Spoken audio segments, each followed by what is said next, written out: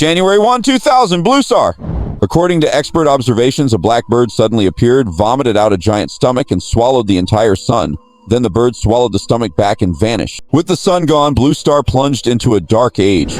However, life on Blue Star did not go completely extinct, and humans were barely able to survive. Currently, many researchers are investigating the cause of this. On the same day, gods appeared on a large scale across Blue Star, and most of them were hostile and began slaughtering humans. Led by countless unsung heroes, humanity established a united government and built several large safe zones, living strictly within them ever since. For some reason, the gods are unable to enter these safe zones to slaughter humans, and many researchers are currently studying the reason behind this as well. This history marks the descent of the Dark Age on Blue Star. There are 3 key points here. It wasn't on the exam last year, so it is guaranteed to be on this year. Believe it or not, it's up to you. The first key point, Qin Siyang, sitting in the corner of the classroom, sighed. Studying history can't save humanity, especially not this kind of history which is full of loopholes. In this world, only knowledge related to sequence abilities is meaningful. He turned his head to look out the window. Through the protective glass, he could vaguely see 1 or 2 bizarre-looking gods drifting in the night sky above. Blue Star has entered an eternal night, so no matter when you look up, the view outside the safe zone is no different.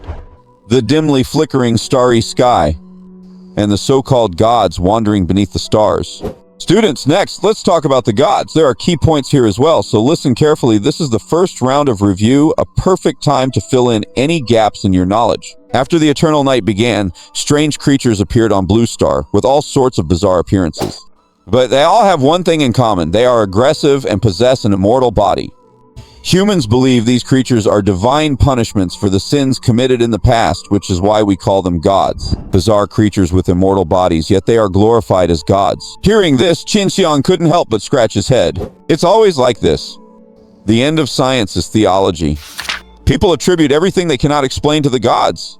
Everyone take note, the sections on gods in the Dark Age will definitely be on the college entrance exam, regardless of your major. The students didn't seem very interested. Everyone knows that in this world, only those who awaken a sequence ability have a place to stand.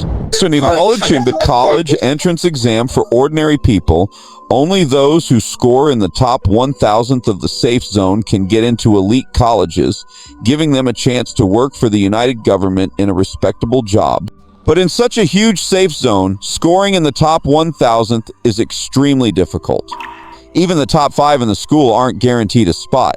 Qin Siyang couldn't do it before his rebirth, and he certainly couldn't do it after. In his previous life, Qin Siyang was an orphan. His college entrance exam results were mediocre, but he later got into graduate school and landed a somewhat decent job. However, in middle age, he was laid off by his company, and while demanding compensation, he was accidentally killed by security guards. He then woke up back when he was 18. After his rebirth, the people around him were mostly the same people he knew in his past life. The world that was once normal had turned into this strange state. It was as if it were a parallel world. This parallel world is dominated by gods and sequence ability users. Having never awakened a sequence ability, Qin Siyang was filled with grief. Oh heavens, why won't you let me awaken a sequence ability? Did you let me be reborn just to be cannon fodder? After the start of the Dark Era, all kinds of creatures mutated, countless species went extinct while countless new ones were born, and humans too began to mutate. That was the emergence of sequence ability users. January 1, 2005, Blue Star Era, exactly 5 years after the descent of the Dark Age, the first sequence ability user was born. He possessed an incredible ability, transforming one of his hands into a revolver. His revolver could fire 6 bullets a day. Many people thought this mutation was meaningless because humanity's current enemies are the immortal gods. Even nuclear bombs couldn't kill the gods, so what good was his revolver? But unexpectedly, what even nuclear bombs couldn't do, the revolver actually managed to pull off. He killed 2 small gods that were crawling rapidly on the ground. Even though those gods looked like giant cockroaches, they were still immortal gods. Sequence ability users can kill gods. It broke the common belief that gods were immortal. Humanity cheered, finally seeing the hope of fighting back against the gods. His awakening ushered in a new era, and many people followed suit, awakening their own sequence abilities. The feats of humans killing gods gradually became less rare.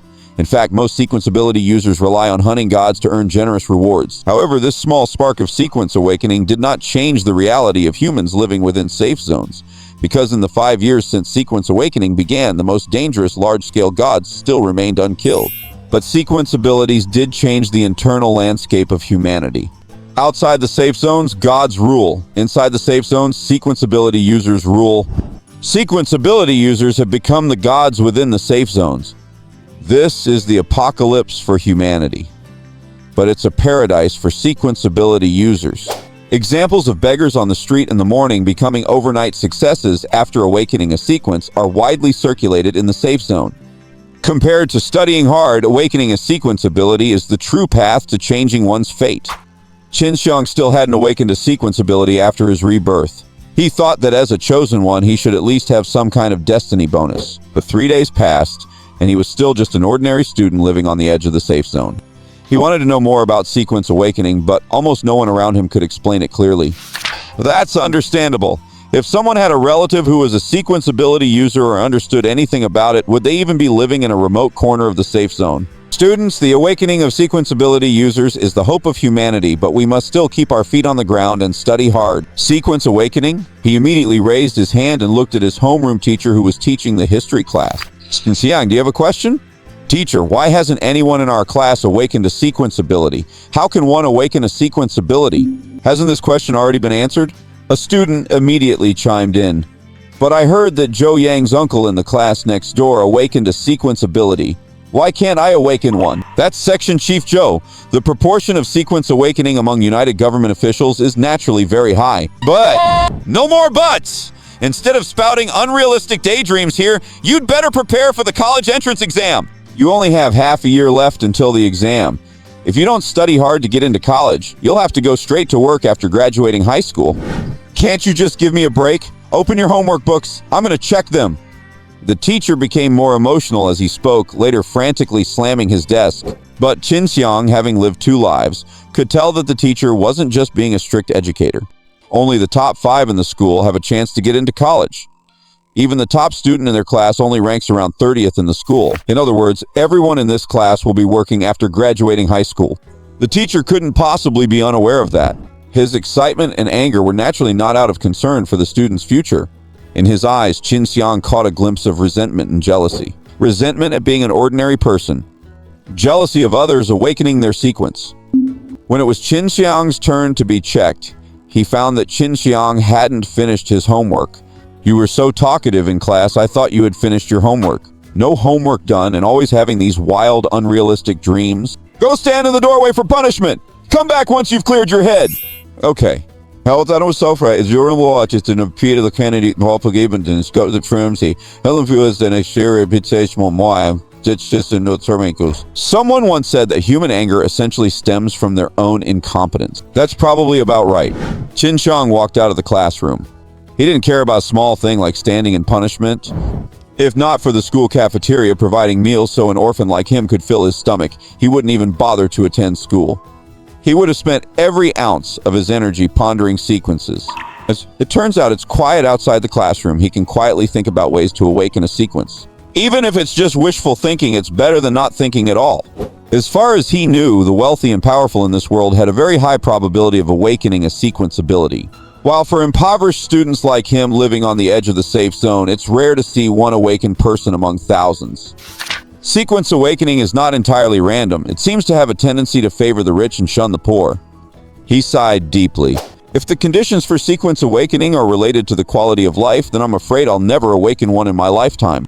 Looking up out the window, he could faintly see a few gods wandering beneath the starry sky. Even if I awakened a sequence ability, I would still be a toy in the hands of the gods. To be truly free, I must become a god. But how can I become a god? And was a mummy and they conch dop hash days with her and never healer crossing on the street and like she's a maybe in sin that we have to read and he's ruined. Now it's not shown that racket within stomach getting breaks to door say no wire else like darker and missing says Arlie Faisal. Qin Siyang smiled bitterly. I'm afraid I have to eat a god. Just as Qin Siyang was muttering to himself and trying to find humor in his misery, an eye slowly opened in the dark, star-filled sky and looked down at him. The pupil was bright as a full moon, not like that of a human. It looked more like it belonged to a bird. The eye hanging in the night sky was huge and perfectly round. If it truly belonged to a bird, it could probably swallow the entire blue star in one gulp. Qin Siyang frowned and scanned the other students standing in the hallway from different classes. Some were bored, looking out the window, but no one seemed to have noticed the eye. Can only I see it? He stared into the eye for a moment and instantly felt as if it were imposing some kind of interference on him, making him dizzy. Immediately afterward, a piece of information appeared in his mind. Sequence God Eater awakened. Sequence God Eater awakened. Digest deities to grow stronger. Current sequence level, level 1, glutton. Skill, blood drink. Skill description, consuming deities can increase your strength. By the time he regained his senses, the eye in the starry sky had already vanished. The sequence had awakened? He didn't know much about sequence abilities. The only thing he knew was that sequence holders could see their own sequence information in their minds. Have I awakened a sequence ability too? Qin Siyang was still in disbelief when he instantly felt a surge of power flowing into his body, strengthening his mental state significantly. The thin, malnourished arms he had before now showed signs of muscle definition. They say the body gets enhanced after awakening a sequence ability. It is actually true. But thinking of that bird's eye, he was a bit puzzled. Do all people awaken their sequences in such a strange way? I feel like both my awakening method and the name of my sequence are quite odd. I should figure it out clearly before telling others. God Eater sequence, the name is quite straightforward. I'll wait to look it up in the Godslayer camp. The Godslayer camp is a forum where sequence holders communicate and exchange information. To enter the forum and search, you need a mobile phone or a computer. And in his home, let alone a computer, there wasn't even a single powered household appliance. Evening self-study ended. Power resources in this apocalyptic world were scarce, and internet cafes were not open 24 hours a day. They had already closed. Qin Siyang returned home and let out a long sigh. Sleep and go to the internet cafe tomorrow morning. The next morning, he took his only 10 copper coins, put on his school bag, and headed to the internet cafe. There was only a faint scent of smoke in the internet cafe, not as pungent as the ones in his memories of the past life.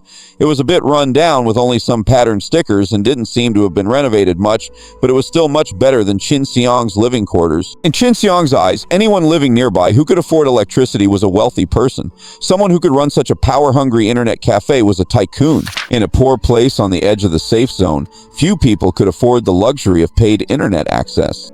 Yet, there was an internet cafe open right here. A location this unique must have its reasons. Whenever Qin Siyang walked past on his way to or from school, he often saw strange people coming and going, which seemed to confirm this. Open a terminal for me, half an hour is enough. He tossed 10 copper coins to the internet cafe manager. Power resources were extremely scarce, and the fees for the internet cafe were very expensive. Those 10 copper coins were his wages from a week of working at the school library. His heart was bleeding as he gave them away. The 30-something bloated manager sitting at the bar stared at Qin Siyang for a moment longer, then expressionlessly pointed to a machine. Just that one. Go ahead. After Qin Siyang sat down, someone not far from him, dressed in a suit, was clacking away on a keyboard. Qin Siyang scanned the place again and finally understood why the smell in the internet cafe in this life was much better than in his previous one. Because it was expensive. Those who had the extra money to come here were usually people looking up information or conducting transactions. There were no loafers living there 24/7 like in his past life. Qin Siyang stopped thinking about other things and focused on the screen in front of him. But this machine was slow, taking 2 full minutes to reach the interface. No choice. For a faster computer, you have to pay extra. He logged into the Godslayer camp, a forum for sequence holders, and checked the sequences that had already appeared. The pin post was a statistics page for currently awakened sequence abilities, and he clicked on it immediately. From New Year's Day 2005 to now, 5 full years, thousands of sequences had already been awakened. Everyone awakened suddenly as if struck by lightning, and no one had ever seen a bird's eye before awakening. What surprised Qin Siyang even more was that among the thousands of sequences, none were related to devouring deities.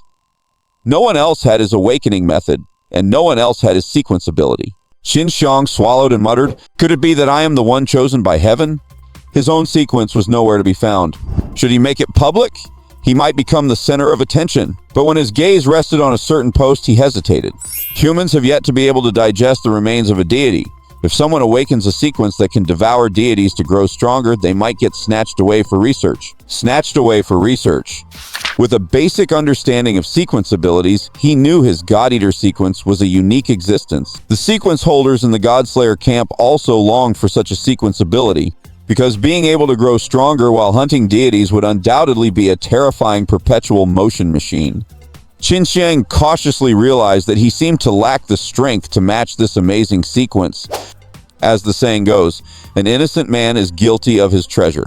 If a person possesses wealth not commensurate with their strength, they will be surrounded by crises. Should he choose to trust himself or trust others, pinning his life and future on their noble morality? For a normal person, this question is not difficult to answer. Qin Siyang instantly made up his mind. Keep it a secret, make a fortune in silence. Whether in the past life or this one, this remains an undeniable truth. As he was thinking about his future plans, the computer suddenly jumped back to the login screen displaying a message. Time is up. If you wish to continue, please go to the counter to renew.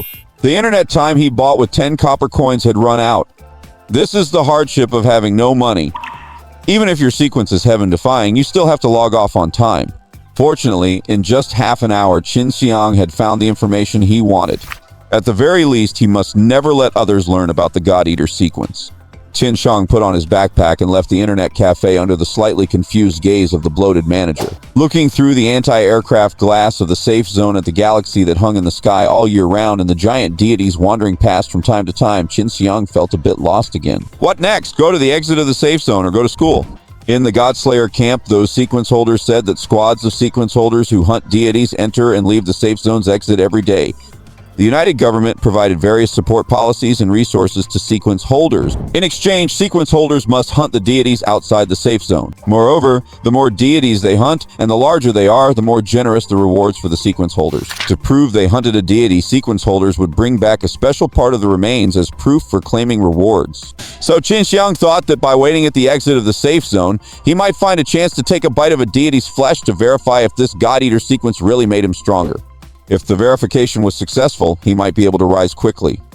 He could hide outside the safe zone and keep hunting deities until he became an unrivaled master, then return to the safe zone and dominate everything. He could improve his strength while hunting, making him a perpetual motion machine.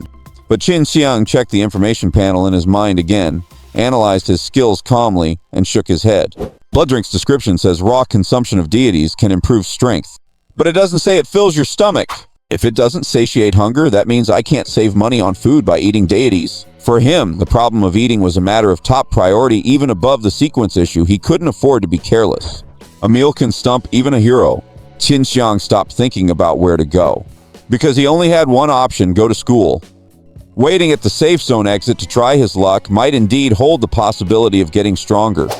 But today's calendar said unfavorable for all matters, suggesting it probably wasn't a good day to try his luck. Qin Siyang was not superstitious, but since impossible things like rebirth and the apocalypse had happened, superstition seemed reasonable.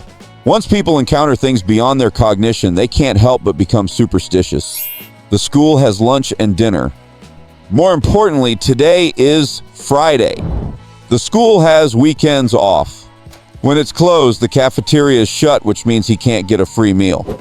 If he misses the cafeteria today, penniless as he is, he'll have to go hungry for another 2 days. He not only has to go to school, but must also beg Aunt Zhang at the cafeteria to serve him a bit more food so he can get through the weekend with 1 or 2 meals. Aunt Zhang, who serves food in the cafeteria, knows he is an orphan and takes good care of him. He can go to the safe zone exit on the weekend. Sequence holders don't rest on weekends. Sequence holders need to submit deity remains to the United Government to get resources, not much different from small individual business owners responsible for their own profits and losses. Since they are self-employed, their working days and holidays aren't clearly defined. Qin Siyang made up his mind. On the dark main road, there was only one dim streetlight every few dozen meters, lighting up a distance of 2 or 3 steps. The top of the streetlight was connected to the anti-aircraft glass, seemingly for support. To Qin Siyang, the only meaning of these streetlights was to tell passers-by that this street was the main road of the safe zone's edge. Besides that, they were of little use. Even the lights in the internet cafe were many times brighter than the streetlights. Qin Siyang walked along the dim main road for over 10 minutes and arrived at school. In his past life, Qin Siyang attended an ordinary high school in the county. The conditions were not good. It wasn't much different in this world. He had no choice. There was only one school nearby, Yuan School. Yuan School encompassed a 12-year education system from primary school to high school.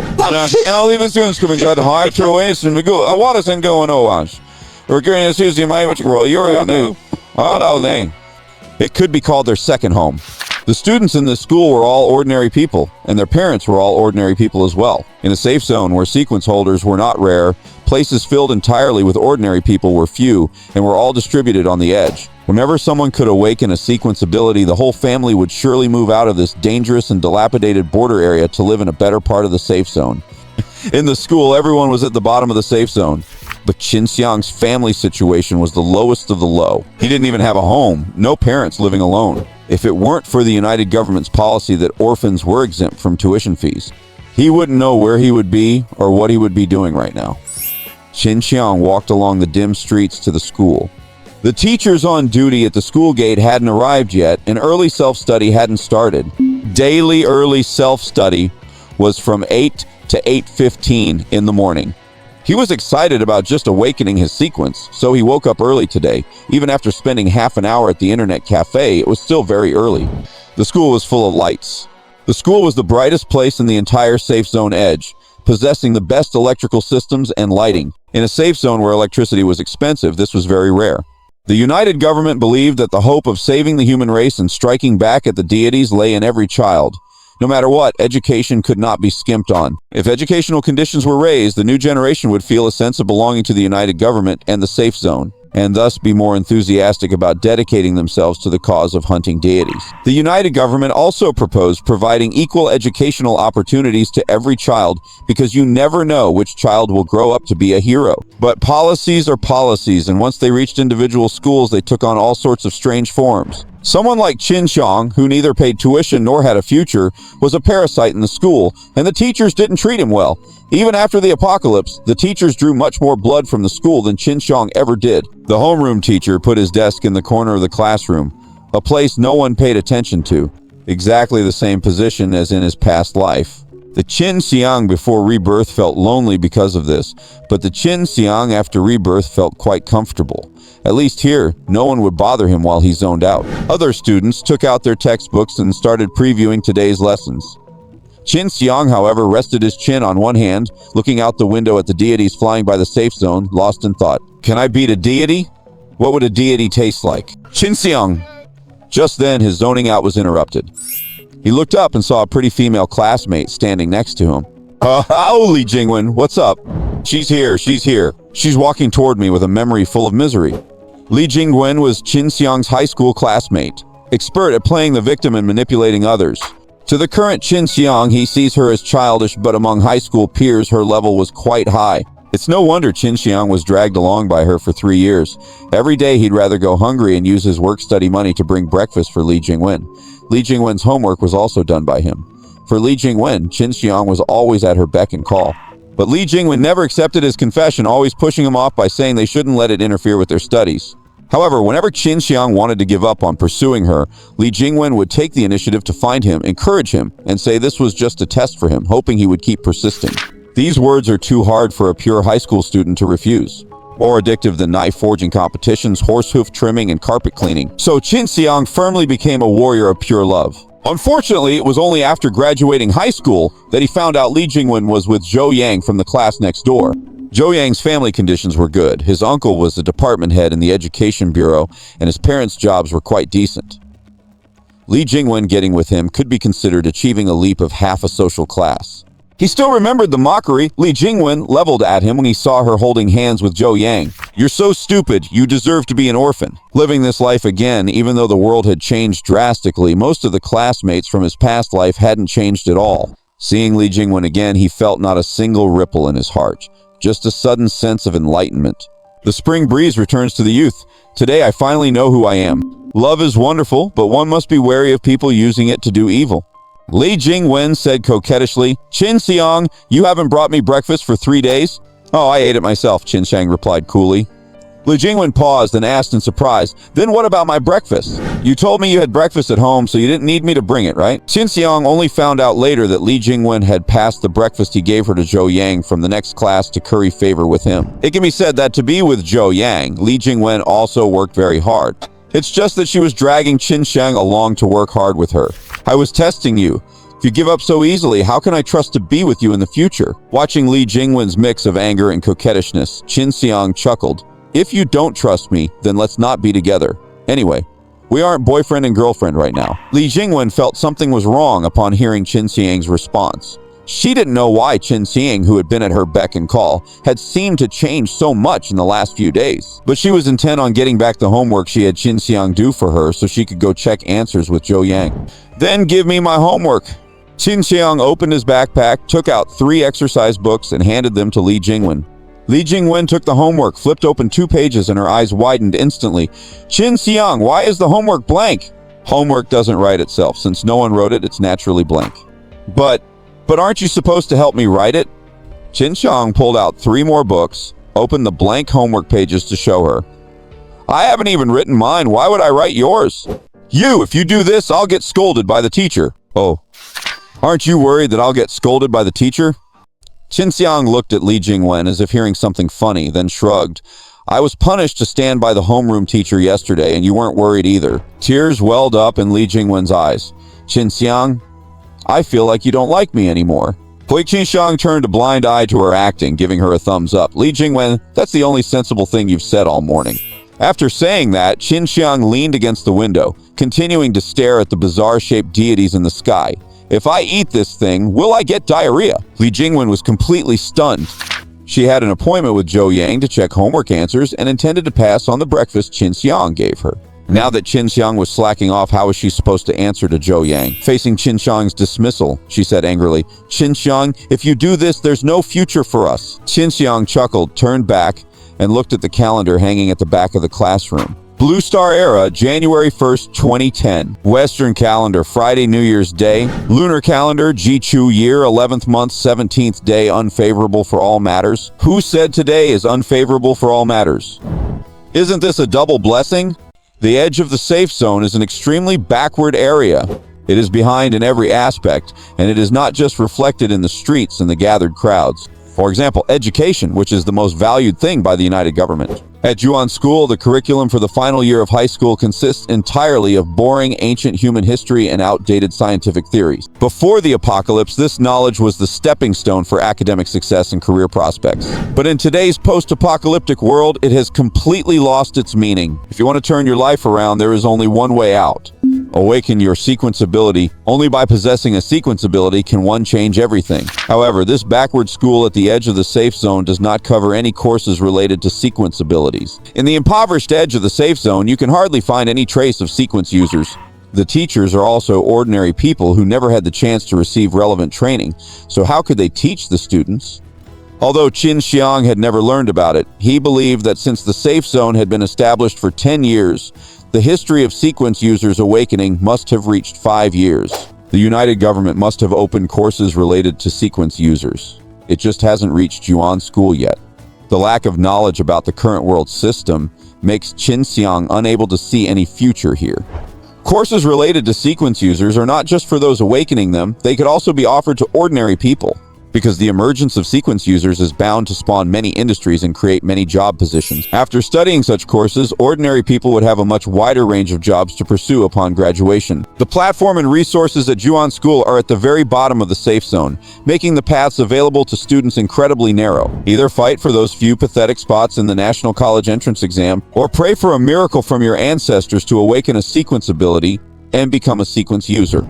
But for the past 5 years, the ancestors of the students at Juan School have remained very quiet. The only hope for the students sitting in the classroom is to get into a college specially established by the United Government for ordinary people and then find a white-collar job after graduation. However, judging from his past grades, Qin Siyang, currently ranking around 100th in his grade, is a long way from getting into that college. Life as a corporate slave in his previous life taught Qin Siyang one principle. Don't make futile efforts, just give up when it's time to give up, and don't make things hard for yourself. Qin Siyang only waits for lunch and dinner time to grab extra portions at the cafeteria to serve as his weekend meals. Having not written a single homework assignment, he received reprimands from teachers of all subjects. Also reprimanded were Li Jingwen and her close friends. Li Jingwen's friends had always copied from Li Jingwen's homework, while Li Jingwen's homework was always done by Qin Siyang. By stopping his services as a mindless servant, Qin Siyang effectively blew up the entire chain. Throughout the day, Li Jingwen cast resentful looks at Qin Siyang from time to time, but he turned a blind eye. The friends who were close to Li Jingwen were all giving her advice. Since Qin Siyang used to be Li Jingwen's loyal lackey, they could also benefit from it. For instance, asking Qin Siyang to buy things or fetch meals, which he would never refuse. Now that Qin Siyang has stopped serving, their interests have also suffered. Jingwen, don't worry, I guess Qin Siyang just ran into something that put him in a bad mood. Yeah, look at him, he's been spacing out all day, maybe he's been upset by something. Li Jingwen said with some concern, what should we do then? Today, when I checked the homework answers with Zhou Yang, I told him I was sick and didn't have time to do it, but he said he couldn't even tell I was sick. And you know my grades, it's just too hard for me to do it myself. Zhou Yang's uncle awakened a sequence ability a few days ago. If I can get together with Zhou Yang, I could help you all out a lot. The expressions of Li Jingwen's friends changed. For your happiness, we must come up with a solution. Her friend's attitude gave Li Jingwen a sense of satisfaction. She was the first to know about Zhou Yang's uncle awakening his sequence ability. This made her firmly believe that her relationship with Zhou Yang was already very close. However, the variable Qin Siyang brought now made her somewhat annoyed. With Li Jingwen saying this, her friends became even more proactive in brainstorming. They believed that if Li Jingwen climbed the social ladder in the future, they would be able to benefit from it too. Jingwen, how about this? When school lets out, stop him and tell him. When school was over, Qin Siyang left all his books on his desk because his backpack was filled with food. He had been exceptionally shameless at the cafeteria today, taking way more food than usual. Auntie Zhang at the canteen didn't even scold him. She just served him whatever he asked for. His 3 meals and a midnight snack for the weekend were all taken care of. He had already made up his mind to sleep near the exit of the safe zone for the weekend with his bag full of food. Whenever a sequence user came back from hunting gods, he would step up and try his luck. Quietly grow stronger, develop slowly, and eventually find an opportunity to leave this hellhole at the edge of the safe zone. Just as he was happily heading home, Li Jingwen suddenly appeared and blocked his path. Qin Siyang frowned and looked at her, his face full of confusion. Li Jingwen put on an adorable expression. Qin Siyang, I've reflected on myself again today and asked my heart. Actually, I do have feelings for you. It's just that we're still young. Get lost. Qin Siyang didn't wait for her to finish and coldly dropped that one line. Then he left as if he were walking around a pile of dog shit. Only Li Jingwen was left standing there, dazed at sun. She never expected that her bowing down would lead to such a result. Has Qin Siyang really changed? She stood there for a long time, then left in dejection. Qin Siyang went home, took a cold shower, and went to bed. He had originally planned to go camp at the safe zone exit tonight, but he hadn't slept well the night before and felt exhausted, so he changed his plan. After recharging his batteries at home tonight, he would set out tomorrow morning. Sleep time! At dawn, an alarm clock woke Qin Siyang up. Saturday had arrived. He pulled open the curtains. Although it was still dark outside, it was indeed 7 in the morning. Qin Siyang quickly ate breakfast and prepared to leave. He took a look at the calendar. Blue Star Era, January 2nd, 2010. Western calendar, Saturday. Lunar calendar, GU, year 18th day of the 11th month, suitable for burial. Suitable for burial? It seems today's lunar calendar is irrelevant to me. Because there is no sun, the temperature outside the safe zone continues to drop. It is exceptionally cold. Qin Siyang put on several extra layers of thick clothing and set out with his backpack full of food. There are many exits to the safe zone, and the closest one is only a 10-minute walk from his home. However, this exit is not very big and there aren't many gods outside, so usually not even one god-hunting team would depart from here in several days. Fewer teams meant fewer opportunities for him. Qin Siyang decided to go to the largest safe zone exit near his residence. Exit 114514. In the safe zone, only larger exits have numbers, which makes it easier for sequence users to communicate and locate their squad hunting missions. The lower the number of the exit, the more gods there are outside it. Therefore, more sequence user squads gather at those exits. Exit 114514 seems to have a somewhat high serial number, but it's better than having no number at all. There will be sequence users gathered there. None of this knowledge was taught in school or textbooks. Qin Siyang saw it in a science popularization post on the God-Slaying Camp forum during his half-hour of internet time yesterday. He chuckled with a hint of sarcasm. The apocalypse is indeed different. School is not as good as being online. Sigh, but the internet is too expensive and doesn't provide meals. School is free and provides 2 meals. If only the advantages of the school and the internet cafe could be combined. Qin Siyang thought for a moment and added, forget it. Ultimately, I still have to thank the United Government's policy of free tuition and meals. It would take Qin Siyang more than 2 hours to reach exit 114514, but he was full of spirit. He was full of expectations for his future. That safe zone exit held the hope of him escaping his current fate. Walking along the road, all he saw were dilapidated houses, most of which had already collapsed. The road itself was covered in gravel and dust due to lack of maintenance. He often had to climb over these collapsed buildings and rocks, getting out of breath. The journey was long, but Qin Siyang didn't see many living people. The occasional passerby was also in a rush and didn't seem to be a resident here. 4 years ago, for reasons unknown, some of the air defense glass here suddenly shattered. The glass is the only barrier keeping gods from entering the safe zone. Once it breaks, the residents lose their only protection. Many gods took the opportunity to pour in and launch an attack on the safe zone. To prevent the situation from escalating, the United Government urgently deployed an army of sequence users to eliminate and drive away all the invading gods, then had engineering teams rush to repair the glass.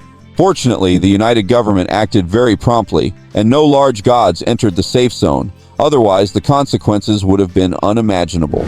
But this incident still caused many losses, and the original residents either died in the attack or moved away.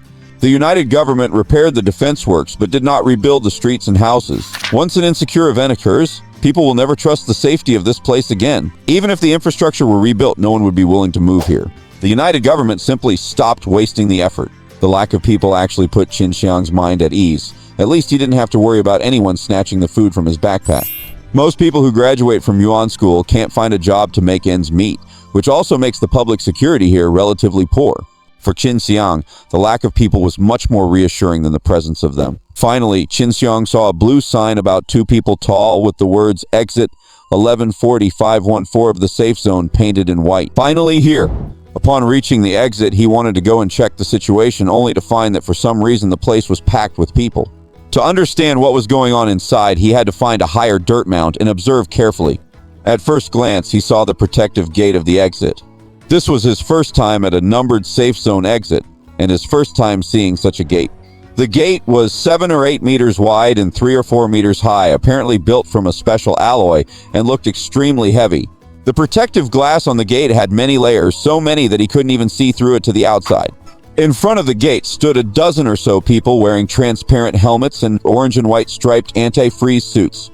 An anti-freeze suit is worth more than 2 silver coins, which in Qin Siyang's world is an astronomical figure that only sequence users can afford. Since the establishment of the United Government, currency is no longer based on individual nations, but has been replaced by copper, silver, and gold coins issued by the United Government. Although they are called gold, silver, and copper coins to support large-scale use across safe zones worldwide, they aren't pure precious metals, they are actually various alloys. Copper coins are the least valuable because they are cheaper to manufacture and contain many impurities. Generally, 10,000 copper coins are worth 1 silver coin, and 1,000 silver coins are worth 1 gold coin.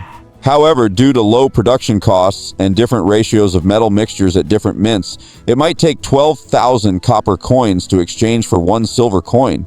For Qin Siyang, a silver coin is as unreachable as 10 million in assets from his past life. Seemed these were the sequence users gathered at this exit. Those in anti-freeze suits were in the minority. Besides those dozen, there were thousands of ordinary people, wrapped up tightly like Qin Siyang, surrounding the area. Qin Siyang was puzzled about what these people were doing. Weren't only sequence users supposed to gather at the exit? Just then, 2 sequence users in anti-freeze suits took off their helmets as if they had finished their hunt and were preparing to go back. Hundreds of ordinary people around them swarmed toward them. 2 officers, do you want to take a break? We have top-notch foot baths. 2 officers, I have some excellent dishes here. I have high-end apartments for you 2 to stay in for free, as long as you are willing to take a few photos with me. Officer, my daughter hasn't been married yet, and as soon as she saw your heroic appearance, she decided she wouldn't marry anyone but you. Officer, do you want a wife? If you already have one, I'll be your concubine. I don't even need a title. The crowd rushed forward frantically but tacitly kept a distance of over a meter from the 2 sequence users. The 2 sequence users seemed accustomed to this, didn't linger, and eventually just picked a high-end restaurant and a comfortable hotel before leaving. The owners of the 2 shops they chose beamed with excitement. Qin Siyang watched the reaction of the crowd dumbfounded. He knew sequence users were popular, but he never expected such a scene. Ordinary people hope to cling to a sequence user to escape their miserable fate and move to a more comfortable place to live. They all try hard to achieve social mobility, but unfortunately, they might never achieve it in their entire lives. Thinking of this, Qin Siyang felt a sense of gratitude toward destiny and strengthened his resolve once again. Heaven has given me a chance, and I must grasp it well. He wanted to push through the crowd to get closer to the remaining dozen sequence users, but he was immediately shoved away by others. "Go to the back and wait in line, kid. Why are you pushing forward?" Qin Siyang said, "I'm not here to find sequence users. I'm not going to steal your business." He just wanted to see if there were any discarded god remains in front. He had no interest in the sequence users, but others wouldn't believe his intentions. Hearing Qin Siyang's words, the people around laughed. "Who are you kidding? Everyone who pushes forward says the same thing." Qin Siyang had no choice but to wait on the periphery. The protective gate opened again and again, and as sequence users kept coming and going, the number of ordinary people surrounding them dwindled. By evening, Qin Siyang finally reached a position further forward. But unlike others, whenever sequence users returned from outside, his focus wasn't on the users themselves, but on the whereabouts of the god remains in their hands. They took out the remains for the inspectors to verify. Qin Siyang didn't know why, but these remains were all circular. In the end, all the circular remains were taken away by the inspectors, and he couldn't pick up a single one. Just as Qin Siyang thought he would get nothing today, another team returned. A sequence user checked his haul and finally tossed an ear covered in maggots onto the ground. "I guess it got stuck in the bag during the fight and made a mess," he complained. Qin Siyang's eyes lit up as he looked at the maggot-covered ear, preparing to pick it up when no one was looking. However, a janitor swept the ear into a dustpan and turned to leave. "What is this? I actually got my rice bowl stolen by a janitor?" Unwilling to give up, he immediately followed the janitor away from the exit. The janitor didn't realize someone would be so interested in the trash in his dustpan. He walked to the street corner, dumped the ear directly into a filthy garbage bin, and walked away. Qin Siyang watched him from the shadows until he was gone. Once he left, Qin Siyang stepped up, intending to retrieve the ear from the bin. But just as he approached, he saw someone in uniform walk over, take a look at the remains in the bin, and then take out a notebook to record them. Qin Siyang frowned. "They record the remains in the garbage bin? Is this really just trash?" But the administration officer didn't pay much attention and walked away after finishing the record. Qin Siyang ran over as soon as he left. Opening the lid of the bin, a pungent smell of blood hit his nose. However, he was stunned by what he saw inside. There were actually many remains of gods in there! Qin Siyang's eyes widened, his heart pounding in his chest. "This is a gluttonous feast." Qin Siyang's eyes were filled with excitement. Talk about finding exactly what you were looking for without even trying. To think there are so many discarded remains of gods here. Isn't this just a huge windfall for me? It is practically a godsend. He really is the chosen one. Qin Siyang looked around, but no one was approaching. Unlike the beef or mutton he was used to, these remains of gods inevitably stirred up a sense of revulsion in him. However, the thought that he could verify his blood drink skill and use these remains to constantly improve himself filled him with anticipation. Qin Siyang clenched his fists. He suppressed his physical discomfort and made up his mind to give it a try. Faced with a deep, heartfelt desire, all instincts are weakened. No need for quests, no need for sacrifice, just eating some scraps of gods. What is there to complain about? He remembered it being said in the god-slaying camp that humans have no reaction to consuming the remains of gods. It is a substance beyond human biology, impossible to digest or absorb, even for those who have awakened a sequence ability. If he really could digest the remains of gods, he would be incredibly lucky. He closed his eyes and swallowed a piece of the remains of a god. His surprise, although the remains of gods looked unappealing, they tasted quite good. They were actually no worse than the food in the cafeteria. He couldn't tell if god meat really tasted that good, or if the cafeteria cooks were just that terrible. I thought it would taste bad and was wondering how much I could force myself to eat. Since it's actually quite flavorful, I won't hold back. Qin Siyang opened his eyes and let out a long sigh. Sequence God Eater. Digesting gods makes you stronger. Current sequence level, level 1, glutton. Skill, blood drink. Skill description, raw consumption of gods allows for digestion. Why isn't there any change at all? Just then, Qin Siyang felt a sound from within his body. It seemed to come from his heart, a gurgling noise like a spring breaking through sand and stone, gushing with clear water that had been dammed up for a long time. Then the eruption of this spring spread throughout his entire body. Then his whole body began to ache, as if a torrent was surging wildly through his narrow blood vessels, threatening to burst his muscles. His entire body was also twitching uncontrollably, his muscles spasming wildly. After about a minute, the pain vanished completely. He felt his arm muscles bulge a couple of times before returning to normal. What is going on? Qin Siyang was very curious. He didn't know if the changes in his body were good or bad. So he took off his coat and looked at his arms. Although his arms didn't look much different, Qin Siyang, who was intimately familiar with his own body, immediately noticed that the muscles were a bit more toned than before. Whether it was an illusion or not, his whole body felt more energetic than before. Even the heavy backpack full of food felt lighter. He checked the information panel again, but it was the same as before with nothing different. Yet the changes in his body were telling him that he had indeed undergone some indescribable transformation. Qin Siyang quickly found a logical explanation. The God Eater information didn't lie. I did become stronger after consuming the God. It's just that this level of enhancement isn't significant enough to show up in the stats. He had learned from forums that after taking sequence potions, ability users see significant improvements in various physical aspects, which is exactly his current situation. Since it works, it means Qin Siyang's experiment to verify the way to upgrade his sequence and enhance his own abilities was a success. A good start is half the battle. Qin Siyang gave a greedy grin and rubbed his hands as he looked at the other remains of gods before him. He couldn't wait, picked up another piece and gulped it down. Then, that feeling of a torrent surging through his body struck again. A moment later, Qin Siyang looked at his body excitedly. The signs of becoming stronger were even more obvious. I'm stronger now and I have more energy. Qin Siyang's mouth curled up and without hesitation he continued to feast. Are these just remains of gods in the dumpster? No, this is clearly his first pot of gold. However, he didn't get carried away. He was very careful as he picked them up, trying his best to keep his clothes clean and tidy. If he got covered in blood and grime, he would definitely attract attention while walking home, and it would be hard to explain. At the same time, he kept a vigilant eye on his surroundings to ensure no one saw his peculiar behavior. To get stronger, you have to keep a low profile. The secret of sequence abilities must be kept. His work experience in his past life had shown him how malicious people could be. Even if you don't have ill intentions toward others, you never know who might be jealous of you or stab you in the back. In this life, possessing such a unique ability, he had to be cautious and not reveal it to anyone easily. Qin Siyang ate greedily while tirelessly experiencing the pain of the torrent rushing through his body. And this pain, which was unbearable at first, gradually became more gentle, even to the point where he felt a bit obsessed with it. Damn, I hope I don't have a masochistic tendency. Qin Siyang cursed under his breath, warning himself never to get lost in the pleasure of pain. However, he discovered a problem. He had eaten a lot, yet he didn't feel full at all. How strange, I've eaten so much, yet I don't feel full. In fact, I'm still a bit hungry. It seems that as he suspected before, consuming gods only improves his physical strength and cannot solve the problem of physiological hunger. No wonder the info said digestion instead of absorption. They are two completely different stories. The disappearance of the remains of the gods in the dumpster might attract others' attention, so it's better to avoid trouble. Quickly turning these remains into his own strength is the primary task.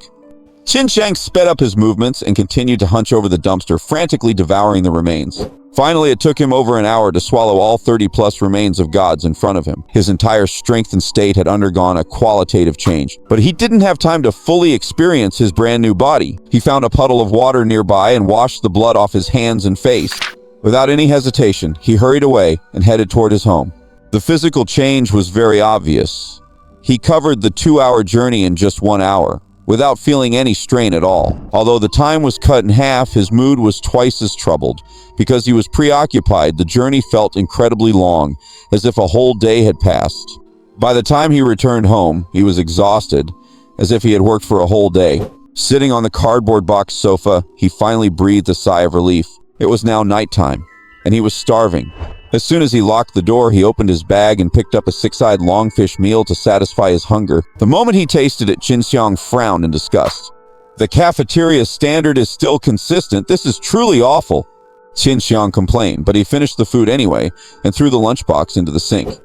Usually he would wash the lunchbox after eating, but tomorrow is the weekend, so he doesn't need to take it to school, which meant he could be a bit lazy. Qin Siyang burped and poured himself a cup of hot water to help with digestion. However, when he put the kettle down, his grip slipped and it fell off the table, about to crash to the floor. In Qin Siyang's eyes, the falling motion of the kettle seemed to turn into slow motion. He could clearly capture the entire process of the kettle falling. He could even see the water splashing and trembling in the air clearly. He reached out and grabbed the kettle effortlessly. I seem to have become much more agile. My perception has also improved.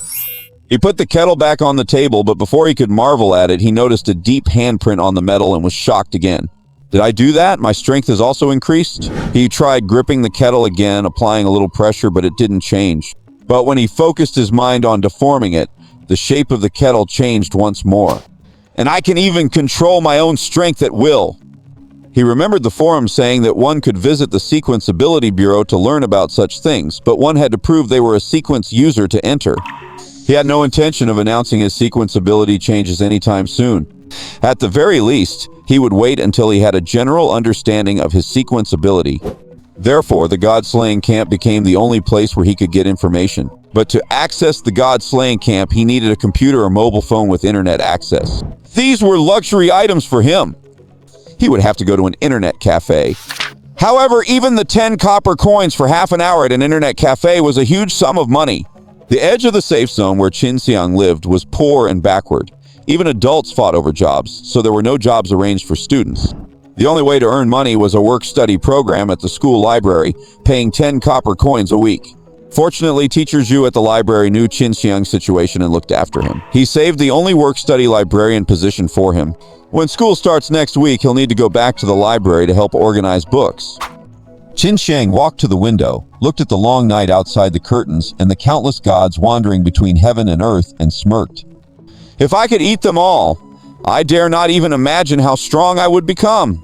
Today was incredibly fulfilling and gave Qin Siyang, who had been reborn, hope. He began to believe that in this world, he was the chosen one. Qin Siyang washed his dusty coat, took a cold shower, and went to bed. The next morning, when he woke up and looked at his toned arms and legs, he was still wearing a smile.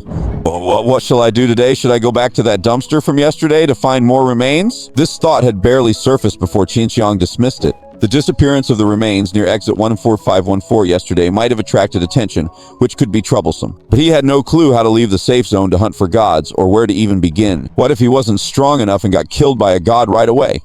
It wouldn't be good if the predator became the prey. After thinking for a while, he tapped his head. Hit and run! I can't go to the dumpster by this safe zone exit, but why not just find another one? The safe zone's map is so vast that even the geography teacher at Zhuan School doesn't have a detailed one. Naturally, Qin Siyang had no idea about the distribution of safe zone exits. He only knew the approximate location of safe zone exit number 114514 because it was relatively close to him. Out of the over 100,000 numbered safe zone exits, that was the only one he knew. For an ordinary person, unless one intended to climb the ladder through a sequence ability, who would bother tracking the locations of safe zone exits? Not knowing the locations wasn't exactly a deal breaker though. He remembered that there was a route map at the bus stop near the main road. The map would likely show the locations of the safe zone exits. In previous weekends, Qin Siyang would just lie around at home like a corpse to conserve energy and eat less, but this weekend was destined to be different. He was filled with fighting spirit now. His heart was consumed by only one conviction: to grow stronger. As long as I become stronger, I can leave this hellhole. With a backpack full of food, Qin Siyang walked for over 10 minutes to reach the bus stop. This was his first time at the bus stop because he couldn't afford to eat, let alone afford a bus fare. In Qin Siyang's memory, in the safe zone after the apocalypse, the poor traveled on foot while the rich took the bus. As for private cars, gasoline was an even scarcer resource than electricity. No one that powerful lived on the edge of the safe zone. He stood by the bus route map, examining it for a long time. He discovered that many of the stops along the bus route were named after safe zone exits. The only bus line at the edge of the safe zone passed through several exits, all of which had lower numbers than 114514. As for which exit to head to, Qin Siyang wasn't sure yet. I'll just play it by ear as I go. He had never taken a bus in this world, so he had no concept of how far a single bus stop was. Sigh, if only bus rides were free for orphans too. Qin Siyang shook his head helplessly at the fare of 5 copper coins. The only 10 copper coins he had left had all gone to the internet cafe yesterday. 5 copper coins for a trip, that's 10 coins round trip. I might as well go back to the internet cafe to look up more information. Qin Siyang began the task of measuring the distances between bus stops on foot. He needed to know the rough distance to estimate which safe zone exits were reachable by his own 2 legs. He walked along the bus route for 20 minutes and reached the next stop. The bus stops here seem much further apart than the ones in my past life. After consuming the god's remains yesterday, his strength had increased and his walking speed was far beyond that of an ordinary person. Whenever the road was empty, he would quicken his pace and push forward with all his might. Even so, he could only cover 3 stops worth of distance in an hour. Now that he knew the distance between stops, he had a rough idea of his range of movement. The 7th stop is Safe Zone Exit 54320, the 17th is 89757, and the 20th is 38324. Looks like I only have a chance to hunt for God's remains at these 3 stops. For the furthest one, 38324, I could make it back home by tomorrow. Any further than that, and I'm afraid I wouldn't be able to make it back by Monday, which means I'd miss school. On Monday, Qin Siyang had to go to school early to report to the librarian that he intended to continue his work-study program.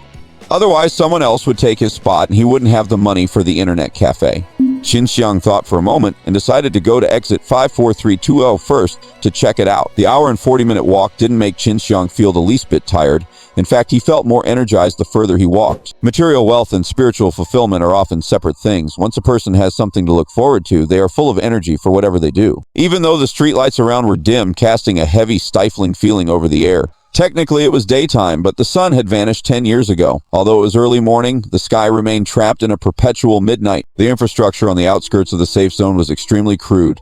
Along his main road, there was only a dim streetlight every few dozen meters, and it could barely illuminate more than a few steps ahead. The alleys nearby were pitch black, forcing one to grope their way through.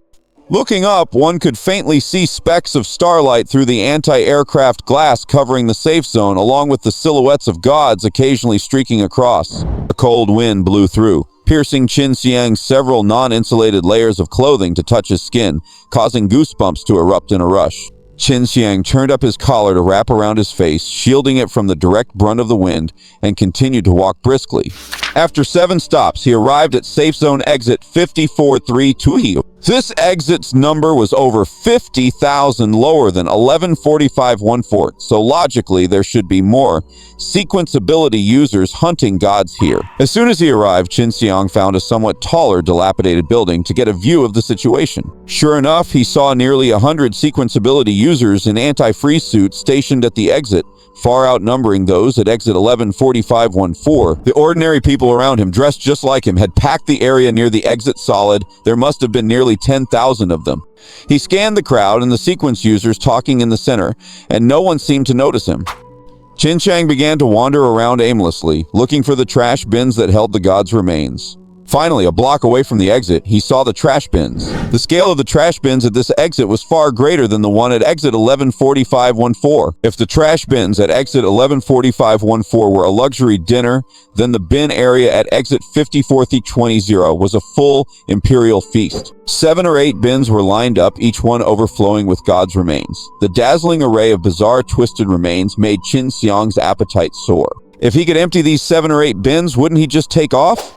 His heart pounded wildly as he pondered how to clear out these remains as quickly as possible. However, he suddenly noticed 2 cleaners stained with blood filth standing by the trash bins. Qin Siyang had intended to wait at a distance for the 2 cleaners to leave. But when he entered their field of vision, both of them looked up at him simultaneously. After a brief moment of eye contact, they both went back to cleaning the bins. Qin Siyang's heart tightened and he changed his plan. He didn't stop, but continued walking forward, closing the distance to the trash bins and the 2 cleaners. Pretending to be a student passing by, he walked past them as if nothing were the matter, without looking back. The 2 cleaners glanced at Qin Siyang. Seeing his plain clothes and young face, they didn't pay him any more mind. Only after he had walked far away and left the block entirely did Qin Siyang breathe a sigh of relief. What's going on? Why are people guarding the trash bins? And they're undercover. Did that recorder in uniform report me yesterday? Is someone really guarding the bins? When he made eye contact with them, his nerves had been taut. Though he appeared expressionless, he was observing keenly, his brain racing. He realized that the 2 men just now definitely weren't ordinary cleaners. The stains on their clothes looked too deliberately placed. The god's remains in the bins were long since separated from the divine body. The blood would have already drained away during the hunt. The cleaner he saw yesterday at exit 114 only had a bit of dust on him. Even with so many remains here at exit 54320, the bins themselves didn't have that much blood on them. But those 2 were covered in blood as if they had just killed someone, splattered all over.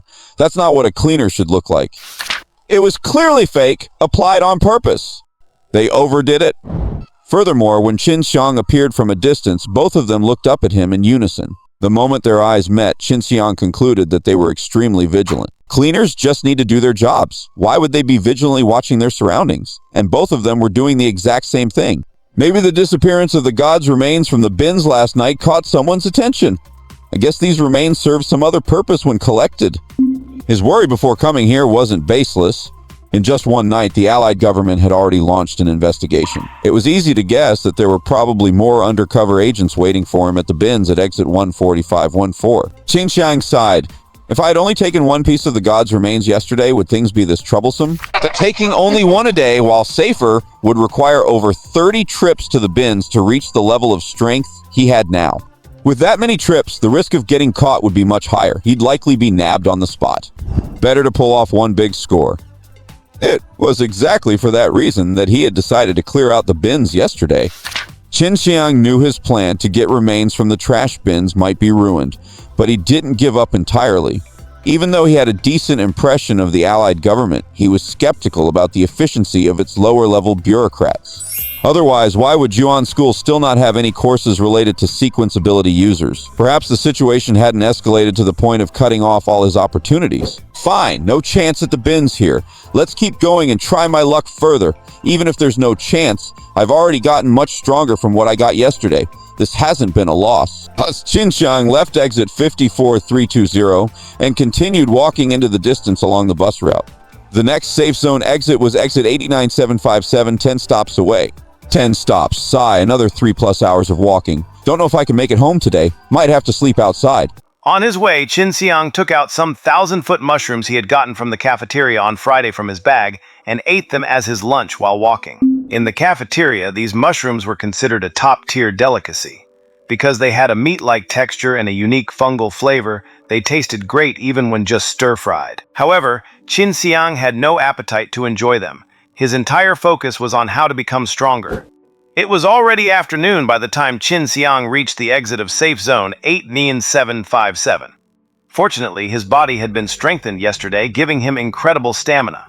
He hadn't felt exhausted yet, even after walking for nearly 6 hours since leaving home. But he knew this state wouldn't last much longer, as he could no longer maintain the same fast pace he started with. This made him unable to remain optimistic about heading even further to the exit of safe zone 3324. It wouldn't be a wise move to walk another 2 hours round trip. Seeing the sign for exit 89757 let out a sigh of relief. Finally here. This time, he didn't head straight for the safe zone exit. His target wasn't the awakened ability users there anyway. To avoid exposure, he chose to take a detour through a side street to first check the status of the trash bins. Having searched trash bins near 2 other safe exits, he already had a rough idea of where to look. Sure enough, after passing through 1 block, he spotted 3 trash bins filled with divine remains. Watching the deep purple tentacles slowly crawling and clinging to the edges of the bins, Qin Siyang's heart pounded wildly. He scanned his surroundings carefully. There was no one around, not even a janitor. Was this an opportunity or a trap? He walked on as if nothing were out of the ordinary, analyzing the situation. The trash in these bins seemed messy, as if no one had deliberately organized it. Qin Siyang took another look at the grime on the ground. There was only 1 set of striped boot prints pacing around the bins, likely from a single janitor. As for whether anyone was watching in the shadows, that was highly unlikely. Safe Zone 89757 had far fewer awakened ability users than exit 54320, so the trash bins here were unlikely to be treated with the same level of importance.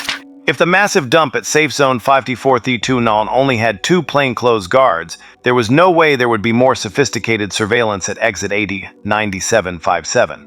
No one in the vicinity meant no surveillance. In other words, the disappearance of divine remains at exit 114514 last night had only reached exit 54320 and hadn't spread to a wider area. He had originally planned to check the even more distant exit 8334, where a feast of a lifetime was sure to await him. But his body was already showing signs of fatigue, and he didn't seem to have enough energy to go there and test his luck. The bins at 89757 it is. He knew his analysis wasn't foolproof, but fame and fortune are won through risk. If you want to become stronger, you have to take risks. Striving blindly for safety will only make you miss opportunities. Qin Siyang hadn't been reborn just to live the same life of a beast of burden as before. At the very least, he needed to use his powerful sequence ability to leave the edge of the safe zone and achieve financial freedom. Therefore, he had to become strong. and he needed to become strong as fast as possible. Having made up his mind, Qin Siyang decided to seize the chance while no one was watching to run over and feast. There were 3 or 4 times as many divine remains in these bins as he had eaten yesterday. He had to speed up and finish everything as quickly as possible.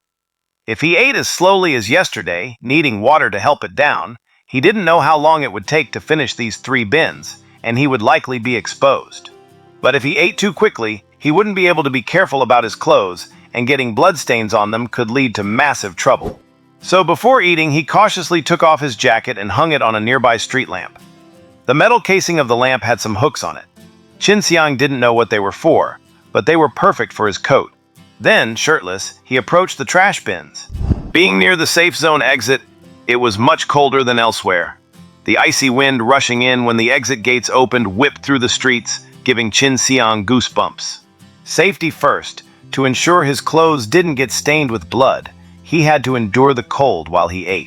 Looking at the wide array of divine remains, Qin Siyang shivered with excitement. He gulped and said, "Time to eat." Whether it was because practice makes perfect or because his physical stats had improved, his swallowing power had also increased.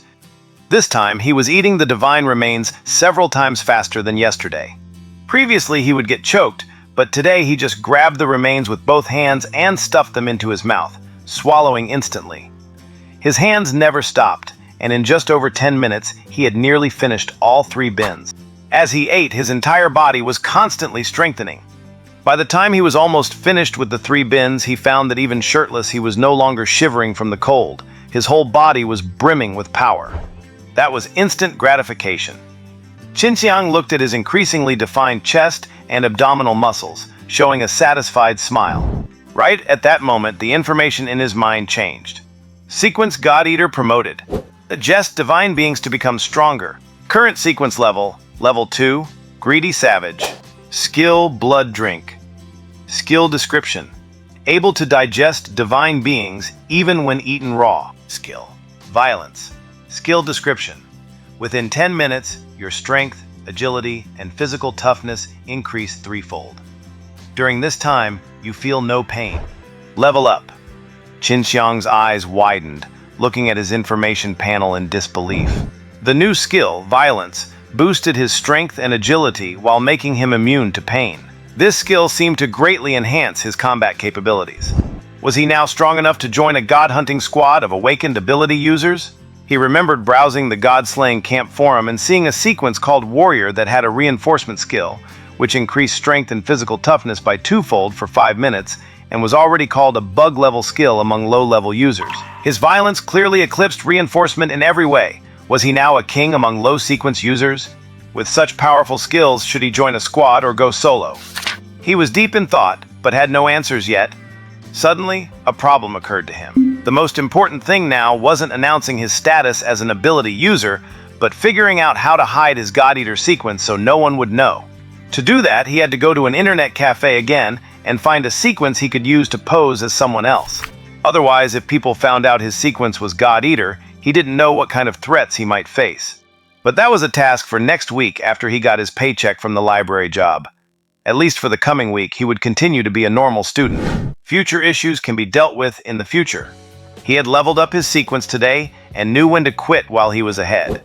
If he got greedy and tried to feed at exit 38324, the risk was too great. Exit 38324 and this exit 89757 were only 3 stops apart. If people here notice something wrong, they might alert those at 38324 to watch the bins, and he could be caught red-handed. Better leave it at this.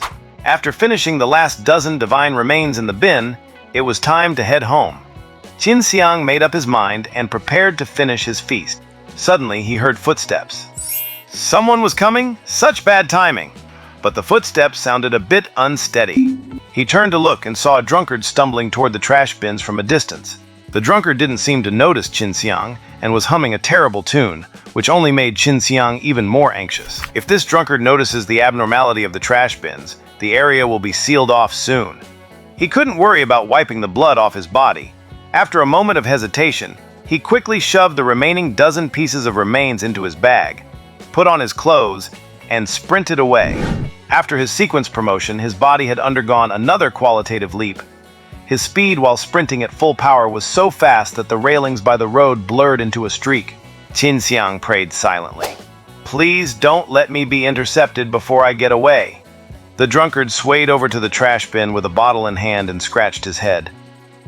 "I thought I saw someone here just now. How did they disappear in a blink? Are they, hiccup, an ability user like me?" He tossed the bottle into the trash and it made a crisp sound as it hit the bin. "Huh? Is the bin empty?" The drunkard looked back at the trash bin again. The remains of the gods have already been cleared away by the cleaners. Don't the cleaners usually empty the trash at midnight? Could it be that I actually spent the better part of the day drinking with Blue all that time, and we only went through 4 or 5 bottles between us? He scratched his head, feeling a bit melancholy, and muttered to himself, "I'm getting old, my tolerance isn't what it used to be. 2 bottles and I'm out for half the day. I'll have to cut back, lest I let it affect my god slaying." Having said that, he stumbled away again. Qin Siyang didn't hesitate, nor could he afford to think too much.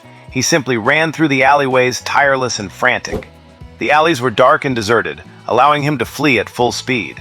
Once he reached the end of an alley and merged back onto the main road, he would pretend to be an ordinary pedestrian, walking quickly with his head down until he found an opportunity to slip into another side street. This strategy kept his escape smooth, and no one noticed the boy in shabby clothes. Perhaps it was the rank promotion that replenished his stamina.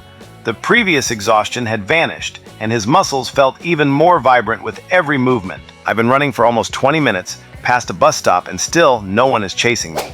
Qin Siyang remained highly vigilant, his heart pounding, blood surging into his brain to keep his focus at its peak.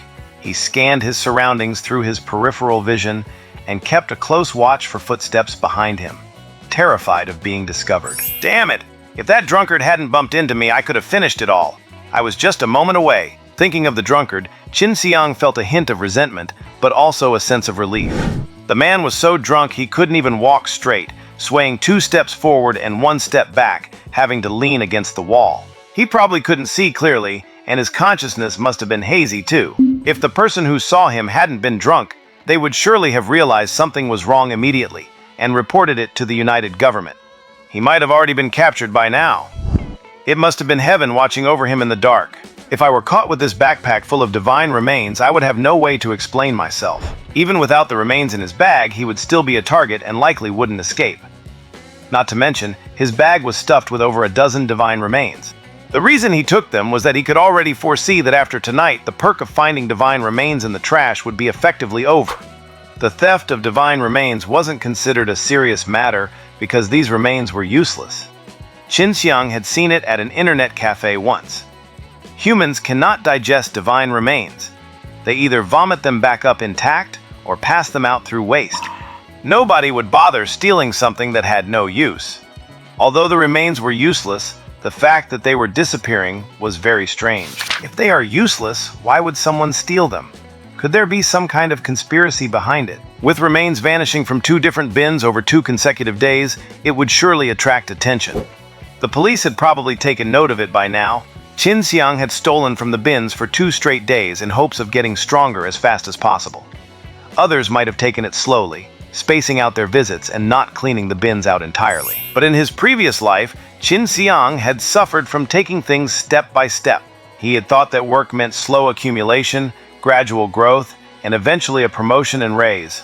But until the day he died, he never waited for that chance. This made him realize that steady planning is for capitalists with a solid foundation, not for a pauper like him. Being opportunistic is the only way for the bottom-level workers to turn their lives around. Because his ability to resist variables was too poor, the slightest disturbance could crush him. What if the United Government stationed guards at every bin from now on? How would he cope? Should he just hide for the rest of his life? He didn't know when the next opportunity would arrive. Having been reborn, he was unwilling to wait in silence anymore. If he could do it today, he would never leave it for tomorrow. Better early than late, delays only breed change. It was foreseeable that if he tried to take more remains from the bins, he would highly likely expose himself. Since this was the last time, and the only witness was a slow-reacting drunkard, he had to take everything he could. Even if he didn't take the remains, once caught by the United Government, he would have almost no chance of escape. Fortune favors the bold, while the timid starve to death. Seeing that his backpack was starting to seep blood, Qin Siyang held it against his chest and ducked into an alley to continue sprinting home. Unlike the main roads, which had dim streetlights every so often, the alleys were in total darkness. The only light came from the starry sky above, filtering through the blast-proof glass roof of the safe zone. With his enhanced physical fitness, Qin Siyang could see the path through the dark alleys clearly. The dark environment became his advantage, shielding his face. Even if there were people around, he could run past them without fear of exposure. Just keep running all the way home. However, just as he turned into a dark alley, a sudden change occurred. A small knife flew from the corner, aimed straight at his right eye. What is going on? His agility was far beyond that of a normal person. The moment he saw the knife, he dodged it instantly. The knife fell to the ground, hitting the cobblestones of the alley with a sharp clink. Qin Siyang's gaze locked onto three figures by the roadside. The three men had greasy, unkempt, long hair and playful looks on their faces. Who would have thought that even sleeping here, a fat sheep would pass by on its own? Lucky us, brothers. The three men stood up and surrounded Qin Siyang. Qin Siyang asked coldly, "What are you doing?" "What are we doing? Do you have to ask?" "We're robbing you, of course." "Robbing me? Can't these people see that even my coat is tattered? What's the point of robbing a poor kid like me?" "I don't have any money." Qin Siyang frowned, feeling anxious about the passing time. He didn't have time to argue with the three of them here. The disappearance of the divine remains would be discovered at any moment, and he had to get as far away from the exit of Safe Zone 89757 as possible. At his current position, he was only 2 stops away, far from being in the safe zone. Besides, he was carrying a backpack full of divine remains. Just then, one of them brushed back his greasy hair and grinned, "If you don't have money, that's fine, just leave the bag." These three, they were after his bag? Qin Siyang looked at the bag in his arms and used his hand to cover the spot where blood was seeping out, secretly thinking things were turning bad. "There's nothing valuable in this bag, but I can't give it to you." "Nothing valuable? Then open it up and let us see." Qin Siyang observed the tramps robbing him, but he wasn't panicking. They were just ordinary people. If he wanted to escape, they surely couldn't stop him. As he was considering which direction to break out from, one of them spoke mockingly. "Hey kid, running through this alley like you're fleeing for your life must be some precious treasure in there that you don't want anyone to see, right? How about this? We're not greedy. You keep a quarter and give the other 3 quarters to us 3. We'll help you keep the secret. What do you think?" Another chimed in. "That's right, leave the stuff and we can pretend we never saw you. Otherwise, you won't escape a beating. Even if you run, we can go to the police and report you.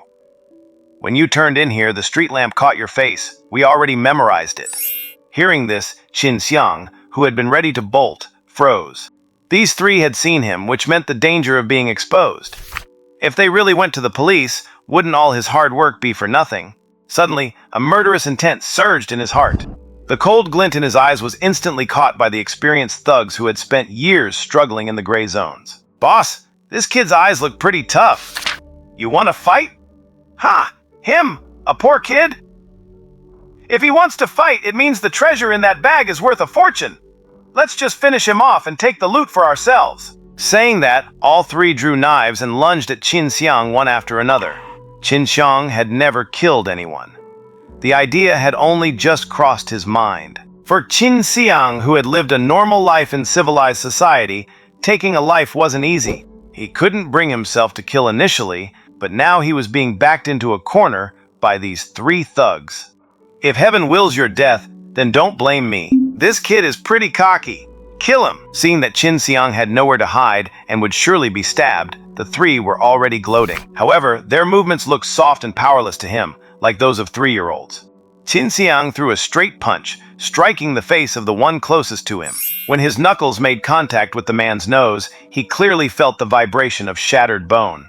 Qin Siyang realized he could now sense subtle information in the blink of an eye, and he realized his changes through this combat. Blood sprayed from the man's nose and mouth. Thud! The man was sent flying 7 or 8 meters by the punch before hitting the ground and rolling several times on the stone path before coming to a stop. Qin Siyang's keen senses allowed him to clearly witness the entire process of this lethal punch, and his blood surged with excitement. He had killed someone. The face that was no longer human stared back at Qin Siyang and the other two thugs with a bizarre expression. When the others saw this, they trembled and realized immediately that they had provoked a sequence user. But fear was one thing. They didn't retreat. They were fugitives with blood on their hands. They knew that it was now a life-or-death situation, and begging for mercy wouldn't work. The only way to survive was to kill Qin Siyang. The two lunged at him more crazily, trying to stab him to death. Qin Siyang stepped back with his left leg and delivered a sweeping kick with his right, striking one of them in the waist. More brittle bone-cracking sounds traveled up his leg. The man folded in two at a grotesque angle, swinging through the air along with Qin Siyang's leg. As Qin Siyang pulled his leg back, the flying man crashed into the last thug, and both rolled backwards several times. Qin Siyang didn't hesitate. He leaped forward to the dazed man and raised his fist again. "Mercy! I'll give you all the money I have." At this point, the instinct for survival made the thug choose to beg. Qin Siyang didn't give him a chance to continue. This punch smashed into his side face, crushing his skull. "After killing you, your money will be mine anyway." After killing the three, the murderous intent in Qin Siyang's heart faded, quickly replaced by an inexplicable sense of emptiness. He sighed with a sense of melancholy. He hadn't expected to actually take lives, but it was in self-defense, so there wasn't much to say. Furthermore, Qin Siyang had a feeling that killing these three probably wasn't the end, but the beginning. The beginning of him adapting to being able to take a life. Qin Siyang silently cheered himself on, calming his body, which was trembling from the act of killing. Once calm, he didn't leave immediately, because he remembered that there were sequences in the god-slaying camp that could read the final memories of a corpse. To avoid being exposed, he wrapped his fist in someone's clothes and beat their faces into an unrecognizable mess before he felt everything was secure. He cleaned the scene, carefully wiped away the blood, took all the money from their pockets, and shoved the three corpses into a dark, abandoned warehouse. He started a fire to burn the corpses and burned his own blood-stained jacket as well. He did this to prevent any sequence users from tracking him by the scent on the bodies. Although he didn't know if any sequence users could track people by scent, he felt it was highly possible. He chose this warehouse to avoid anyone tracing his scent back to him. He noticed that the road before the warehouse was muddy and covered in many different footprints, meaning many people had been there, which would confuse the scent. To avoid leaving his own prints in the mud, he carefully leaped across the gravel, using his strength and agility, leaving nothing behind. "I hope there are no issues." Qin Siyang worried the fire would attract attention, so once he confirmed the three bodies were engulfed in flames, he fled the scene at full speed. This time, he ran with all his might, like he was mad. If anyone saw him in that alley, they would probably think it wasn't a person passing by, but a fast car driving at full speed. Qin Siyang ran for over half an hour before he returned to the main road. His heart was still a little excited from his first kill, but he had no panic left, and his gaze had become even firmer. "I express regret for their deaths, and that is all." Just over 2 hours after Qin Siyang left the trash bin at the exit of Safe Zone 89757, many uniformed officers received orders to cordon off the area. Many sequence power users were also gathered on the outskirts, discussing what had happened with looks of confusion and bewilderment. The theft of divine remains from a trash bin was truly an absurd story. Some things are just like that. Nobody cares when things are normal, but once they go missing, they trigger all sorts of issues and attention. There is no doubt that divine remains are exactly such an existence. A white-haired detective wearing a trench coat, a scarf wrapped around his neck, and a cigar in his mouth circled the trash bin. The surrounding officers stood at attention, treating the detective with great reverence as if the old man were more than just an ordinary detective. He asked, "Royaliana, your sequence has advanced. I heard you can now possess more powerful tracking abilities 10 times better than the police dogs. Is there any way for you to identify the scent here?" He had the appearance of a Westerner, yet he spoke Mandarin. This was because most people in the safe zone were Chinese, and Mandarin was the official common language. The blonde policewoman beside him shook her head. "No, there are too many divine auras here. The scent of humans has been completely masked. Even as I am now, I still cannot distinguish human traces from it. If I were to activate my ability here, I fear I would faint from the intensity of the divine sense." Orlov looked disappointed. "Fine. A damn useless ability. Being unable to use it near divine presence will cause us a lot of trouble." "Yes, I think so too. It's a pity that I awakened the scent tracker sequence, and there is no way to change it. Sequence power users like me are destined to only operate within the safe zone. Orlov took a couple of impatient drags of his cigar, flicked the ash into the trash bin, then turned to ask the onlookers, who was the first one to notice there was a problem with this bin? It was me! Detective Orlov! It was me! I am Hans Van, a sequence user who hunts gods at the exit of Safe Zone 89757. Just then, a man in a grayish-brown jacket walked over, his hair a bit messy, with the faint smell of alcohol on him. It was the very drunkard who had bumped into Qin Siyang. However, he was now completely sober, with no trace of intoxication, and his expression was full of nervousness. Once sober, Hans realized that someone had stolen the divine remains from the trash bin, and he felt deeply shocked. He originally didn't want to get involved in this matter. Whoever stole the divine remains was definitely not a normal person, and he dared not provoke them. After awakening his sequence, he just wanted to live a simple life in the safe zone as a power user. But unfortunately, his hands had a mind of their own, and he had to go and throw a liquor bottle into that trash bin. The bottle contained his scent. It was an ironclad fact he couldn't deny.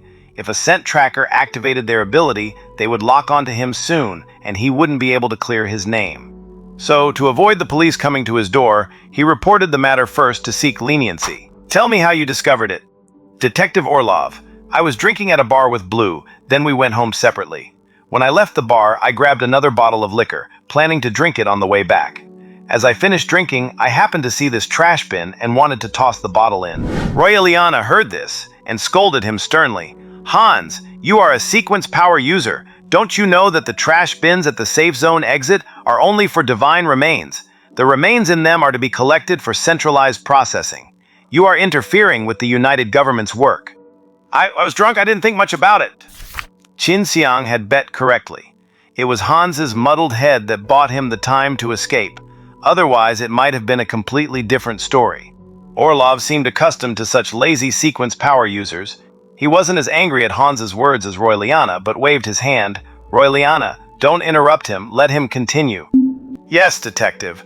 The blonde Royaliana looked at Hans with cold indifference in her eyes. I dimly recall seeing a figure rummaging through something in front of the trash bin, but they disappeared quickly. Of course, I'm not sure if there really was anyone, because I was drunk. And then I threw the bottle in. I heard the sound of the bottle hitting the empty bin. I assumed it was midnight, and the cleaner had already collected the remains, so I went home. What time should it have been? I was drunk, I don't know. After getting home, I passed out on my bed. I'm of the sleepless sequence, so I usually don't need to sleep. Even if drunk, I usually wake up within 2 hours. When I woke up, I found it was only the afternoon. Remembering that the trash bin was empty, I felt something was wrong. And then you called the police? Yes, Detective Orlov, considering I took the initiative to report this, could you not punish me for throwing the bottle into the bin and delaying the investigation? Orlov took another puff of his cigar and pondered for a long time. While he was pondering, Hans felt restless and deeply worried about whether he would be punished. Rosaliana, remember to tell the staff at other safe zone exits to keep a close watch on their trash bins. Yes? Detective Orlov, what about me? Hans asked eagerly again. Orlov only then realized Hans was still there. Oh, I was just thinking about the case. What were you saying? I wanted to ask, since I reported it, can my active cooperation make up for my mistake? I really have realized my fault. I will never do it again. Please give me a chance. Orlov couldn't be bothered to even look at him. Everything is done by the book. The scale of order in the police station will never tilt. The reward you deserve will be given, and the punishment you deserve will not be spared. Hans felt quite annoyed. He had taken the initiative to report the crime and fully cooperated, yet he was still to be punished. Truly bad luck. Take him back to the station. Having received the superior's instructions, Royaliana immediately had the officers take Hans away. Yes, Hans looked miserable, cursing that damn person who stole the divine remains. After sending Hans away, Orlov continued to ponder with a frown. A lone criminal? Why would this person steal divine remains from a trash bin? Stealing such useless things is worse than stealing moldy firewood to burn. Royaliana added, yesterday at the exit of Safe Zone 114514, a similar scene occurred. I reported it to the chief, but unfortunately it wasn't taken seriously enough, and security was only stepped up near safe zone 114514. As a result, they ran to a slightly further place to commit the crime. At this moment, Roy Liana's pager rang. "Hello, go ahead." "What?" "Okay, tell me." Right, I see. I'll tell Detective Orlov right away." Orlov heard Roy Liana mention him, knowing another case must have occurred, so he asked, "What is it this time?" "Detective, in an alley 2 stops away, a warehouse fire was discovered, and there are 3 charred bodies inside." "Bodies? Charred?" "Yes. The skulls of the 3 bodies suffered severe impact. Their faces are completely deformed. The forensic sequence officer said that judging by the shape of the wounds, it must have been done by someone with immense strength using their bare hands. Due to the fire, I cannot track the perpetrator's scent." "Can you start from the scene to find the perpetrator's scent?" "Probably not. The officers just reported that it's a high-traffic area with mixed footprints, so the scents are likely a complete mess." "Have you found the primary crime scene?" "No. There are no signs of a struggle anywhere near that warehouse." Orlov puffed on his cigar without a word. Roy Liana continued, "Detective, I have a question." "Go ahead." "What are the identities of the people whose heads were crushed?" Roy Liana was an experienced policewoman, yet she showed her ignorance without reservation in front of Detective Orlov, as if Orlov had some other unreachable status besides detective. "The identities of those 3 will be hard to figure out. However, the one who killed them must be a sequence power user. Otherwise, it would be impossible to kill all 3 without leaving any signs of a struggle. And the fatal wounds? Crushing 3 skulls with bare fists? That's hard for an ordinary person to do." Orlov looked again at the empty trash bin and blew a smoke ring. The time of the crime in the alley matches perfectly after the divine remains were stolen. In terms of distance, if a strength-type sequence power user ran at full speed, they could reach it. So, it might just be the same perpetrator. Roy Liana frowned. "The same person? Stole the divine remains here, then went 2 stops away to kill and burn? In both cases, the criminal left no useful clues. We might as well make a bold assumption first, then carefully verify it later. For now, let's analyze based on the assumption that it's the same perpetrator." Orlov stroked his white beard. "I believe this person is not familiar with sequence power matters. Why does the detective think so?" "Besides the skulls, there are other fatal wounds on the bodies. It is highly probable that the skulls were crushed after they were already dead. After crushing them, he chose to burn the bodies. My guess is that he crushed the skulls, fearing that an undead sequence power user could use their ability to read the body's memories. But he doesn't know that the ability of an undead sequence user to read memories is limited. Once the brain undergoes pathological changes or loses its original biological structure, the undead sequence user's ability becomes ineffective. In other words, regardless of whether he crushed their skulls, simply burning them to a char would have prevented an undead sequence user's investigation." Roy Liana asked in confusion, "Detective, are you saying he doesn't even know such basic sequence knowledge? Beyond that, I can't think of any other reason for him to perform such a redundant act. Of course, I can't rule out that he's using it as a smokescreen to make me think the perpetrator is a newcomer.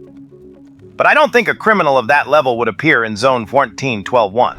Roy Liana nodded, finding the detective's analysis very logical, then said, "Not knowing the sequence information might be because they just awakened their ability and haven't done their homework. We just need to stake out the sequence administration, and we should find the culprit. Your premise about not doing homework doesn't hold up." Orlov shook his head. "He knew to pick a place with chaotic scents to confuse you, and he knew to use fire to destroy the evidence. Roy Liana, you must understand, he is not a criminal working with ease, having prepared to kill these 3. He did all this while running in a panic after stealing the divine remains. I must say, this criminal, while ignorant, is absolutely not a careless person. A mind finer than the eye of a needle wouldn't allow him to steal divine remains and expose himself when unprepared. He did this because he has no channels to obtain more information." Roy Liana smoothed her slightly messy blonde hair, showing a bewildered expression. "How is that possible?" "The ability descriptions for sequence users are all public in the God-slaying camp. Anyone can check them with a phone or computer." "No, you're wrong. If these assumptions are all correct, there is a type of person who fits this description perfectly and who cannot look up this information." "What kind of person?" "The poor." Olaf thought for a moment. "Since that case involving the arson and the bodies happened 2 stops away, heading towards the edge of the safe zone, then let's start our investigation at the edge of the safe zone. see if anyone has appeared on the streets carrying many bags filled with unidentified objects. He glanced at the empty trash bins again. The divine remains in all 3 bins are gone. That's no small amount. If he took them directly, he must have been carrying a huge pack. It would be hard not to attract attention. Yes, I'll report this to the Bureau right away. Good work.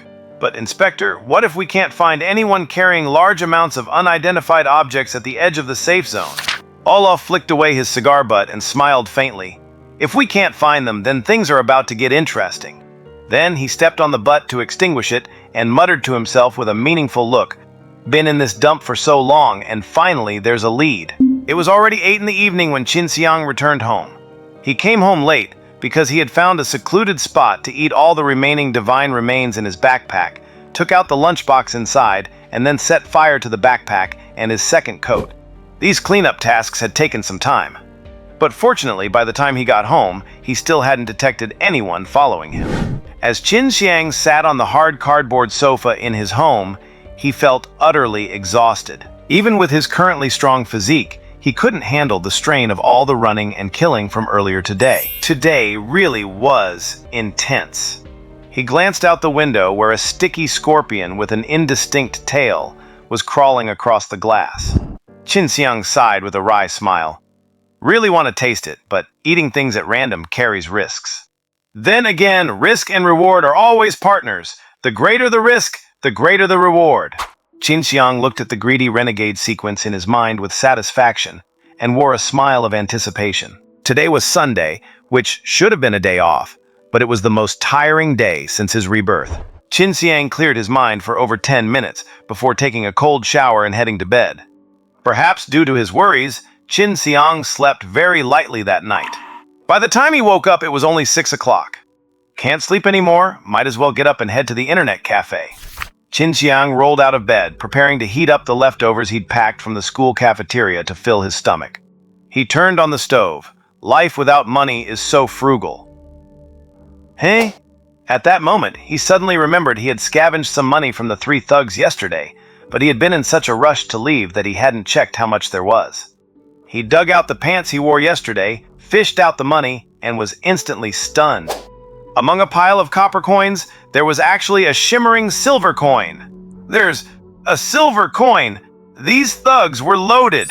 Generally, 10,000 copper coins are equal to 1 silver coin in value. However, due to the high variation in copper coin composition, it often takes 12,000 copper coins to exchange for 1 silver coin. Qin Siyang had assumed those vagrant-looking thugs were as penniless as he was, with at most a few hundred copper coins in their pockets. He hadn't expected them to have a fortune of a whole silver coin. If they were that rich, why attack me? Qin Siyang was puzzled for a moment, then immediately realized they had been eyeing his backpack, thinking it contained something extremely precious. The 3 of them never imagined that not only would their long-saved wealth be taken by someone else, but they would also lose their lives because of it. 3 wandering thugs carrying a fortune. It went without saying that the money was ill-gotten. At this, Qin Siyang's mood plummeted to the bottom. 3 criminals carrying a fortune. How could they have dared to go to the police station to report him? That would be suicide. Damn it! If he had known they had that much money, he should have just robbed them blind and left immediately, saving himself all this subsequent trouble. Now, on top of stealing divine remains, he had a murder case on his hands. Those 3 pieces of trash were rotten themselves, and now they're dragging me down with them. Qin Siyang held the silver coin, finding it both tempting and scorching to the touch.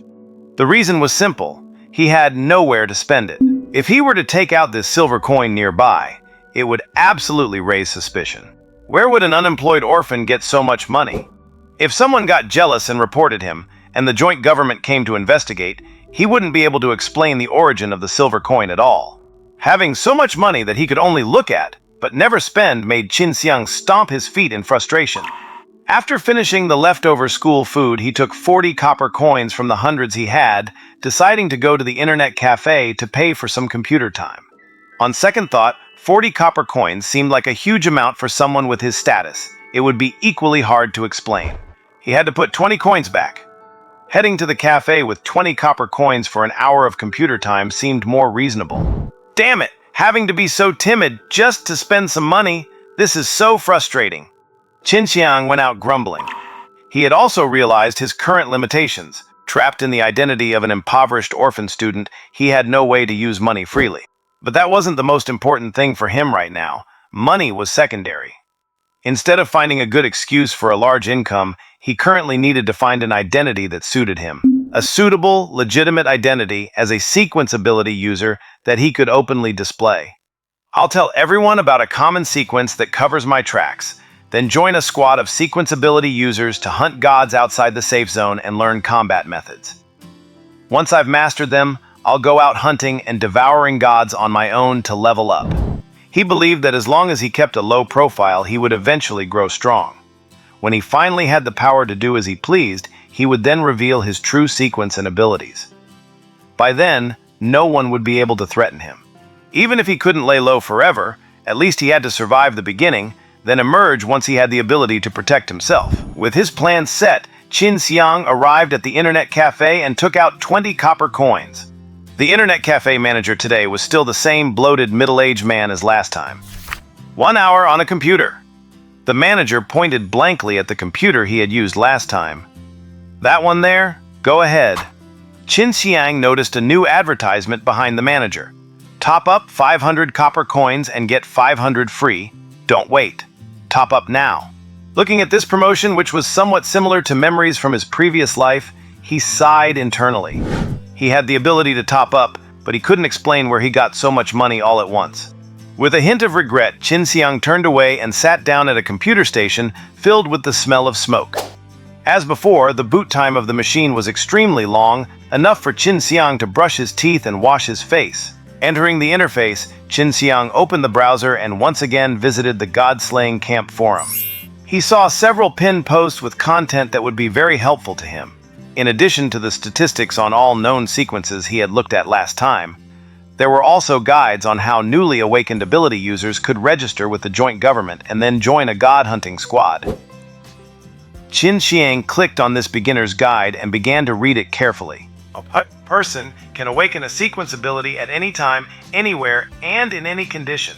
When you awaken, there will be an information panel in your mind telling you the name of your sequence level, and the skills you can use. Qin Siyang checked the information panel in his mind again. Sequence God Eater. Digesting gods makes you stronger. Current sequence level. Level 2. Greedy Renegade. Skill Blood Drinking. Skill description. You can digest gods even if you eat them raw. Skill Violence. Skill description: within 10 minutes, your strength, agility, and physical toughness increase 3-fold. You feel no pain during this period. It seemed his information panel had one extra line compared to what the poster said. Digesting gods makes you stronger. It was the guidance from this line of information that made Qin Siyang try his luck at the exit of Safe Zone 114514 2 days ago, searching for divine remains. Checking the information panels of other sequence ability users now, it seemed this item wasn't there. If they don't get hints on how to get stronger, how do they grow stronger? Qin Siyang continued reading the post, his question lingering. After awakening a sequence ability, you can go to a nearby Sequence Ability Management Bureau to report your sequence and related information. Since no one else can see the information panel in your mind, the content you report is up to you. However, we strongly suggest that you report truthfully, neither concealing nor lying. Because once you report, the Bureau will make arrangements based on your sequence and skills. At the same time, once your information is published in the Sequence Ability Hall, Sequence Ability users who are interested in you will invite you to join their team to hunt gods outside the safe zone. If your information is inaccurate, it could very likely lead to your own death or the annihilation of your team. Qin Siyang noted this down silently. After reporting, all Sequence Ability users would know your sequence and skills. After you register at the Bureau, you will receive the first reward provided by them, which can be thought of as a beginner's gift: Sequence Potions. Sequence Potions are drugs developed by the joint government specifically for enhancing the strength of Sequence Ability users. The formula for the potions remains a top secret of the joint government, controlled by the highest leaders of each safe zone. Drinking the potion is currently the only known way for all Sequence Ability users to grow stronger. Only after consuming the potion can they continuously increase their strength and advance. But you shouldn't consume them blindly. After using a potion, you must digest it for your strength to increase. The way to digest them is quite simple. Use your skills during combat with gods. The more often you use your skills, the faster the potion will be digested. Don't think about wasting skills outside the safe zone just to digest the potion, because the Bureau issues potions based on the grade and quantity of the divine remains you hand over. If you have used your skills many times and the potion is digested, but you only return with a pathetic amount of remains or none at all, the Bureau will consider your combat capability flawed, thereby reducing or even directly cutting off your potion supply. After hunting gods, besides the potions, the Bureau will provide you with corresponding honors and generous rewards. Therefore, hunting gods is the best way for ability users to get rich and increase their strength. Qin Siyang grew thoughtful. All sequence ability users need to rely on potions to improve, and they need to release skills while battling gods to digest them. But he only needs to devour gods and digest them to grow stronger. Doesn't that mean he's practically cheating? No, he doesn't have a system or anything outside the laws of the world. This is his own awakened sequence. How could it be cheating? I, Qin Siyang, am not cheating! After gaining a preliminary understanding of life after awakening a sequence, Qin Siyang began browsing the post that summarized various sequences and abilities again. He needed to find a sequence that could hide his true identity, one that would be compatible with his existing abilities and wouldn't give him away. If he were to register with the Sequence Ability Bureau, he had to find such a mask. Qin Siyang had originally intended to fabricate a sequence of his own, tailoring everything from the name to the skills to fit his God-Eater power, but he gave up on that idea after some thought. First, he wasn't sure if the Sequence Ability Bureau had verification methods that could expose flaws in a fabricated sequence. Second, his information was visible to all other awakened individuals, and a brand new sequence would inevitably attract everyone's attention and scrutiny. Under the magnifying glass of countless people, it would be impossible not to slip up. It was even possible that, with terrible luck, someone else might awaken the exact same sequence he had invented, which would immediately expose him. Therefore, it was safest to choose from the existing known sequences. Qin Siyang didn't have a specific direction, so all he could do was carefully examine every sequence to find the best mask to conceal his identity. At the beginning of the post, the unified abilities of sequence power users were introduced. After awakening, a user's physical strength, agility, and perception increase accordingly. Once you have digested 5 sequence potions, your physical stats roughly triple, far exceeding those of an ordinary person. Only triple? Qin Siyang recalled sending that thug flying with a single punch, his strength comparable to the impact of a car moving at full speed. That wasn't just a 3-fold increase, it was probably 10-fold. His eyes lit up. Could his God-Eater sequence be amplifying his base attributes even further? He was truly stunned. And not only were his skills incredibly powerful after awakening, but his basic growth was also astonishingly high. I don't know what kind of day this is, but good news just keeps coming. I can hardly keep up with it. Qin Siyang smiled and resumed his earnest examination of the various sequence abilities.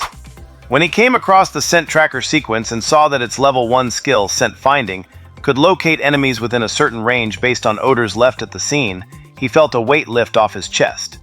So there really were power users who could track by scent. His worries were not unfounded. It was a good thing he had destroyed the evidence in a place with chaotic odors.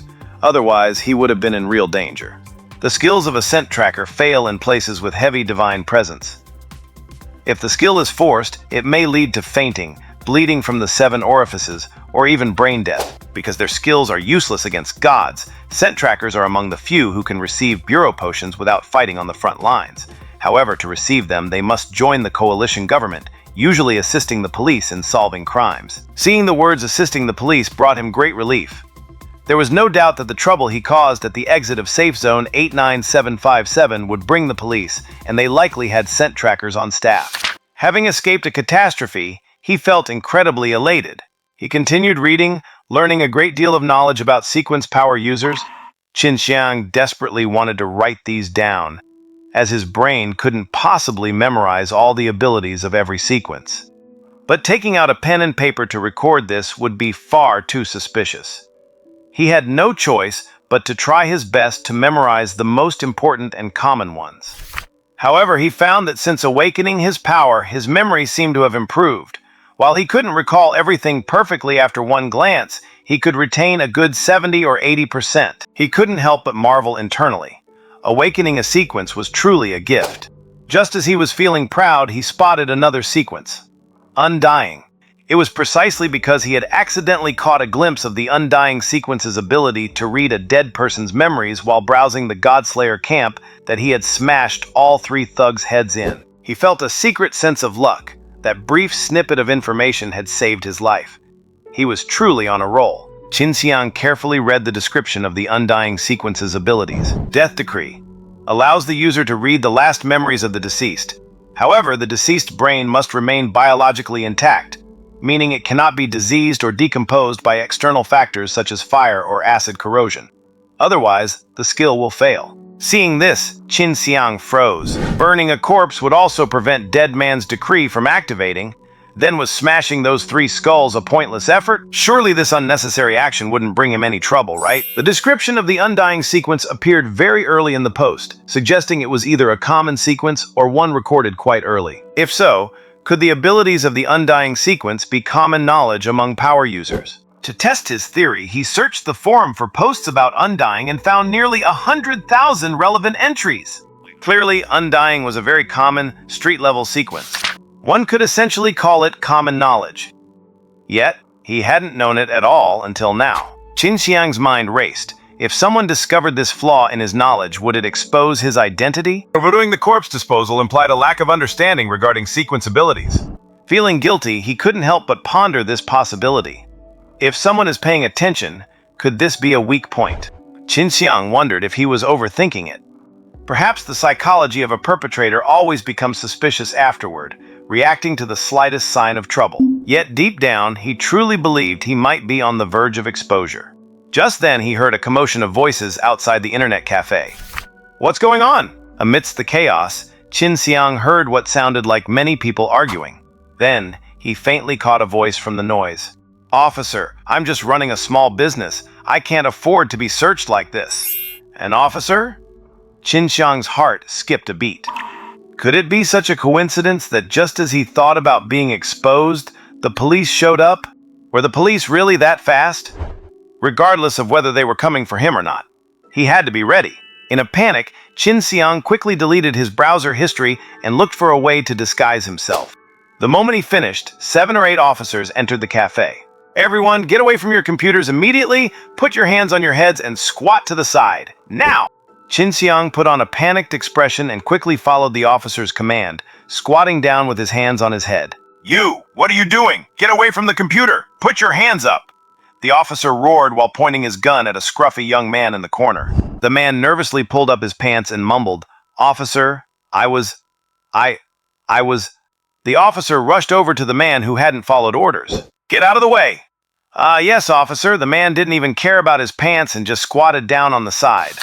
Glancing at the man's screen, the officer said with disgust, Watch less of this stuff. Indulging yourself too much at such a young age will cause you trouble later.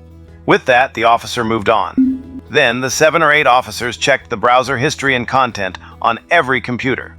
When they reached Qin Siyang, the officer glanced at his face, then at the computer screen and the browser content, and patted his shoulder with a hint of sympathy. If she didn't say yes, it's a rejection. Don't waste your time and energy. After saying that, he moved on to the next computer. Qin Siyang gave the officer a thankful smile, though he thought to himself, that was close. He knew the officers would check browser content, but there was no way to generate a massive, legitimate-looking history on the fly. So he chose the simplest content, reading an ebook. There was a file on the desktop titled 3 Sentences to Make Your Goddess Fall for You, Duck. He opened it and found it was indeed a guide for desperate men on how to cater to and please their goddesses. He simply scrolled the document to the middle, pretending to be reading the downloaded ebook. The officers searched for a while, found 2 youths conducting black market trades, and took them away. However, Qin Siyang sensed a grim expression on the officer's face, suggesting these 2 weren't their real target. Sorry for the interruption, everyone. Hope you don't mind. Manager, please add an hour of internet time for everyone here. The Bureau will cover the costs. Yes, of course. Thank you, officer. Thanks, officer. Thanks. Come check us again next time, officer. In a cheerful atmosphere, everyone returned to their computers. Outside the door, Qin Siyang heard the cafe owner say, Officer, you've been doing these surprise raids every day for 2 days, taking a few customers each time. My business can't survive like this. Mr. Wang, we're just following orders from above. I hope you understand. Understand? How can I understand? Can't you identify the suspect before coming here to raid? The police bureau has no authority to check IP addresses and browser history, so we have to do on-site screening. We didn't overstep by checking your surveillance, and we paid the internet fees. What else are you losing? You! That's just unreasonable. Qin Siyang felt a stir of excitement. Surprise raids for the last 2 days? That's exactly when he committed the killings. Could it really be such a coincidence? But it was good news that the police claimed they had no authority to check internet addresses and browser history. Still, who knew if they were telling the truth? He couldn't afford to let his guard down. Qin Siyang let out a long sigh of relief and decided to reopen the Godslayer camp to continue reading. Just then, a dialogue box appeared on his screen. Qin Siyang's eyes widened, and he felt a chill run down his spine. He immediately looked toward the bar counter. The manager was lighting a cigarette, watching Qin Siyang with a smile. The dialogue box on the screen was still blinking. Manager's friendly reminder. The person the officers were just looking for, that's you, isn't it? Exposed. Even after living a second life, I had never experienced the terror of being brought to justice. Panic began to well up in Qin Siyang's heart. It was a deeper panic than eating the remains of gods in a dumpster or killing people in dark alleys. Not even the night he was reborn, seeing countless black moths with glowing eyes clinging to the glass, felt as terrifying as this. He sat blankly in front of the computer, not knowing what to do. Just then, the information on the computer screen changed again. A friendly reminder from the internet cafe manager. Just keep looking at what you were looking at. Don't leave when you're done. Wait for me in the alley behind the internet cafe. Qin Siyang stared at the message on the screen, but the desire to browse the god-slaying camp was already gone. This manager had been monitoring him all along. Qin Siyang couldn't help but feel suspicious. Is the manager really that bored? Why spend every single day watching what every customer is doing online? But he had already paid, and sitting there doing nothing was a waste of time. He calmed himself down and reopened the god-slaying camp. This would likely be his last time visiting this internet cafe. No, it would likely be his last time ever entering an internet cafe. Not just this one, but any other internet cafe as well. He wouldn't set foot in them again. He had to find a sequence he could use for camouflage during this browsing session of the god-slaying camp. Qin Siyang continued browsing the sequence summary threads, looking for a sequence suitable for his disguise. Finally, his eyes locked onto a particular sequence. Phantom Assassin. Sequence level 1, Assassin Apprentice. Skill, Life or Death Edge. It can double one's agility for 5 minutes, but leaves the user physically exhausted and unable to move for half an hour afterward. Sequence level 2, Swift Assassin. Skill, Life or Death Edge. Enhanced. It can double one's agility and strength for 5 minutes, but leaves the user exhausted and unable to move for 20 minutes afterward. Qin Siyang looked at the Phantom Assassin sequence and realized his violence skill completely covered the effects of the level 1 and level 2 skills, allowing him to fly under the radar for a while. He repeatedly read the skill descriptions for this sequence and memorized them firmly. To learn more about the sequence, he searched the forum and thousands of posts popped up instantly. It seemed this was a relatively common sequence. What is the best equipment for the Phantom Assassin sequence? Who is the best teammate for a Phantom Assassin? My Phantom Assassin teammate is trash. What should I do when he only uses his skill to run away during combat? Phantom Assassin seeking God-slaying squad, warriors preferred. Qin Siyang clicked on a Phantom Assassin introduction post to take a look.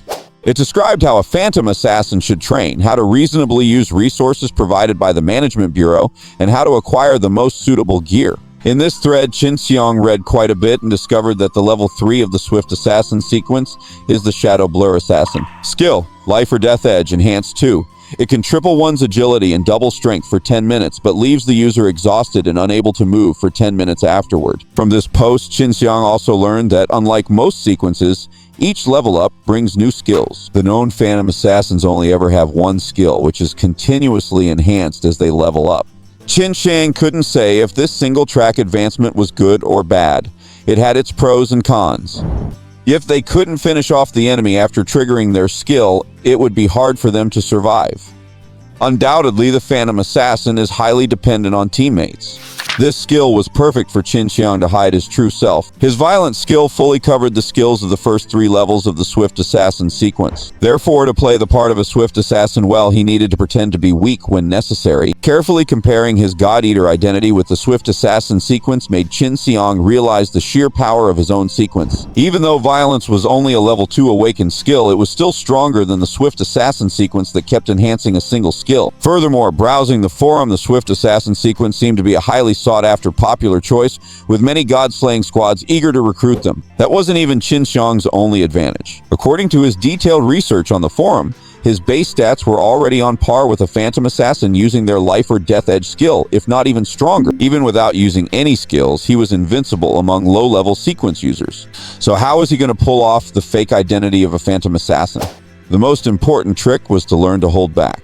After finding his substitute sequence, Qin Siyang received the computer notification that his time was up.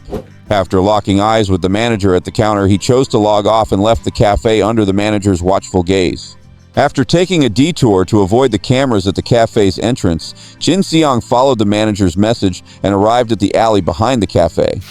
The alley behind the internet cafe was outside the owner's management area, so there were no cameras.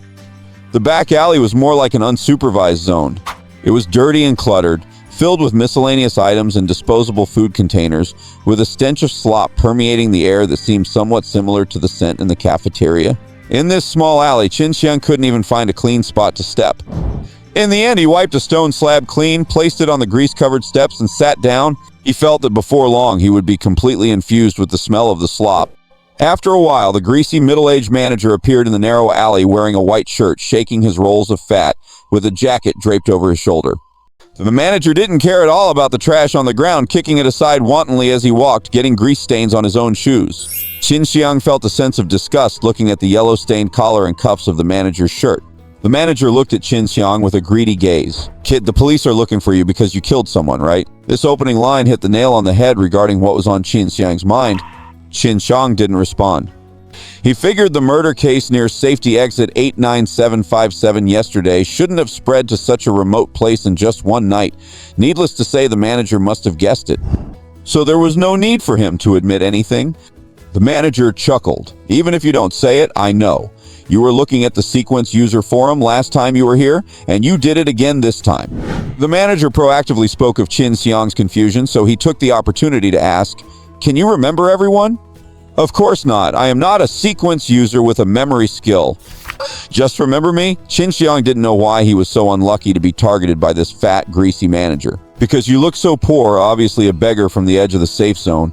The fact that you'd spend money to come to an internet cafe made me curious enough to take a few extra looks, and it just so happens you were wearing the same jacket both times, so I remembered you." After looking at the forums, you lingered on the undying and sent follower sequences for a long time, and most users of those two sequences are investigators from the police department.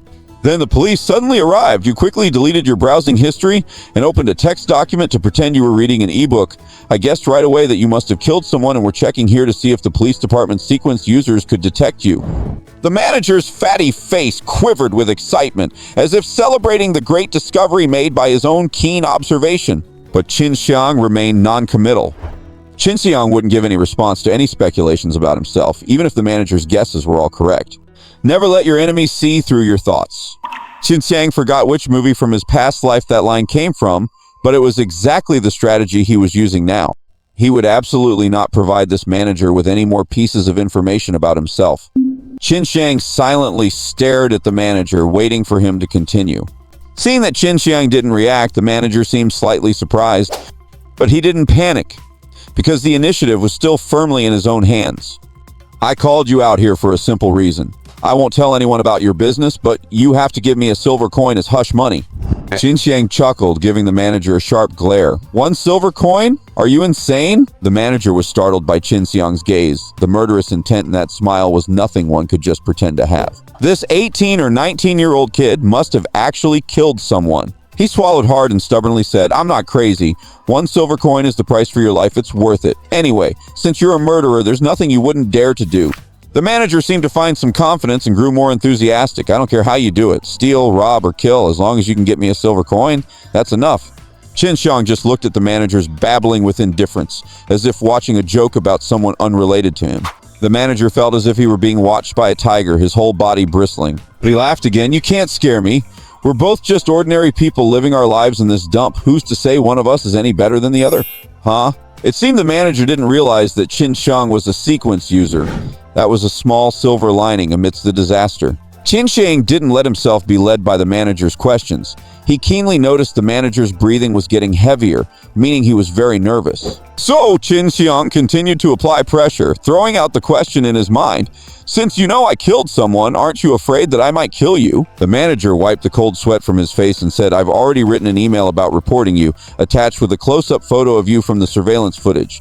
This email will be sent to the police station's inbox at 3 a.m. tomorrow. I reset the time every day, delaying it by a day. If I die, you'll be exposed too." As if to make Qin Siyang believe him, the manager added, "If you don't believe me, feel free to try. Kill me right now." A scheduled email was like a time bomb, forcing Qin Siyang to handle it with great caution.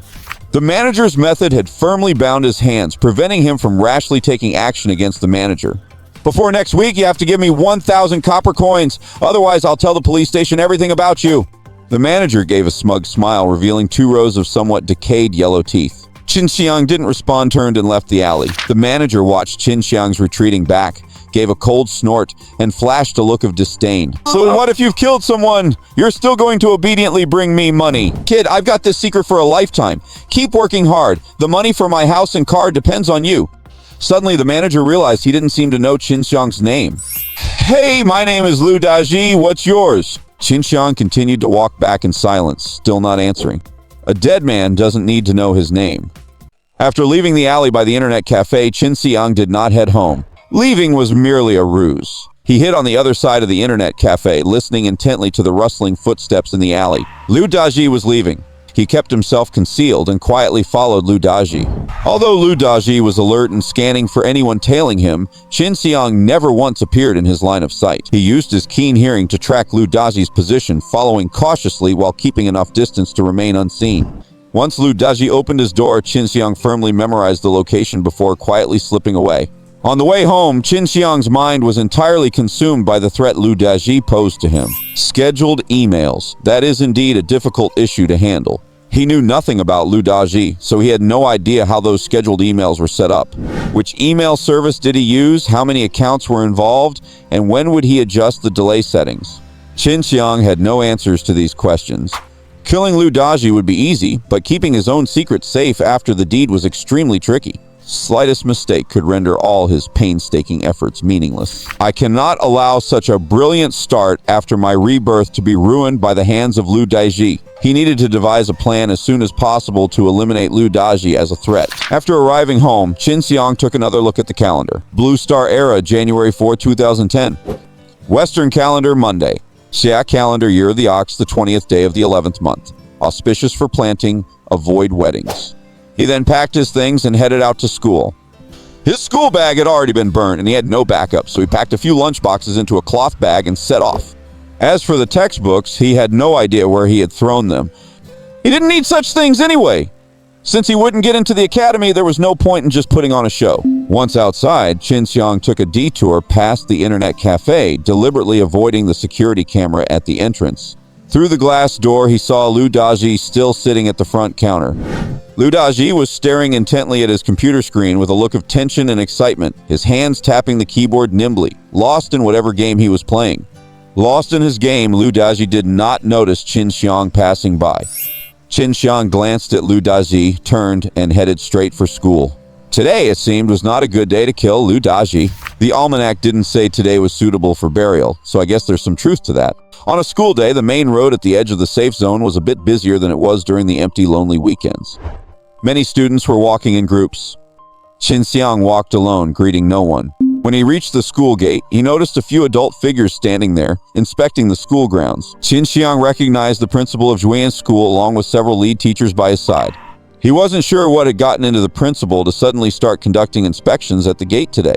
Perhaps it was just his personality. He liked to assert his presence every now and then. "Good morning, principal!" "Good morning, principal!" The students greeted the principal proactively, and he smiled in response.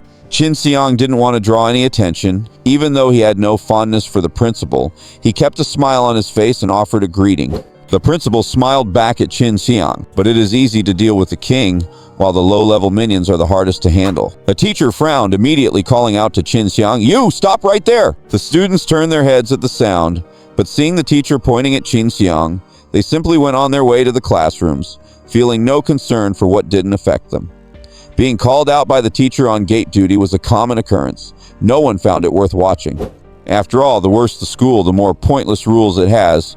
The teacher stepped forward and said, "When you see the principal, why didn't you greet him loudly? Do you not know the meaning of respecting your teachers?" Huh? Being interrogated just because my greeting wasn't loud enough? Qin Siyang's fingers twitched involuntarily, as if wanting to clench into a fist. With weapons at hand, the intent to kill arises. Having killed before his mindset had shifted, he was very tempted to simply punch this teacher and teach him a lesson about what respecting someone really meant. He owed the United Government for his free education and meals, but he owed this teacher nothing. However, Lu Daji's repulsive, smirking face immediately flashed in Qin Siyang's mind. Forget it. Just endure a little longer. If he struck a teacher now, he would have to reveal his status as a sequence user. Lu Daji might go straight to the police, and then everything from before would be exposed. Too much trouble. Everything had to wait until after Lu Daji was dead. Fortunately, in his previous life, he had endured plenty of humiliation, so playing the coward was second nature to him. He immediately put on an apologetic smile and said, "Sorry, teacher. I didn't sleep well last night, so I didn't have the energy to speak up. Let me try again. Good morning, principal. Good morning, teacher." The principal smiled magnanimously, indifferent to the volume of the greeting, and said, "Make sure to get some rest. It's fine now. Go to class." "Thank you, principal." "Wait," the teacher called out to Qin Siyang again. "Why aren't you carrying your school bag? What's in that bag you're holding? Let me see." The teacher seemed eager to show off his keen observation skills in front of the principal, snatching the bag from Qin Siyang and opening it to inspect the contents. "Why are there only lunch boxes? Where are your books? Did you not do your homework over the weekend?" "What's the point of books? Studying until you're blue in the face is just a waste of time. How many people a year actually get into the colleges run by the United Government? Don't you know that? Don't you school leaders already know who the top students are?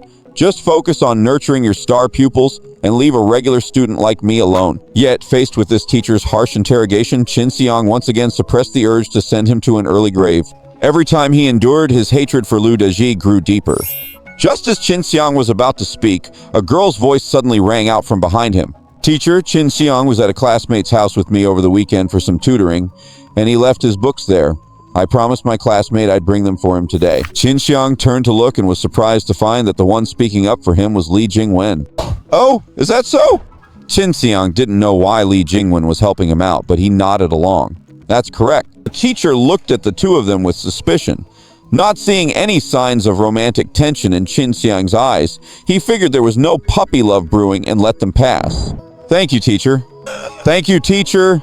Qin Siyang caught the scrutinizing look the teacher gave them, which made him sneer internally. This crappy school cares about puppy love? Who are they trying to impress? Most people go straight to work after high school anyway. If they fall in love now and get married after graduation, wouldn't they be able to dedicate themselves fully to work?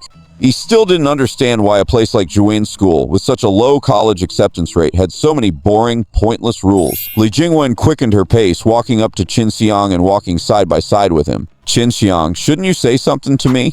Qin Siyang looked at the bright-faced Li Jingwen and said emotionlessly, "Do you think I should say thank you? I helped you, so saying thank you is the least you could do, isn't it? Back when I was bringing you breakfast and doing your homework, you never said thank you to me. You just said it was a test of our relationship. Just now, consider it a test for you as well. Of course, I'm not testing whether you're suitable for a relationship, but whether you still have any humanity left in you." Li Jingwen's smile stiffened for a moment before she turned to a cooing, slightly flirtatious tone. "I didn't do well in the past. You've helped me, and I've helped you, so let's call it even, all right? Being so cold really hurts my feelings. Call it even?" Qin Siyang found it laughable. In his memories, he often stayed up late just to finish her homework. He would go hungry just to bring her breakfast. A single insignificant favor, and now we're even? His devotion was truly cheap in Li Jingwen's eyes. Fortunately, having been reborn, he had managed to cut his losses in time. Calling it even was fine. Once clear of her, he could cut all ties and avoid having to look at her and feeling sick to his stomach. "Fine, we're even. Since we're even, let's start over. Qin Siyang, I'll be more proactive toward you from now on. Can you keep bringing me breakfast and doing my homework?" Li Jingwen, hearing his preemptive question, completely missed the tone of interrogation. Thinking he had agreed, she nodded with a smile. "Yeah, can you? I really love seeing you care about me. You're my motivation for the day. I've realized I just can't do without you." Then she flashed a smile she believed would captivate Qin Siyang. This sappy confession was something she had cooked up with her best friend over the weekend. Given what they knew of Qin Siyang, it was sure to reel him back in. But Qin Siyang just said coldly, "Li Jingwen, there's a question I've always wanted to ask you." "Ask away. If I know the answer, I'll tell you." "Why are you so obsessed with scamming me? Are there no other guys willing to be your lapdog? Li Jingwen hadn't expected Qin Siyang to say something like that and was momentarily speechless. You? What do you mean? If you want to chase Zhou Yang, do it with your own effort. Stop trying to use me as your stepping stone, can you? You bring him breakfast, but make me prepare it. You want to check answers with him, but make me do your homework. You want me to do everything. Why don't I just go marry him instead? With words of extreme indifference, Qin Siyang laid bare Li Jingwen's true intentions, leaving her flustered and visibly shocked. Li Jingwen, stop pestering me. Go find another dog to do your homework for you if you come bothering me again. Qin Siyang offered a scornful smile. You wouldn't want Zhou Yang to find out about all this, would you? Qin Siyang, no longer wanting to have anything to do with Li Jingwen, had long since lost his patience. Just saying one more word to her made him feel like he was degrading himself. Since ordinary words couldn't make this slow-witted zombie realize his stance, he might as well be blunt and blast her with a howitzer. Now, she should clearly understand that Qin Siyang was no longer the lapdog who would do whatever she said. Watching Li Jingwen's expression constantly change and grow uglier, Qin Siyang felt incredibly relieved. This time, his words had finally worked. He strode toward the classroom. Sure enough, Li Jingwen no longer clung to him, walking slowly behind him all by herself. Qin Siyang glanced back at her. She didn't even dare to meet his eyes, just stared down at the tiled path, lost in thought. Qin Siyang walked into the classroom cheerfully, found his own corner, plopped down, and started another day of zoning out. The entanglement between him and Li Jingwen had come to an end. He wondered in his mind if he lied about his sequence ability, would anyone find out? Did the Sequence Ability Administration, which was responsible for registration, have technology to detect it? He needed to plan this carefully. When Li Jingwen reached the classroom, her face looked as ugly as a bruised eggplant. Glancing at the relaxed Qin Siyang, she felt even more annoyed. Her best friend saw this and immediately surrounded her, asking what was wrong. Jingwen, what happened to you? Yeah, you seem to be in a really bad mood. Didn't you sleep well last night? Li Jingwen was pretty and quite cunning, so she had always been the core of their little circle. Now that she was close to Zhou Yang, whose uncle had awakened a sequence ability, she had become the only queen of the group. Li Jingwen gritted her teeth and said resentfully, how could Qin Siyang know about me and Zhou Yang? Her friends were stunned too. How did that blockhead Qin Siyang suddenly get so smart? Liu Jingwen's eyes flashed with hatred. He couldn't possibly know about this. His attitude toward me changed 180 degrees overnight. Someone must have told him. Is there anyone among you who can't stand seeing me doing well and secretly told Qin Siyang? Liu Jingwen scanned her friends, her expression vicious. But the friends looked at each other, all appearing innocent. Jingwen, you know I've never said a single word to Qin Siyang. Jingwen, you know I'm not as pretty as you, and I have to rely on your help in the future, so how could I possibly sabotage you? Right, Jingwen, maybe you're wrong. We all support you. What good would it do us to tell Qin Siyang about your business? We can't even finish our homework as it is. Haven't we suffered enough? Hearing her friend's defense, Li Jingwen nodded. She didn't really think her inner circle had any motive to tell Qin Siyang. They were also beneficiaries of her taming Qin Siyang, so there was no need to do something that harmed others without benefiting themselves. The homework was my bridge of communication with Zhou Yang, and the breakfast was how I showed him my feelings, but now it's all ruined by Qin Siyang. Li Jingwen's friend said worriedly, Jingwen, you know our level of doing homework. It's all thanks to you, so we can't really help. Yeah, and the breakfast you gave Zhou Yang is gone too. You know our family conditions. We can't help provide breakfast for Zhou Yang. True, sometimes we can't even eat breakfast ourselves, so we really can't spare an extra portion for you. Why don't you think of something yourself? Before Li Jingwen even asked for help, her friends hurried to distance themselves, telling her they couldn't offer any real support. For friends who only wanted to freeload off her and weren't willing to contribute anything, she had long stopped respecting them. Once she married Zhou Yang, she would definitely cut ties with all of them. Right now, she just needed their input, so she hadn't fallen out with them yet. Alright, I'll think of other excuses to get close to Zhou Yang. That's great, Jingwen, you must not let go of a promising guy like Zhou Yang. That is right, Jingwen. You have such good qualities, you will definitely be with Zhou Yang. Li Jingwen had the best looks among them, and was the most capable of handling things. If she could hook up with Zhou Yang, they would get some benefits too. If you end up with Zhou Yang, maybe you can leave this dump at the edge of the safety zone and rise to the top in one leap. As soon as this girl finished speaking, she was pulled by another girl beside her, with eyes full of disgust, as if scolding her for speaking without thinking. They were destined to live at the edge of the safety zone for the rest of their lives. If Li Jingwen, their meal ticket, moved away, how would they get her help? Li Jingwen ignored the little schemes of her friends. Everyone had their own agenda. None of them were innocent. If there was a chance to leave the edge of the safety zone, Li Jingwen would never let it go. This was the upbringing she had received since she was a child, and it wouldn't change because of a word or two from her superficial friends. However, the problem her friends raised was worth considering. With no more breakfast and homework excuses, what other reason could she find to approach Zhou Yang? Zhou Yang wasn't an unsophisticated orphan like Qin Siyang. His family background was among the best in the school, and even the principal greeted him warmly. Li Jingwen, who studied boys' psychology, knew that she couldn't just throw herself at someone like Zhou Yang. Doing so would only make him despise her. But she really couldn't come up with a reliable way to solve her current predicament. Li Jingwen gnashed her teeth. It's all because of that damn Qin Siyang. If I ever catch the person who snitched, I'll tear their mouth apart. Qin Siyang was sitting in the back row of the classroom and naturally didn't care about Li Jingwen's affairs anymore. He just felt totally at ease now. This relaxation didn't last long, because he thought of Lu Daji again. Qin Siyang suddenly remembered that he should go to the library to organize books. Anyway, he had nothing else to study, so he might as well go to the library. He arrived at the library. Ms. Zhou, I want to continue working as a librarian here. Is that okay? The librarian was a kind-faced retired female teacher who had been rehired by the school. It was called a library, but it only had 3 bookshelves and a few small tables, set up merely to satisfy inspections from the education department. There were no useful books, and few students came to borrow anything. Ms. Zhu, sympathizing with Qin Siyang's plight, had provided him with this low-paying job, hoping to improve his life to some extent. In Qin Siyang's memories of his past and present lives, Ms. Zhu was one of the few rays of light in his lonely school life. Good, as long as you're willing to do it. This book organizing job at the library will always be yours. Thank you, teacher. Go ahead and get busy for now. Come back after lunch and just tidy up a little. Qin Siyang glanced at the library. There were only 1 or 2 students, and nothing much to tidy up. So he nodded and decided to leave. Okay, I understand. See you at noon, teacher.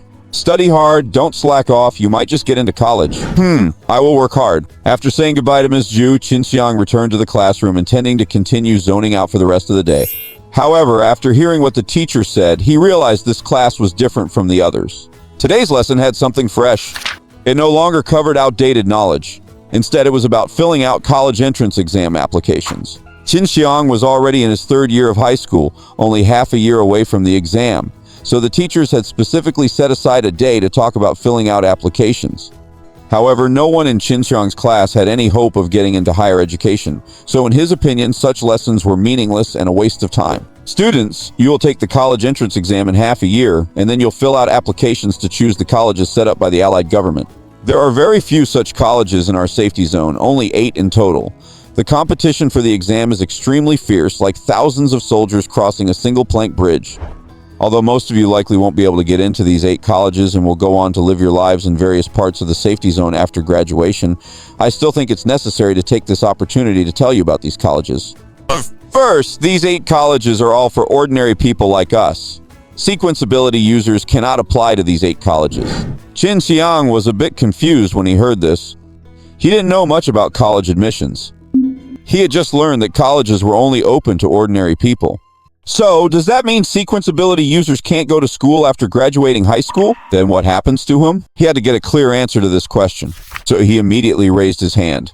Qin Siyang, do you have a question? Teacher, then if you are a sequence ability user, do you have to go hunt gods after graduating high school? The teacher glared at Qin Siyang with annoyance. I'm talking about college applications relevant to you. Why are you bringing up sequence ability users who have nothing to do with you? Sit down. Qin Siyang was asking about something that concerned him deeply, so of course he wouldn't just drop it. He continued, what if one of us awakens a sequence ability before the exam? Maybe one of my classmates has that kind of luck. What if there is no such thing as what if? In this school, there hadn't been a single student who had awakened a sequence ability so far. The teacher felt that explaining things about sequence ability users was an even bigger waste of time than explaining college applications. The top student in the class might be able to try the college entrance exam route, but the path for sequence ability users was one no one in this class had any hope of taking, because some things were just fated. 5 years, thousands of ordinary students in the school and their ordinary parents, not one had awakened a sequence ability. How could there be a change in his class? However, the teacher's experience did not represent the students' thoughts. For the students, they still had some yearning for the future, and students who hadn't been beaten down by society were often arrogant. So Qin Siyang's words also got them thinking. Just because it hadn't happened before didn't mean they didn't have a chance to be the lucky one. So, they echoed Qin Siyang. Teacher, please tell us about it. Yeah, teacher, we might really be able to awaken a sequence ability. Exactly. Didn't Zhou Yang's uncle suddenly awaken a sequence ability? How can you compare yourselves to Section Chief Zhou? The teacher was very angry at the whimsical students. Zhou Yang's uncle was the education section chief of the nearby area. He wasn't an ordinary person to begin with, so it was only natural for him to awaken a sequence ability. After all, it was well known that government officials had a high rate of awakening sequence abilities. But the students wouldn't give up and insisted he explain where sequence ability users go after the exam. He had no choice but to say helplessly. Besides the 8 colleges for us ordinary people, the Allied government has also established hundreds of universities for sequence ability users. Only students who awaken a sequence ability before the exam can apply, and they only get one chance. No sooner had he said these 2 sentences than the classroom erupted again. Hundreds of them? Did I hear that right? There are hundreds of schools for sequence ability users, but only 8 for us ordinary people.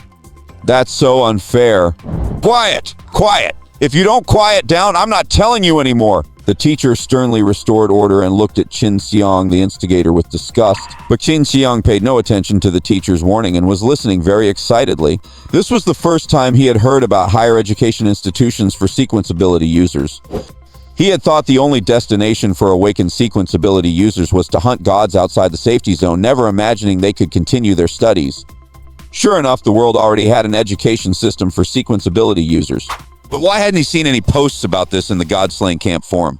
Qin Siyang temporarily suppressed the confusion in his heart and continued listening to the teacher's explanation. Sequence ability users also have a test similar to the college entrance exam, organized by the Sequence Ability Administration. It tests their sequences and skills to produce a score. With that score, they can apply to their preferred universities.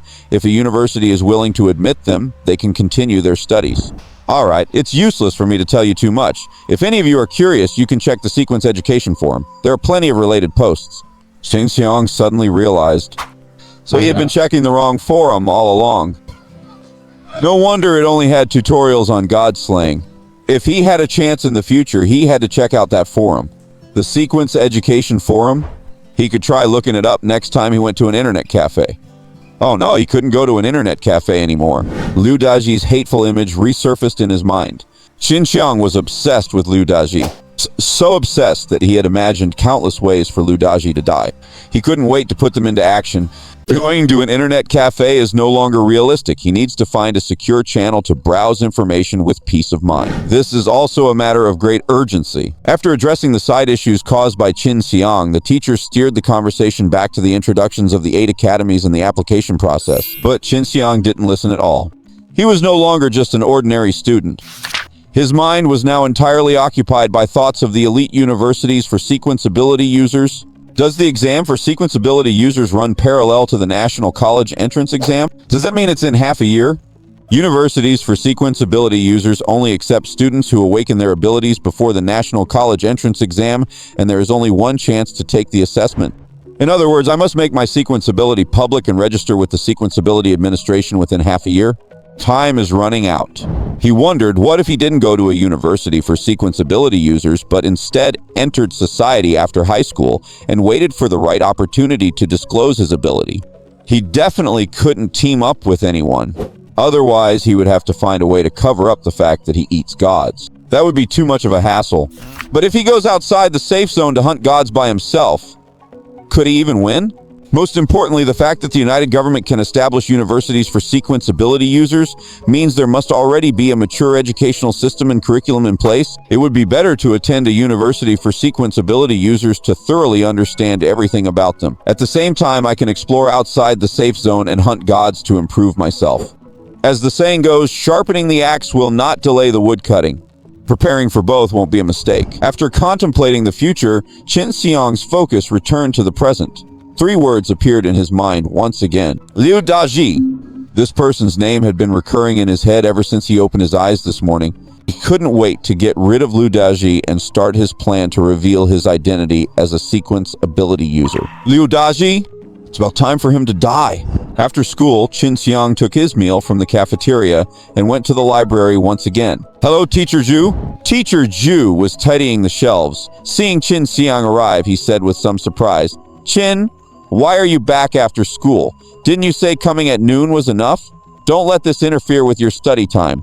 In the past, Qin Siyang had to rush home after school to do Li Jingwen's homework. It was precisely because he had to do that homework diligently and had to understand the class material that he had a stroke of luck, maintaining a rank of around 100 in the grade. But a ranking of around 100, besides being a self-consolation, had no practical significance. He knew that Teacher Ju would stay behind after school to organize books on his own. Qin Siyang didn't want to let the kind Teacher Ju work alone, so he came to the library again after school. It's all right, my studies won't suffer from just this little bit of time. I've been studying in the classroom all day and I'm tired.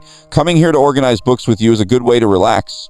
But, Teacher Ju smiled. What a good kid. All right then, come and help me tidy up. Yeah.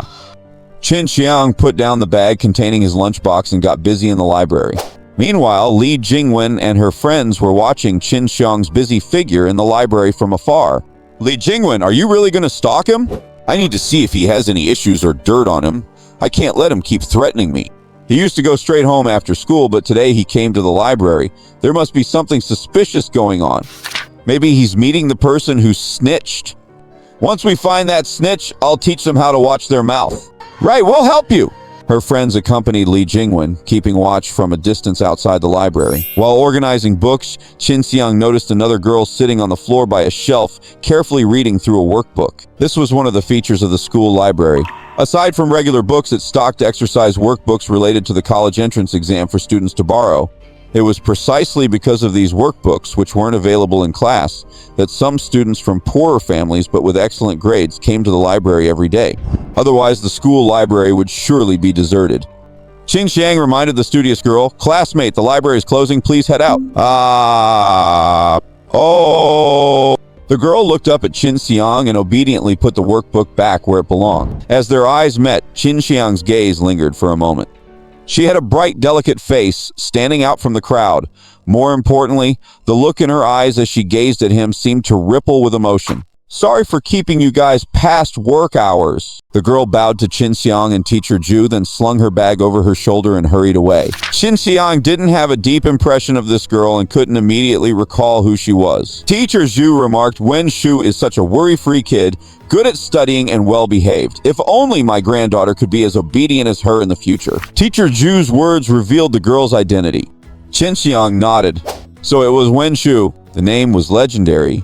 Every exam, she was the top student in their grade, beating the second place by a significant margin. She was the undisputed top talent of Juan School this year. Good students naturally have certain privileges. The principal, the dean, and the teachers all took special care of her. For instance, if other students didn't do their homework, they would be scolded, but she faced no punishment.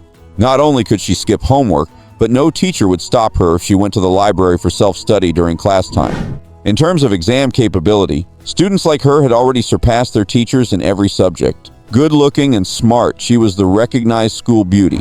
Hardly any boys dared to pursue her, not because they lacked interest, but because the school authorities kept a strict guard. They wouldn't allow any troublemaker to hinder Wen Shu's studies. In this life, Wen Shu was like Qin Siyang, coming from a poor family and living with her grandmother. In his previous life, Qin Siyang remembered Wen Shu's family background being somewhat decent. He heard she eventually got into Qingbei University, then disappeared from his radar.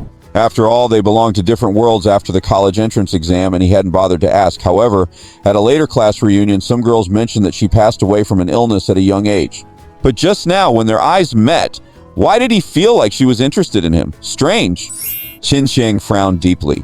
After all, he was living a second life and wasn't about to act like a fool over a crush. When he snapped out of it, he saw Teacher Ju walking by carrying a stack of books and immediately said, "Teacher Ju, put those down, let me handle them." "It's fine, no need, I can do it myself."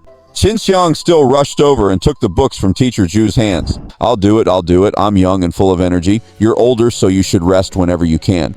Teacher Ju smiled. "Fine, good kid, thank you. You've always kept this student worker position for me, so I should be the one thanking you." Since his rebirth, this was the first time Qin Siyang had been so warm towards someone.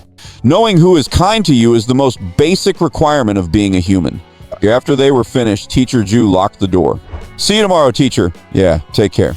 After leaving the library and saying goodbye to Teacher Ju, Qin Siyang felt the urge to use the restroom. Instead of leaving school, he detoured to the restroom behind the library. Few people came to the restroom by the library, so it wasn't cleaned very often. Perhaps because it hadn't been cleaned in days, as soon as Qin Siyang entered, he was hit by a pungent odor.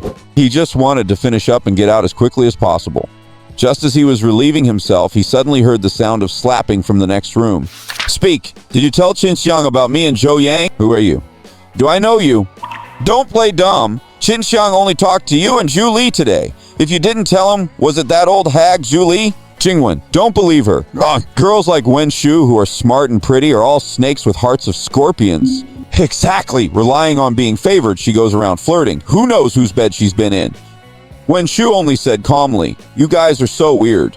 You witch, don't think that just because you have good grades and a pretty face you can go seduce Zhou Yang. I'm telling you, it's not going to happen." Hearing this drama, Qin Siyang accidentally got a bit of urine on his hand. To encounter this kind of situation even after being reborn, it's unbelievable. He naturally recognized that the frantic, shrewish voice belonged to the usually dainty and lovely Li Jingwen.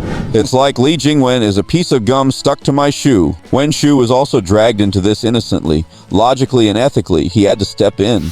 Qin Siyang washed his hands and walked into the women's restroom. "Li Jingwen, making such a scene can't even let me pee in peace. Do you want me to tell Zhou Yang everything before you're satisfied?" Seeing Qin Siyang, the previously unreasonable and aggressive Li Jingwen and her friends were stunned. Meanwhile, 2 red handprints had already appeared on Wen Shu's delicate face. Qin Siyang was puzzled for a moment. Wen Shu got slapped, and she just calmly called them weird. A thought suddenly crossed his mind. This girl is definitely something else. Li Jingwen was stunned for a while, then calmed down and said to Qin Siyang, "Qin Siyang, I didn't come looking for trouble with you. Why are you getting involved?" "You didn't come looking for trouble? Are you joking?" Qin Siyang looked at Li Jingwen as if she were mentally disabled. "I used to do your homework every day, buy you breakfast, and follow you around like a dog trying to please you. Where do you get the nerve to say you aren't looking for trouble with me?" Li Jingwen was getting angry. "Putting that aside, are you saying you didn't do anything wrong?"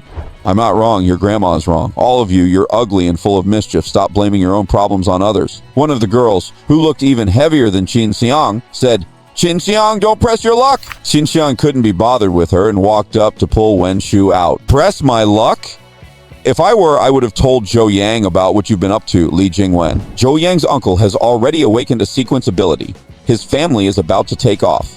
If you push me too far, your dream of marrying him will be completely shattered." Qin Xiang's words hit Li Jingwen's weak spot, and her face turned dark. "What do you want? Don't mess with Wen Shu. You fool can't handle the principal's wrath. Of course, don't come and disgust me either. After graduation, you be your Mrs. Zhou, and I'll be my wanderer." Li Jingwen gritted her teeth. "Qin Siyang, you're really heartless." Qin Siyang shook his head. "Heartless? I really don't know how you managed to find those words in that shitty brain of yours to describe me. If insulting me makes you happy, go ahead anyway. You're just a pathetic dog. I have nothing left to say to you. Let's go." Qin Siyang took a step forward, blocking Li Jingwen and her group at the door of the women's restroom. "Qin Siyang, what are you doing now?" Qin Siyang looked at Wen Shu, whose face was swollen. "Aren't you going to slap him back?" "Pointless." Wen Shu looked at Qin Siyang without any sign of gratitude. Qin Siyang shrugged. "Since you don't want to slap for yourself, I'll just slap them for my own share." Smack! Smack! Qin Siyang immediately slapped Li Jingwen twice. The sudden move left everyone stunned. Wen Shu looked at Qin Siyang with surprise, seemingly failing to understand the behavior of this stranger of a classmate. "Qin Siyang!" Li Jingwen covered her face, glaring at Qin Siyang in disbelief. "Stop barking and stop looking for trouble with me.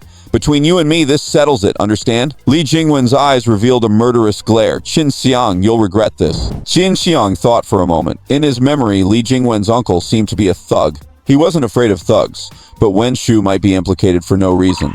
He couldn't watch over Wen Shu and Li Jingwen all the time, could he? "I'm a top-tier sequence ability user. I don't have time for this." Just then, he suddenly thought of a brilliant way to solve the problem. "Li Jingwen, I remember you wrote Zhou Yang's name in the corner of your notebook, followed by a series of numbers. Those must be his QQ number, right?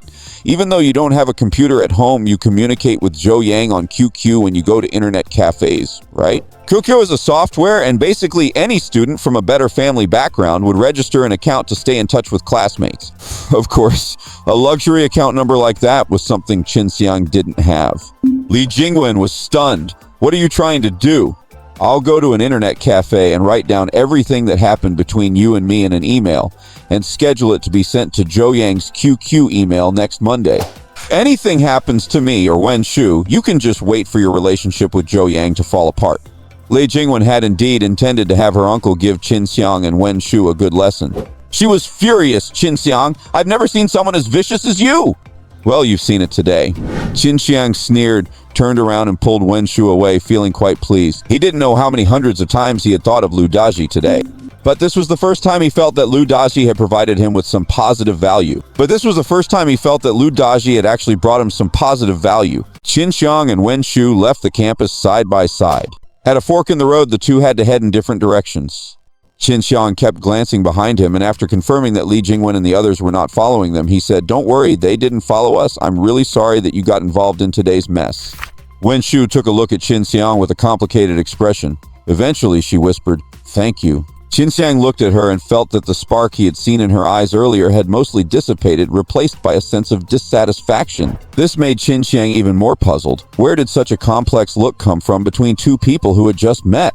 Qin Siyang waved his hand. "Don't thank me. You getting beaten up was my fault to begin with. Seeing you in such a state, I don't feel good about it either." "No, me getting beaten was on Li Jingwen and her group. It didn't have much to do with you. You saved me and took care of the follow-up trouble, so I should be the one thanking you." Looking at the not-so-gentle look in Wen Shu's eyes, Qin Siyang shrugged. "But what your eyes are saying is different from what you're actually telling me. Your intuition is right. Although rationally I know you aren't at fault, emotionally I can't help but feel a bit distant from you. I hope you can understand." Qin Siyang nodded. "You are very polite." Wen Shu gave a slight nod. "Of course, after all, you aren't a bad person." After saying this, Wen Shu turned around and left. Qin Siyang, however, felt a bit troubled. Li Jingwen's stupidity and malice were beyond his imagination. Even after being deceived in his past life, he only thought of Li Jingwen as a two-timing gold digger. Now it seems that Li Jingwen is rotten to the core and fundamentally hopeless.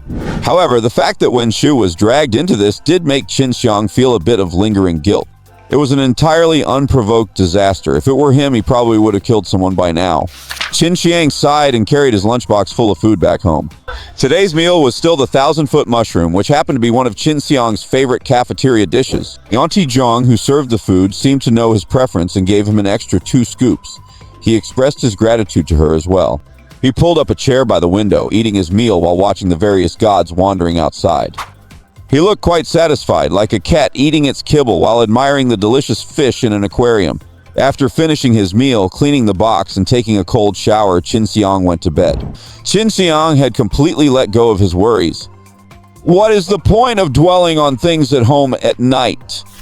Since there's nothing to do after getting home, he might as well sleep early and wake up early to keep himself in good shape. A good night's sleep relieved Qin Siyang of much of his distress. Before heading out, he glanced at today's calendar, a Blue Star Era, January 5th, 2010. Eastern calendar, Tuesday. Lunar calendar, year of the ox, 22nd day of the 11th month, auspicious for offering sacrifices. When he woke up the next day, Qin Siyang grabbed his bag and lunchbox as usual. But considering he had been pestered by that busybody teacher yesterday, he grabbed 2 books and stuffed them in. However, he had already lost his textbooks for this semester, so he just grabbed last year's instead.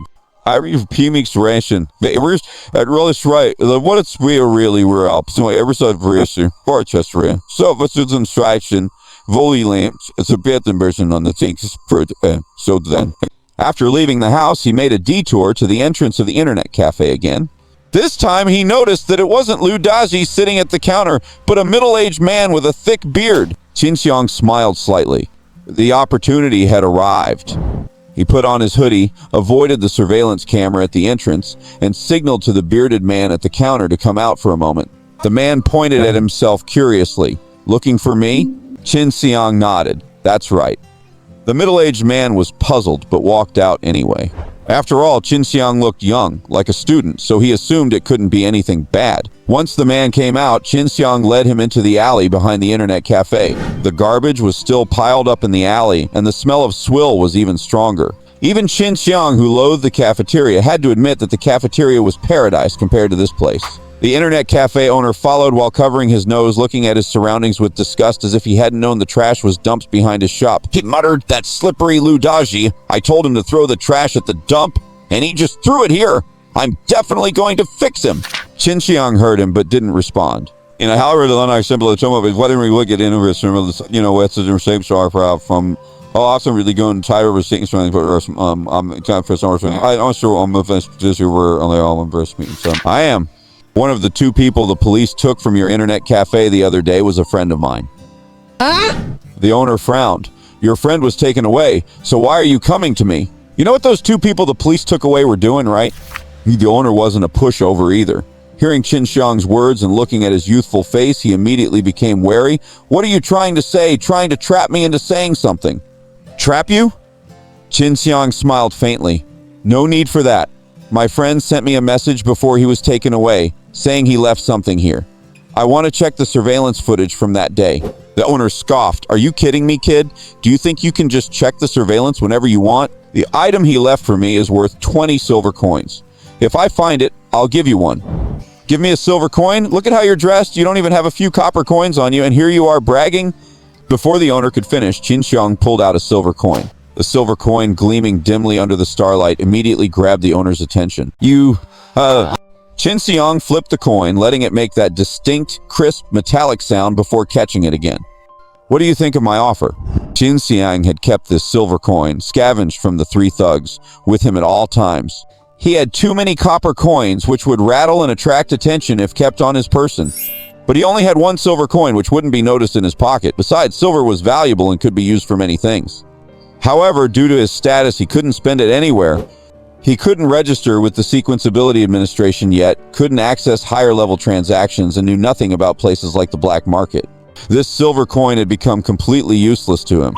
But Qin Siyang realized clearly that as he grew stronger and became a registered Sequenceability user, the coin's relative value would decrease because he wouldn't lack money anymore. Sitting on the talent of the God Eater, money spent would always come back. Therefore, to maximize the benefit of this silver coin, Qin Siyang decided to use it as soon as possible. For instance, by using it to buy Lu Daji's coffin. The owner swallowed. Who exactly are you people? Qin Siyang smiled. You don't know, that's best. If you don't know, it'll save you a lot of trouble. Now back to the previous question. Can you handle this silver coin? The owner's eyes flickered and he gritted his teeth. Come with me. He led him to a dark little warehouse next to the internet cafe. Qin Siyang frowned. He hadn't known this shack next to the cafe also belonged to the owner. The warehouse was full of debris and broken down machinery, all covered in dust. Only a desk in the center and the surrounding area were clean. On the desk were 3 monitors, each showing 4 surveillance feeds. The surveillance is all here, you look for it. But let's be clear, if I let you see the footage, you have to give me that silver coin regardless of whether you find what you're looking for or not. The owner seemed worried Qin Siyang would back out, so he said this as soon as they entered. Wait a second, Qin Siyang interrupted. What now? Your footage has to be checked here. Can't it be checked on the computers at the counter? I think there's more light there. It'd be clearer. The owner said the computers at the counter are just for managing customer logs and monitoring the PC units. They don't have the capacity to check the surveillance.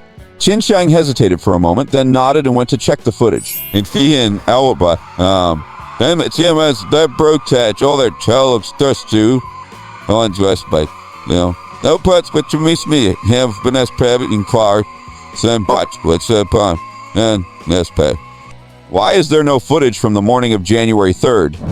The owner pouted. Electricity is expensive, so of course the cameras aren't running all the time. I usually turn them on every few days. I only record for 24 hours straight if I know the United Government is coming for an inspection. Qin Siyang clenched his fists and looked coldly at the owner. Are you messing with me? If I don't have the footage from when the police came that morning, how am I supposed to investigate? The owner chuckled and picked up an iron hammer from the side. We had a deal. Even if you don't find it, you still have to give me the silver coin.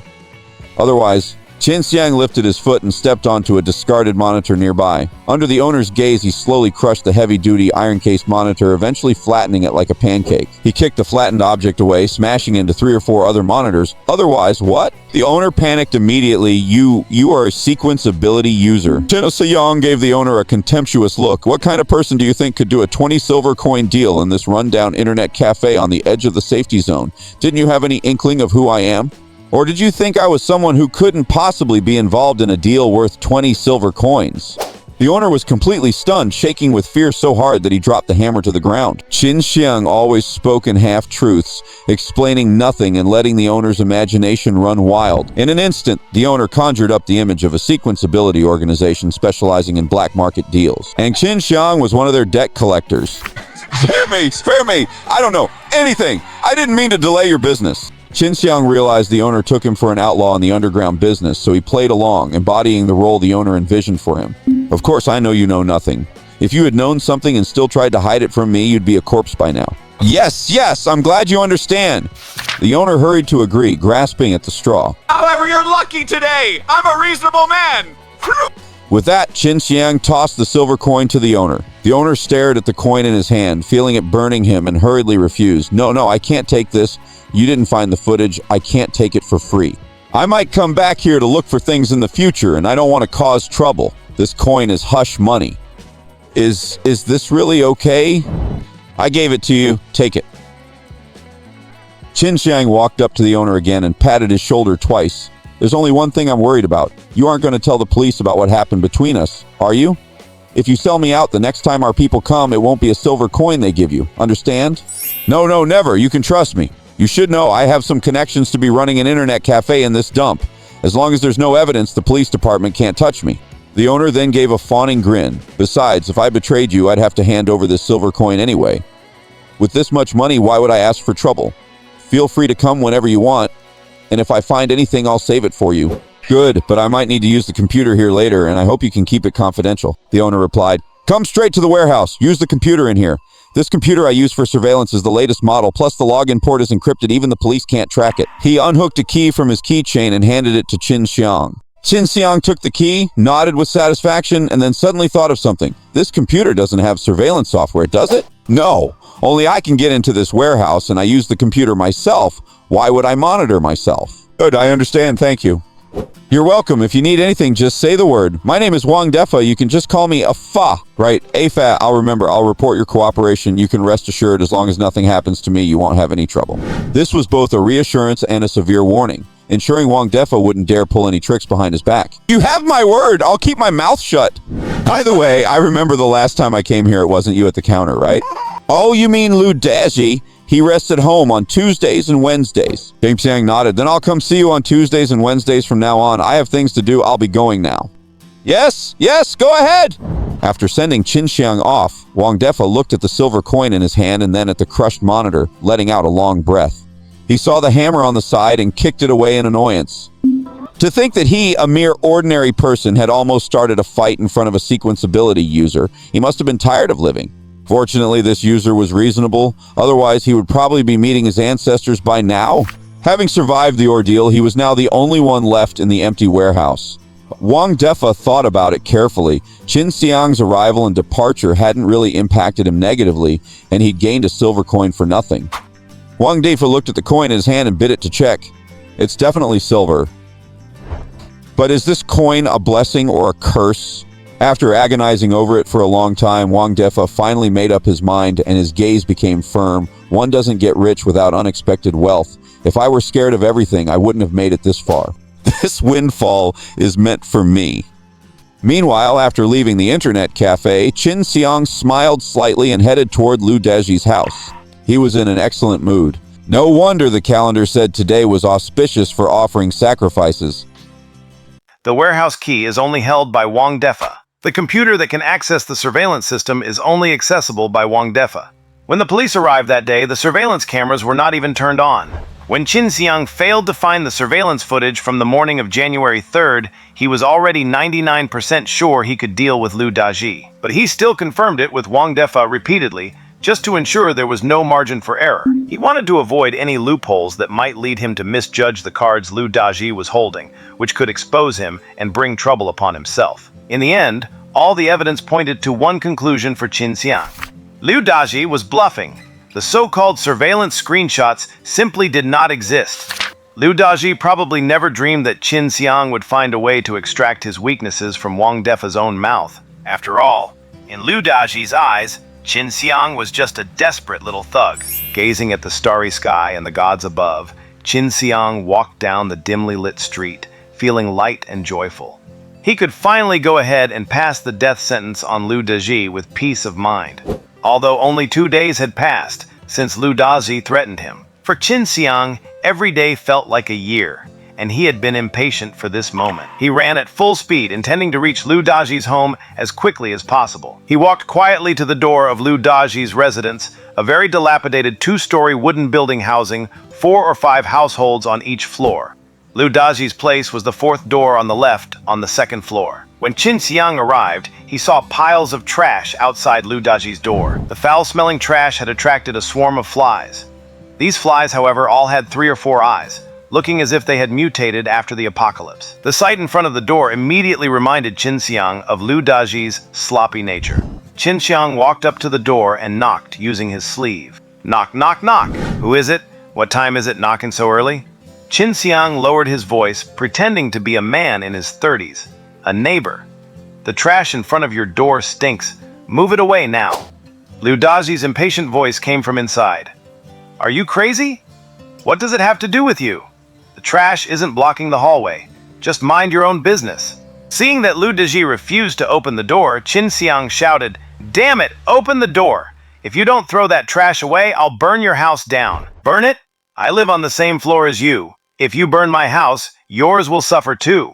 I don't believe your house can sprout legs and run away. Liu Daji's reckless attitude made things a bit difficult for Qin Siyang. He could, of course, use his strength as an awakened to break the door down. But that would leave traces, signaling to the police that this was the work of an awakened. Consequently, all awakened in the nearby area would be watched closely. Such a situation would be detrimental to his future plans of revealing his identity, and it would likely draw the attention of the police department. Therefore, he needed to stage the scene as a robbery turned murder. If you don't open the door, I'll just stand here and wait you out. Let's see how long you can hide in there. I don't believe you don't have to go to work. When you go to work, I'll go complain to your boss. In this impoverished place, finding a job was difficult. Even being a small-time internet cafe clerk was a decent source of income. Liu Daji might not care about other things, but he definitely cared about that job. It wasn't just about the salary.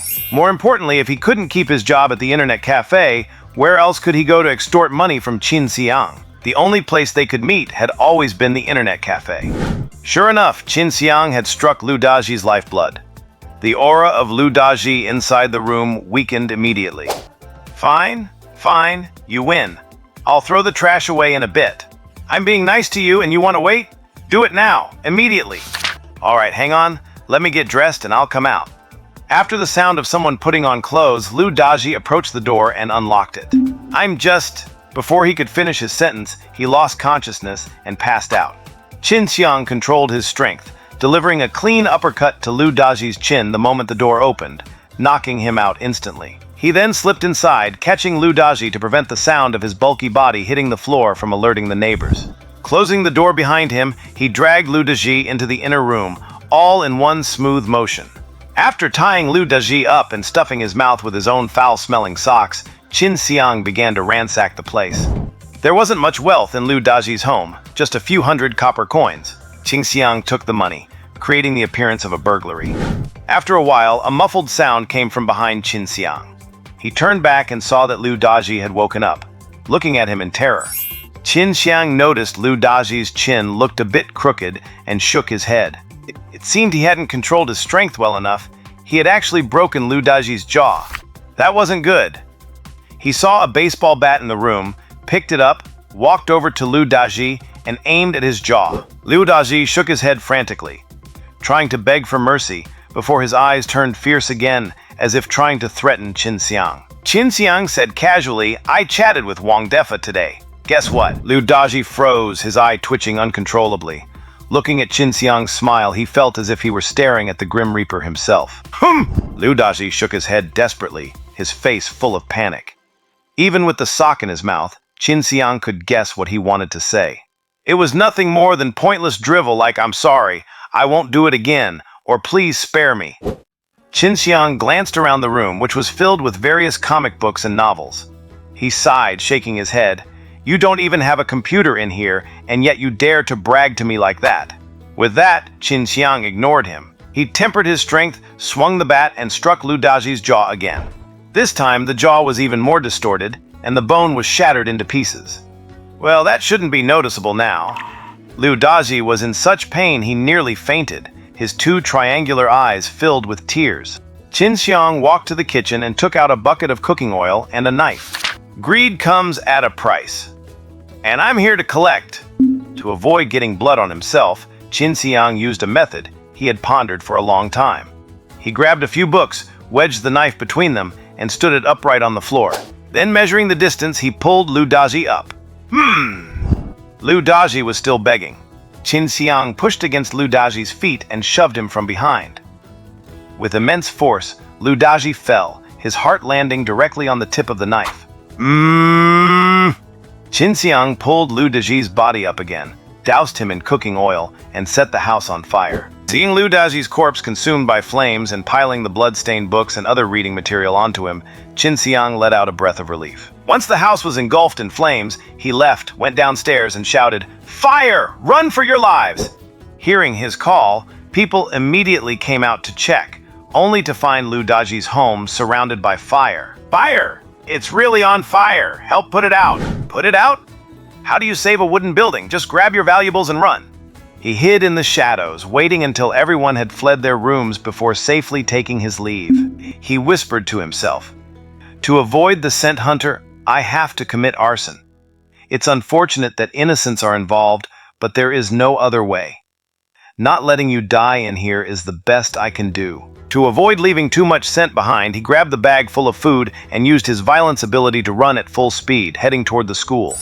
He specifically took side alleys to avoid the attention of passers-by. While running, he found a sewer and threw all the copper coins he'd taken from Liu Daji's into it. Only after watching them disappear into the sewage did he feel safe enough to leave. As he neared the school, he returned to the main road, pretending to walk into campus as if nothing had happened. With his peak physical condition and the triple agility boost from the violence skill, it took him only 5 or 6 minutes to get from Liu Daji's place to the school. Furthermore, Qin Siyang remained calm, with not a single bead of sweat on his forehead. From leaving the house to arriving at school, only 20 minutes had passed in total. Time management was decent. Qin Siyang smiled slightly. 20 minutes. A bit slower than his usual school commute, but acceptable. An almost perfect alibi. Hopefully, the police would classify this case as a simple burglary as soon as possible. In a few days, once things settled down, he would have to go to the Awakened Bureau and register. This feeling of being strangled is more painful than suffocation. I must be careful from now on. I can't let anyone get a hold on me again. Arriving at school, he maintained his calm expression. No one could ever imagine that just over 10 minutes ago he had killed a man. Qin Siyang didn't go directly to the classroom. Instead, he headed to the library. Teacher Zhu was already sitting there, drinking hot water. "Oh, Qin, why are you here so early again?" "I'm just checking in." "You stay seated. Some students might come to borrow exercise books in the morning. I'll help register them." "That won't do! Your priority is your studies. I don't need help here. Get to your morning study session right now." Qin Siyang grinned. "Teacher Zhu, you know my grades. What difference does studying make? Instead of wasting time in class, I might as well help you clean up here, don't you think? You child? Sigh." Qin Siyang had solved all the issues he needed to. The rest was just waiting for things to develop. In the classroom, he had already asked about Awakened school placement yesterday, and there was no further useful information to be gained.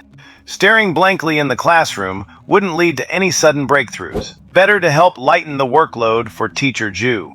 Qin Siyang put down his lunch bag, stood at the circulation desk, and waited for students to come by for exercise books. "Hello, I'd like to borrow." Qin Siyang heard a mumbled female voice and looked up. It was Wen Shu. Her face, however, seemed even more swollen than yesterday. Qin Siyang frowned. That Li Jingwen, she dare hit her again? Does she really not want things with Zhou Yang to work out? But taking a closer look, he realized the swelling was due to bruising, not fresh injuries. Wen Shu looked surprised to see Qin Siyang and kept her head down, avoiding eye contact. Qin Siyang registered her book and asked nonchalantly, "Is your grandmother worried?" Wen Shu looked up at him upon hearing this. Qin Siyang couldn't tell what that look meant. Was she looking at a weirdo? Wen Shu shook her head. "She doesn't know." "She doesn't know?" Wen Shu didn't answer his question, grabbed the books, and left. After she left, Teacher Ju said, "Her grandmother is quite old. I heard she went blind 2 years ago and relies on Wen Shu for everything, so she probably doesn't know about the swelling." Sigh! I don't know who would be so cruel to hit a good and obedient student like Wen Shu. This school really gets worse every year. Teacher Ju complained to Qin Siyang for a while about the decline of the school's atmosphere, clearly deeply touched. Having taught at the school since before the apocalypse, she had dedicated most of her life to Yuan School and held a deep attachment to it. Seeing the students becoming increasingly self-destructive weighed heavily on her heart. Qin Siyang comforted her, thinking about what she said regarding Wen Shu's home life, and sighed. His own life was miserable enough, but he still didn't want others to suffer. Then, thinking of the person he'd made homeless by burning down their house just moments ago, a wave of guilt washed over him. But he had no choice. One has to live for oneself. Because the wooden building was long past its prime, it erupted into flames just as Qin Siyang left. The raging fire was simply impossible to extinguish. By the time the fire department arrived, they could only watch helplessly as the fire consumed everything. In half an hour, this 30 or 40-year-old wooden building, a witness to the time before and after the apocalypse, was reduced to ashes. While sifting through the ashes, the fire crew discovered a charred corpse with a knife, blackened by the fire, still lodged in it, and immediately contacted the police station. Upon receiving the report, the police station dispatched officers to the scene immediately. The team was once again led by Inspector Orlov. Orlov kicked a piece of upright blackened wood, and it cracked and shattered into several pieces. Surveying the area, he shook his head. "Fires like this seem to be common lately." Royaliana replied, "Yes, as my scent seeker sequence becomes known to more people, they all realize that only fire can completely eliminate the scent they leave behind. That is why criminals are particularly fond of using fire when committing crimes." Criminals? Is this fire not an accident? Have you already brought people to inspect the scene? Yes, Inspector Orlov. Among the ashes there is a charred corpse with a knife in its chest and its hands tied behind its back. It must have been murdered. Take me to see it.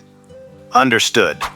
Both were sequence ability users with physical fitness far beyond ordinary people, so they kicked aside some charred boards and arrived at Lu Daji's unrecognizable corpse. Orlov crouched down, pulled out a cigar, snipped the end with a small cutter, and lit it using a piece of wood still burning nearby. He took a puff of the cigar and then carefully examined the corpse. On the surface, it does look like he was tied up and then stabbed directly in the chest. "Give me a pair of gloves." An officer nearby handed Orlov a pair of white gloves. With the cigar in his mouth, he put on the white gloves and began to manipulate Lu Daji's body. This man's jaw is broken, which seems to be the result of a blow from a heavy object. "Do you have any clues?" The officer nearby shook his head. "No, a massive fire has destroyed much of the evidence. Looking at the way his bones are deformed, it seems to be the consequence of being struck by a baseball bat. This is a poor area and things like baseball bats are rare. Even if there were one, it would likely be made of wood. So we probably won't find this murder weapon." Orlov nodded, agreeing that the officer's analysis made sense. "Does anyone in the neighborhood know anything?" "Yes. The deceased was named Lu Daji, and he worked as an attendant at a nearby internet cafe. The time of the crime was approximately 7:20 to 7:25. Before the fire, his neighbors heard someone knocking on his door and telling him to take out the trash, and it seemed there was some arguing. Based on the timeline, the person who broke in, killed Lu Daji, and robbed his home must be that person. Do we know what that person looks like?" The officer shook his head. No one saw him. Because it was so early, many people were still asleep. Those who heard Lu Daji arguing were only people heading out to work early. Orlov didn't reply, deep in thought, and then asked, "Is Lu Daji's financial situation the best in this building?" "No. There are 2 female workers in this building who work at a cosmetics factory, and their incomes are higher than Lu Daji's. Both of them have cell phones, and it was them who called the fire department and summoned the fire truck." "Are they married?" "One is married, and the other lives alone." Upon hearing this, Orlov shook his head. "Let's not categorize this case as a home invasion robbery just yet." "Why?" Orlov didn't answer immediately, narrowed his eyes, and took 2 puffs of his cigar. If this were a robbery, why not target the single woman from the cosmetics factory instead of Lu Daji, a common internet cafe attendant? Perhaps it was an impulse? An impulse? This person doesn't seem like it. It started with an argument to get Lu Daji to open the door, then breaking in to kill, rob, and set the fire. The methods were practiced and highly targeted. If it were an impulse, he should have waited there, grabbed whoever walked out alone, snatched their keys, and then robbed the home. Royaliana asked, "Inspector Orlov, are you suggesting someone wanted to kill Lu Daji?" "I'm just saying it's highly possible. We'll need to investigate further to know for sure." "By the way, did you say he was an internet cafe attendant?" "That's right." Orlov glanced around. People who open internet cafes on the edge of a safe zone likely don't have a simple background. Let's go ask him. Maybe we'll gain something. Wang Defa was sitting idly in the cafe when Orlov and his team arrived. "Oh, officers, why have you come to my little cafe? Is there anything you need my cooperation with?" Wang Defa put on a respectful face, but internally he was wondering which of his shady dealings had been exposed to bring these police here. He ran the cafe and had been involved in quite a few gray area activities. Any one of them being revealed would be enough to keep him in a police cell for several years. "We're here not because of you, but just to ask about someone. Who do the officers want to know about?" "Lu Daji, you know him, right?" "Oh, he's our cafe's attendant. He's at home resting today. Do the officers need him for something?" "He doesn't have a phone or a computer, so I can't reach him. The officers might have to come back tomorrow." Orlov shook his head. "No, we're not looking for Lu Daji. We're looking for you, because this morning, Lu Daji was murdered." "Murdered?" Wang Defa's eyes widened. "He's just a dead-end otaku. Why kill him?" Seeing that Wang Defa's surprise didn't seem faked, Orlov asked, "Do you know if he offended anyone recently?" Wang Defa was baffled. He's just an attendant, only responsible for taking payments and logging people on. Who could he offend? Even if he did, who would kill him? He had even mentioned Lu Daji to Qin Siyang that morning, but subconsciously dismissed the possibility that a sequence ability user would go to the trouble of killing a fat otaku attendant. Orlov continued. "According to the scene investigation, it seems like a home invasion robbery. Do you have any clues about that?" "Officer, home invasion robberies are just about killing for money. If you ask me, how would I have any clues?" Orlov didn't think Wang Defa was a suspect, but still asked, "Were you at the cafe all day today?" "Yeah, I've been here the whole time. You can ask the people surfing the net here. They can all testify." "That's right, Boss Wang has been here the whole time." "Yes, I can also testify. If Lu Daji is dead, it definitely has nothing to do with Boss Wang." "Boss Wang, I remember you seemed to be met by someone this morning and left for a while, didn't you?" A young man with a face full of pockmarks said with a smile. Wang Defa frowned, realizing this young man was someone he had scolded for previously owing internet fees. He didn't expect him to stir up trouble in front of the police today. Wang Defa squinted at the man, thinking about how to teach him a lesson. Orlov heard the pockmarked youth and asked, "Wang Defa, is what he said true?" It's true, Wang Defa didn't really care because in his eyes, Lu Daji's death surely had nothing to do with Qin Siyang. "Who came looking for you, when did they come, and how long were you away?" My memory is a bit fuzzy now. I don't know why, but I have such a headache I can't remember it all. You can just ask that pockmarked youth. He probably remembers it better than I do. This time, regarding Orlov's questions, Wang Defa was no longer enthusiastic and instead feigned a headache to dodge the topic. Lu Daji's death had nothing to do with him. That was a fact. Cooperating a little was enough. This white-haired inspector was actually asking about his personal business. Did he not know what it meant to run an internet cafe in the slums? If any of his private affairs were revealed, even an inspector couldn't handle the fallout. How could he just talk about it? Orlov looked at Wang Defa's face and showed a look of displeasure. Wang Defa also pretended to hold his head, peeking out with one eye between his hands, staring coldly at Orlov with a clear warning. Orlov knew Wang Defa had a complicated background and couldn't push him too hard without evidence. More importantly, Wang Defa didn't seem involved in Lu Daji's death in any way. So he walked over to the pockmarked youth. "May I ask, do you remember when the boss left and how long he was gone?" The pockmarked youth rolled his eyes and said, "He left around 7 and was gone for about an hour." "I heard you say just now that Lu Daji is dead? Maybe he's the one who did it." "Bullshit!" Someone next to the pockmarked youth said, "Boss Wang started my machine just after 7. He was here the whole time I was here. How could he have been gone for an hour?" The pockmarked youth curled his lip. Then I remembered wrong. Hearing the bystander's defense, Orlov asked, "Then, what time did you log on? Can I see?" The person checked the login information and said, 7:13. "All right, Thank you. The fire started around 7:20. Wang Defa didn't have the time to commit the crime. Orlov looked at Wang Defa, who no longer intended to cooperate with the investigation, and said, "Boss Wang, if you have any clues, feel free to contact us. I won't be seeing you out." Wang Defa couldn't be bothered to talk to Orlov and the others anymore. Orlov led the officers away. "Inspector Orlov, this internet cafe owner is suspicious," Royliana suggested by Orlov's side. "Of course he's suspicious." Orlov lit another cigar, "but you can't investigate his suspicion. I couldn't either before I returned to the Sigma district." "But..." "No buts. Royliana, don't be curious about everything. Focus only on the case at hand. That is my advice to you, and I hope you remember it." Royliana looked into Orlov's profound gaze and nodded. After Orlov and his team left, Wang Defa took out his phone and went to the back room to make a call. "Hey, old snake, it's me. You got time? Help me take care of someone." "Yeah, the price is the same as before." "Don't worry. Nobody who comes to my cafe is a decent person. Even if you kill them all, the police won't find their way to you." After killing Lu Daji, Qin Siyang enjoyed a week of peace. This week was just a routine of going to school, eating in the cafeteria, studying in the library, and lying around at home all weekend. He had made too many big moves in the first few days after his rebirth. It was time to take a break. The slow-paced life this week helped untie the tightly coiled tension in Qin Siyang's heart. When at school, chatting with Ms. Zhu in the library was also quite interesting. This old lady had deep insights into life and had been a great help to Qin Siyang. Of course, he could see Wen Shu in the library every single day.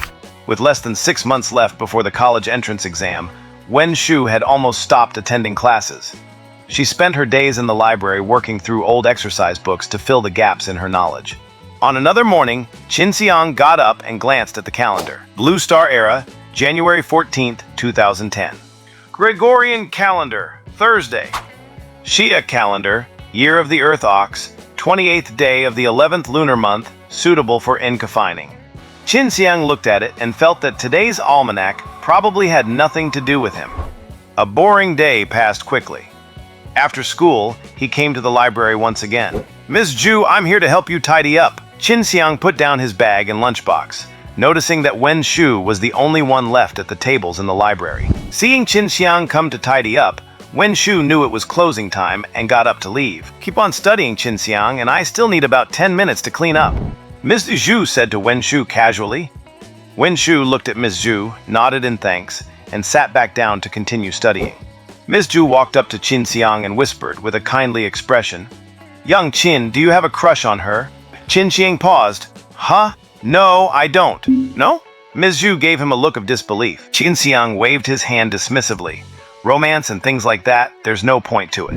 Ms. Zhu laughed with disdain. "No point? If there's no point, how come I remember you tagging along behind a girl like a little puppy, looking as happy as a flower?" At Ms. Zhu's reminder, Qin Siyang felt a bit guilty. Before his rebirth, wasn't he just a pathetic simp following behind Li Jingwen? He could only say, "It's precisely because I been through it that I find it meaningless." Ms. Zhu patted Qin Siyang on the shoulder. "Little Qin, as someone who has seen a bit more of the world, there's something I need to tell you." "Please, go ahead." Qin Siyang smiled, listening to Ms. Zhu while tidying up the books on the shelf. Qin Siyang knew that Ms. Zhu was getting on in years and always liked to chat with young people. He quite enjoyed her kind way of talking, and he grew even fonder of this woman who treated him with such warmth. If an old person wants to chat, he would just keep her company. "That girl you used to follow, she looked fickle, not the kind who knows how to settle down. That's probably why you felt emotionally hurt and empty after being with her." Ms. Zhu's words stunned Qin Siyang as soon as she spoke. He was surprised by her gossiping nature, yet struck by her sharp observation skills. He hadn't seen Li Jingwen clearly even when he was so close to her in his past life. Ms. Zhu, a librarian who hadn't said a word to Li Jingwen in 3 years, had hit the nail on the head. You have to admit, older people really are better at reading others. "Ms. Zhu, have you been watching me all this time?" "Oh, in this entire library, you and Wen Shu are the only ones who talk to me much, so of course I notice you both. Besides, you were with that girl all day long. I've seen her so much I'm tired of it, so naturally I recognize her." Mrs. Zhu continued with a look of disdain. "Back when you were dating, if I had said anything bad about her, a young lad like you wouldn't have listened. Now that you're not dating anymore, I can finally speak my mind. I've seen her getting close to several boys, especially the nephew of director Joe. Joe, what was his name? Are you talking about Joe Yang? Yes, that's the one. They were so close. But whenever they were together, you weren't there. And when you were there, he wasn't. That's why I felt that girl was no good. Qin Siyang nodded. You're right, I only found out about this later, which is why I stopped seeing her. Exactly as they say, better to have nothing than to have something low quality. Keep your distance from her. But little Qin, Wen Shu is a rare gem of a girl. If you can win her over, you'll be happy for a lifetime. Where is this even coming from? Qin Siyang frowned, caught off guard by Miss Ju's sudden attempt at matchmaking. Oh, it can't be said. You'll likely be out in the world alone after graduation anyway, so finding a girlfriend now isn't too early. I just think Wen Shu is great. And you're great too. You two kind souls belong together. Ms. Ju, I didn't realize that even at your age, your thinking is quite open-minded. Our grade head is still cracking down on early relationships, and here you are busy playing matchmaker. Pah, that grade dean is just a lapdog for the principal. You guys were born in tough times. When the apocalypse hits, all universities will be reshuffled, programs will be scarce, and most people won't be able to continue schooling after high school. Since high school is the end of the student era, can romance in high school really be called early anymore? I don't see anything wrong with it. But honestly, Wen Shu is a truly wonderful child. I know her grandmother. I met her a few times when she was young, and she was very gentle. Perhaps it's because of her grandmother's kind nature that Wen Shu grew up to be so lovely. Little Qin, you have a kind nature too, and you're so considerate of an old lady like me, always rushing to do the work. Don't count on me. I've only started helping you these past 2 days. Before that, I'd bolt as soon as school was out. I'm not that great of a person. I know you were off doing homework for that little girl, I don't blame you. But look, as soon as you broke it off with her, you came to help me. That shows your heart is kind. Qin Siyang was dumbfounded. You even knew about that? Ms. Ju laughed proudly. You're talking to Ms. Ju, who strategizes within the library and triumphs outside the classroom. I surrender to you. Don't dismiss what I'm saying. Little Qin, a partner as good as Wen Shu is hard to find. Seeing two kind children together makes me happy. Qin Siyang shook his head helplessly, non-committal. Wen Shu was a good kid. That much was true. As for himself, how can a kid be good when they have so many lives on their hands? Last week he had just killed people and set fires, and this week he was being praised by a teacher as a good kid in the library.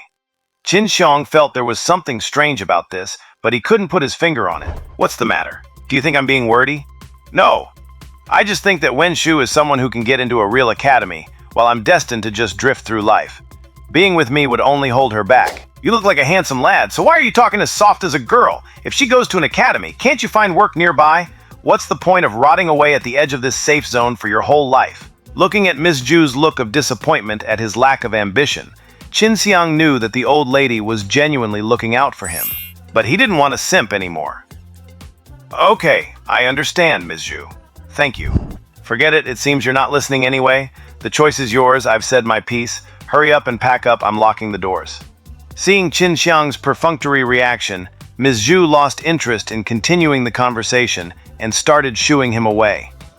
Qin Siyang sighed. This old lady's mood changed faster than turning a page. When he finished tidying the bookshelves, Wen Shu had also packed her bag and was ready to leave. Ms. Ju locked the door and said, I need to use the restroom. You two go ahead. With that, she left Qin Siyang and Wen Shu standing at the library entrance. Qin Siyang looked at Ms. Ju's departing back and felt quite touched. The old lady meant well, but it was like throwing a wink to a blind man. There was absolutely no affection between them. Let's go. Yeah. The two of them walked side by side as they left the school. They reached the fork in the road again. It was time to part ways. Wen Shu said, goodbye. Just as she turned to leave, Qin Siyang grabbed the strap of her bag. Qin Siyang had a smile on his lips, but his eyes were filled with coldness. I'll walk you home today. Wen Shu didn't understand why Qin Siyang had suddenly changed and became so proactive. No need. Qin Siyang didn't take no for an answer, grabbing her hand and pulling her toward her home. Wen Shu frowned, trying to pull away, but heard Qin Siyang say in a very low voice, I warned Li Jingwen last week. I didn't expect her to dare follow us today. Wen Shu looked back but saw nothing, so she turned back to Qin Siyang with a puzzled look. Qin Siyang held her hand and strode forward. "That's not the way to my house." Qin Siyang took a few turns down an alley, then looked back at her and smiled. "You wouldn't want me to kill someone right in front of your house, would you?" "Kill!" Wenshu's eyes widened in shock. She thought Qin Siyang was joking, but the icy gaze he had just shown made her realize he might be serious. "No. Qin, shouldn't we have a proper talk with Li Jingwen and the others?" Qin Siyang said, "If it were just Li Jingwen following us, I'd just slap her twice and send her packing." "It's not Li Jingwen, then who is it?" Qin Siyang glanced behind him and kept pulling Wenshu forward. Wenshu turned to look as well. At that moment, she saw 7 or 8 dark figures emerging from the alley they had just walked through. They were holding weapons, iron pipes, and short blades. Qin Siyang quickened his pace, pulling Wenshu as they ran. Wenshu looked up at Qin Siyang in a panic. Who are they?" "They're probably Li Jingwen's uncle. He's a well-known local thug who's taken lives before." "Then why is her uncle following us?" Qin Siyang thought for a moment. "To kill us both. For me, they probably plan to beat me up first and then kill me. As for what they'd do to you." He didn't finish his sentence, only scanning Wenshu up and down symbolically. She immediately covered her collar. "But why? Why kill us?"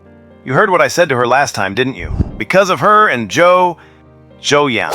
Because of her and Zhou Yang's business." "Yes, who exactly is Zhou Yang? Just an ordinary person. But his uncle awakened a sequence ability, so he's been on the rise lately. Li Jingwen is probably trying to latch onto him to live the life of a wealthy lady." "But didn't you say you set up scheduled emails to keep her from acting recklessly?" Qin Siyang smiled at Wenshu. "I was lying to her." "Lying? Internet cafe fees are so expensive. Where would I get the money? She must have realized that, which is why she had her uncle come to take care of us." "But how would her uncle know if you went to the internet cafe or not? Was he following you the whole time?" "No, following me is too exhausting. I suspect her uncle had people squatting at the internet cafe for a week. I told her I would go every week to push back the scheduled email timer. If I didn't show up for a week, it meant I never set up any emails." Wenshu was shocked. They care that much about the thing with Zhou Yang?" "It was my oversight now. It seems Li Jingwen's whole family sees her relationship with Zhou Yang as their chance to change their lives. That's why her uncle went to such lengths." After Qin Siyang's confirmation, Wenshu was completely dumbfounded. She looked at the men getting closer behind them and said in despair, Then are we going to die here? It's my fault you got dragged into this, so I'll take care of it." "You?" Qin Siyang gave a smile that held a hint of threat. "You're someone who can keep a secret, right?" Wenshu didn't understand what Qin Siyang meant, but she nodded anyway. Qin Siyang nodded, stopped in his tracks, turned around and pushed Wenshu to the side. A few seconds later, 5 or 6 burly men carrying knives and clubs followed them. The man in the lead, who wore a small braid, looked at Qin Siyang and laughed. "Run! Why aren't you running anymore? You're pretty good at running, aren't you?" Qin Siyang replied dismissively, "We've reached the destination, so why should I keep running?" "Reach the destination? What destination?" The men looked around and discovered that this was an old, deserted house. The wooden cabin and pigsty had both collapsed, leaving nothing but broken walls and rubble. Inside the courtyard, besides a derelict stone mill, there was a stone well, though there was no telling if it still held any water. It looked like no one had lived there for at least 5 or 6 years. Looking closer, the dust on the ground and the spiderwebs at the entrance showed that not only was it uninhabited, but it hadn't even been visited by anyone. Perhaps it was a rural home abandoned before the apocalypse. Or maybe the owners had fled elsewhere after it began. The entire courtyard was pitch black, and they could only catch glimpses of the surroundings thanks to the starlight filtering through the air-raid shelter glass. Qin Siyang had carefully watched his surroundings while running, specifically choosing this location. The man with the braid asked, "What's the problem with this place?" "Before I answer that, let me ask you. You're Li Jingwen's uncle, right?" The man with the braid sneered, "That's right, it's me. Jingwen and Zhou Yang's affairs are our family's hope. It's impossible for them to be ruined by a kid like you. You even lied to Jingwen, saying you'd sent an email delayed by a week. My brothers and I have been taking shifts watching the nearby internet cafe for a week, and we didn't even see a shadow of you. Oh, I thought the internet cafe was too expensive, so I changed my mind when I got there and set the email to send in a month. If you stop me now, in a month, Zhou Yang will still find out about me and Li Jingwen, and your family still won't have any hope of making a comeback." "What? A month? Are you playing me for a fool?" Qin Siyang smiled slightly, Believe it or not, that's up to you. The men who had followed were all stunned. They hadn't expected Qin Siyang to change his mind after getting to the internet cafe and delay the email he had promised to send. Wen Shu looked at Qin Siyang with confusion, unsure what he was up to. The man with the braid said, "Cancel the email and we'll act like this never happened. Do I look stupid? If I cancel it, won't you just hunt us both down anyway? Then what do you want?"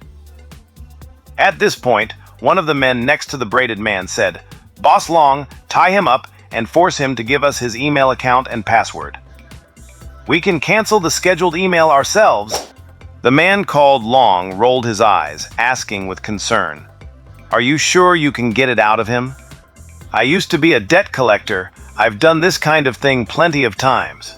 "Don't you dare brag to me. This matter concerns our family. If you mess this up, I won't let you off." "Boss Long, that's not fair to say. Nothing in this world is 100% certain. If you don't trust me, then forget it, figure it out yourself." Watching the group struggle with their decision, Qin Siyang didn't want to wait any longer.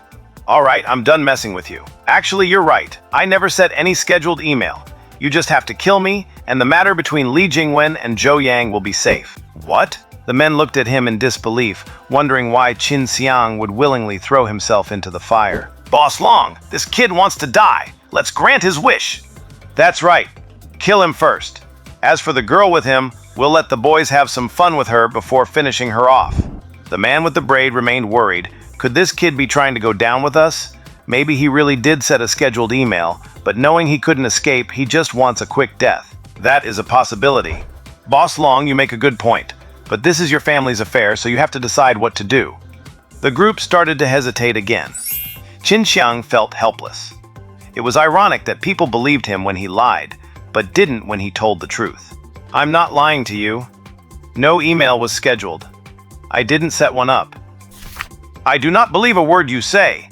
Guys, tie him up and force the account password out of him. Whoever gets it, I will give him 1,000 copper coins."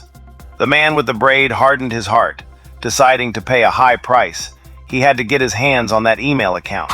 "Good. You're generous, Boss Long. Boss Long, it's a deal. I really didn't set a scheduled email. The reason is simple.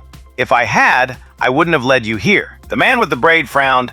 "You keep talking about how this place is this or that, but you haven't explained anything. I think you're just putting on a show to scare me." Qin Siyang said, "This place, I chose it well. These people scanned the area again with caution, but didn't find anything unusual." The man with the braid asked, "What's so good about it?" "It's perfect for murder." The men were stunned for a moment, then mocking laughter spread across their faces. "Are you some kind of clown? First time I've ever seen a victim pick out his own graveyard. This guy's really lost his mind.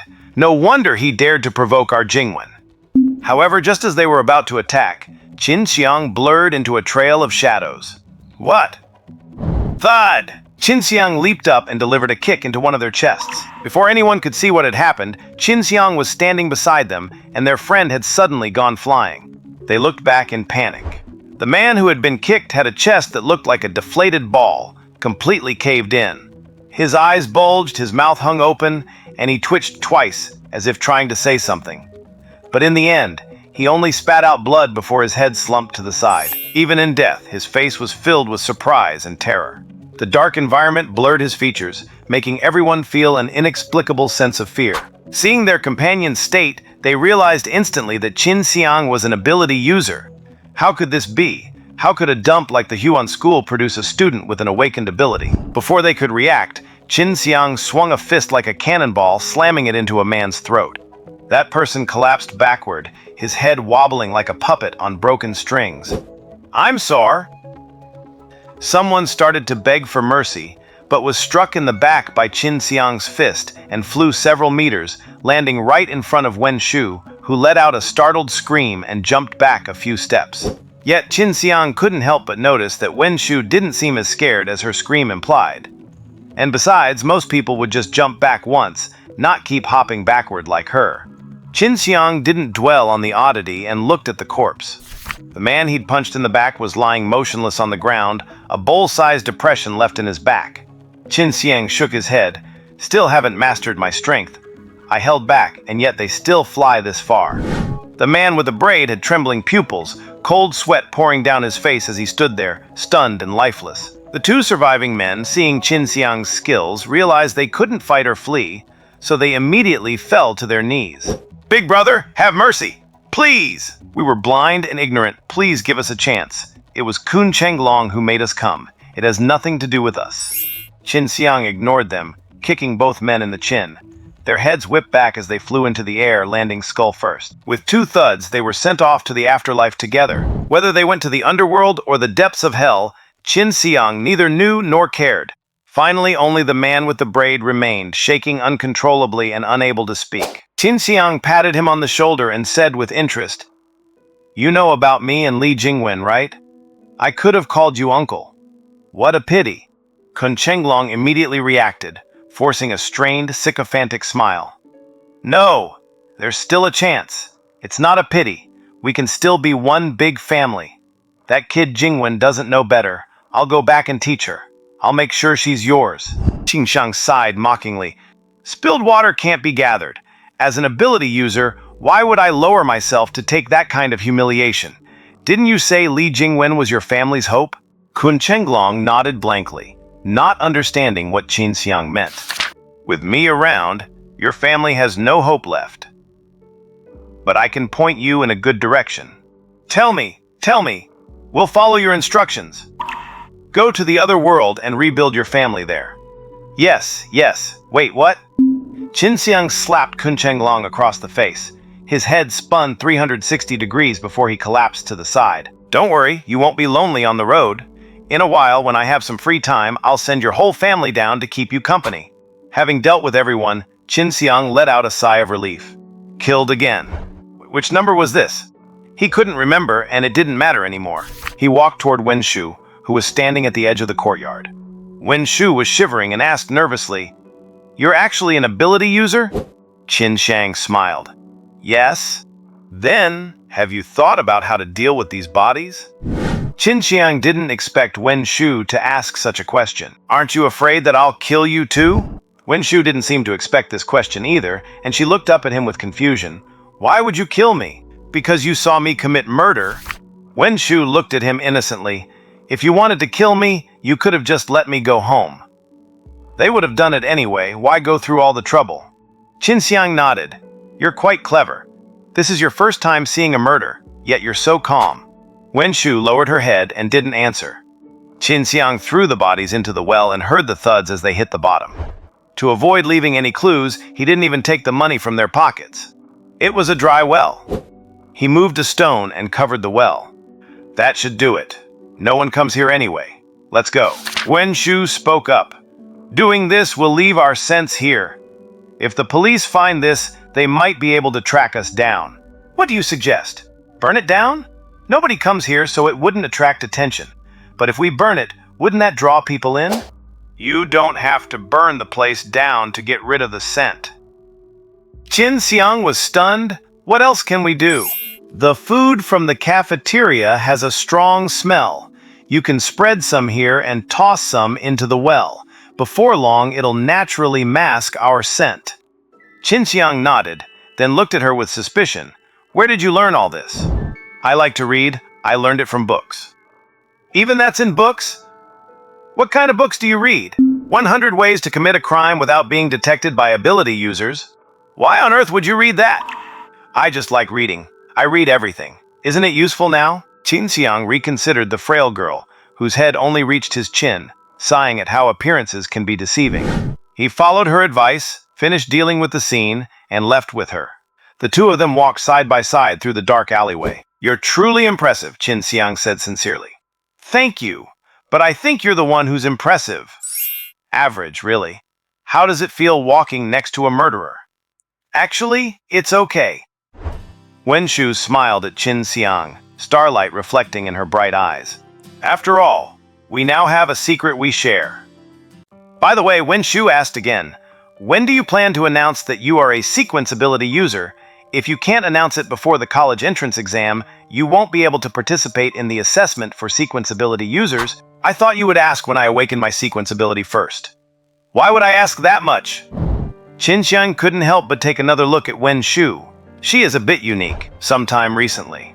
I need to check what preparations are needed before going to the Sequence Ability User Administration. My background is a bit complicated, as you saw today. So I must ensure there won't be any issues during registration. That makes sense. Also, I need to learn about the assessment for Sequence Ability users. Since I have to participate, I should get everything ready in advance. I don't want to be overwhelmed by all sorts of messy things coming my way after I go public with my identity. That makes sense. Do you have any advice? Wen-Shu shrugged. Everything you said is correct. I have no advice to give. Good! Then, how are you going to deal with Li Jingwen? Her uncle is missing, and she should be able to guess it was because of you soon. Qin Siyang said calmly.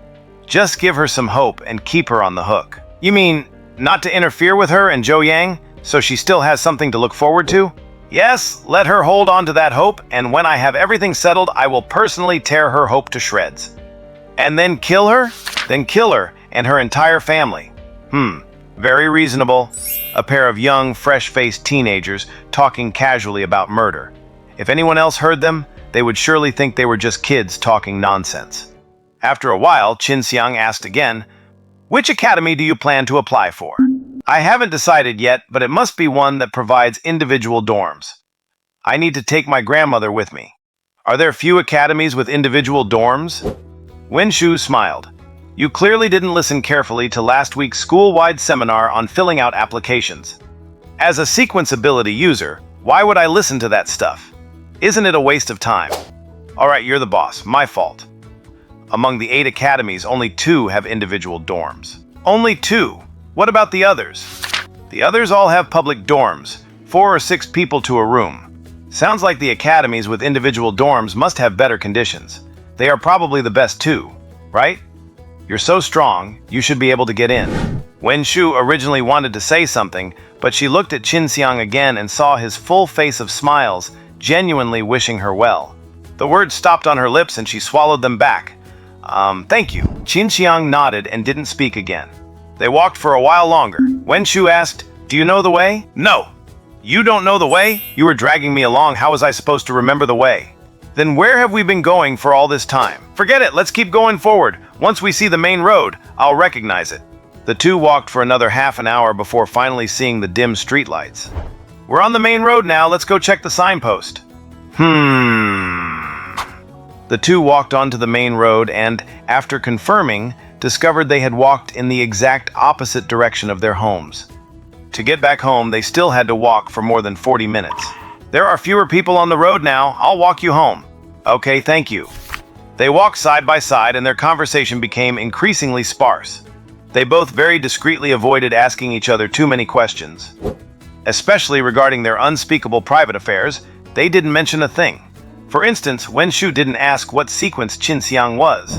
Qin Siyang also didn't ask Wen-Shu how she immediately knew how to deal with the smell of the corpse. The two had committed a terrible deed together, and now they were quite intimate, yet maintained a respectful distance. This kind of relationship made them both feel quite comfortable. After a while, Wen-Shu said, "Qin Siyang, since you are so capable and smart, why did you like Li Jingwen?" Although this question didn't involve privacy, it made Qin Siyang feel incredibly embarrassed. He lowered his head to look at Wen-Shu, only to find she was looking ahead, seemingly without any intention to tease him. But Qin Siyang still felt like she was mocking him. Perhaps it's because even the smartest people have times when they act like idiots. Besides, I'm not that smart either. At least when I'm with you, I often feel like I'm a bit dull. Wen-Shu shook her head slightly. "You can be a fool for a moment, but not for so long." Qin Siyang was slightly stunned. This sentence touched upon his absolute secret. It sounded as if Wen-Shu was saying he was a completely different person than before. But how could he explain that? After all, he only changed completely after his rebirth. For the first time, Qin Siyang encountered a question he couldn't answer. He felt that no matter what lie he told, it would be seen through by this big-eyed, long-haired girl. After thinking for a long time, Qin Siyang still couldn't come up with a suitable explanation. Eventually, he could only say, "Many things are uncontrollable." Wen-Shu nodded. Yes, many things are uncontrollable. Seeming to know this topic shouldn't be pursued further, Wen-Shu stopped speaking. Qin Siyang also had no intention to continue chatting. For the rest of the way, the two didn't say another word, letting the cold wind weave through their thin jackets. After passing one streetlight after another, they finally returned to the intersection where they were supposed to part ways after school. Then Qin Siyang followed Wen Shu and walked her back home. "All right, I'm home. Thank you. Normally I should invite you in for a sit, but it's really quite late and it's not convenient for me to host you." "It's okay, I understand. We don't need to be so polite with each other." "Okay, take care on your way home then." Qin Siyang smiled at Wen Shu's clear, bright face. "You know, it's others who should be careful. Goodbye." "Goodbye." Wen Shu watched Qin Siyang leave and let out a soft sigh. The course of today's events was truly beyond her expectations. Who would have thought that simply studying hard at school could lead to life and death matters? All of this was brought by Qin Siyang. A few days ago, they were total strangers, and today they were hiding a body together. She couldn't help but marvel at the impermanence of the world. Wen Shu stopped thinking about Qin Siyang, took several long breaths to calm herself down as much as possible. Then she turned and opened the door. "Grandma, I'm home!" A light, brisk voice sounded at the door. Just as her voice trailed off, the candlelight in the room lit up. Although her grandmother was blind, every day before she came home from school, she would sit by the candle to light it for her arrival. Her grandmother must have been sitting by the candle for 3 or 4 hours tonight, and at the thought of this, Wen Shu felt a pang of heartache. Xiao Shu is back? Why so late today? I'm back. I ran into some things, so I'm home late. Wen Shu took off her shoes at the door and walked barefoot into the room. Even though the floor was very cold, she didn't wear slippers. Her family situation was about the same as Qin Siyang's. In fact, due to the addition of an elderly person who couldn't work, her burden was even heavier than Qin Siyang's, who lived alone and had no one to worry about. The reason she was barefoot was because the rough, poor-quality composite floor of her home was extremely clean. Someone would often carefully scrub every single inch of the floor. Wen Shu couldn't bear to dirty it with her shoes. If she wore her shoes inside, her grandmother would scrub it all over again the next day. One can only imagine how arduous it is for a blind person to scrub a floor. "Xiao Shu, why aren't you wearing shoes? It's so cold. Put on your shoes." "It's okay, Grandma. I like being barefoot. Do you remember when I used to run around the house barefoot as a little girl?" "Of course I remember. Back then, you were like a little wild girl. Nobody could stop you." "Ah, back then there was still a sun in the sky. In the blink of an eye, it's been 10 years since the apocalypse arrived." Wen Shu stepped onto the rug, sat beside her grandmother, and held her hand, hoping to ease the old woman's sorrow. After her grandmother went blind, to prevent her from bumping into things at home, Wen Shu removed all the chairs and laid down rugs she had salvaged from the junkyard. Even the original wooden bed was moved out of the house. Now she and her grandmother both slept on 3 layers of blankets spread directly on the floor. Therefore, Wen Shu's home was empty, and it wouldn't be an exaggeration to say it was destitute. The entire room had only one small dining table. On the table, a single small candle flickered. The flickering flame of the small candle reflected the silhouettes of the old woman and the young girl leaning on each other. Both their faces were filled with smiles. They seemed quite satisfied with the current situation. After a while, Wen Shu said, "Grandma, have you eaten? I'll go make you some food." "I've already eaten. Didn't you bring back some leftovers from the cafeteria yesterday?" "I've already finished them." That's good. I was worried you'd be starving waiting for me to eat." "I haven't eaten yet. I'll just make myself something later." Wen Shu was just about to stand up, but her wrist was grabbed by her grandmother's aged hand. "Xiao Shu, Grandma has a question she wants to ask you." "Go ahead, Grandma." "The moment you walked in, I smelled something on you." Wen Shu froze for a second, her heart suddenly feeling tense, and then she asked with a smile, "What kind of smell?" "The smell of someone else." "Xiao Shu, are you dating someone?" Wen Shu felt a sense of relief in her heart. She thought her grandmother had smelled the scent of blood. She had checked her clothes multiple times before returning home. There was clearly no blood on her, and her soles were only dusty, just so she wouldn't have to explain anything if her grandmother smelled it. Since her grandmother's eyes had gone bad, her sense of smell had become extremely keen. She could even tell what Wen Shu had eaten at school. Today, she had returned home on pins and needles, terrified of being found out about her secret with Qin Siyang. "Oh, I was studying with another student today, so I might have picked up some of their scent." "Xiao Shu, you usually study by yourself. No one in the grade can help you with your grades, so why would you be studying with someone else?" Faced with her grandmother's concerned questioning, Wen Shu could only respond with silence.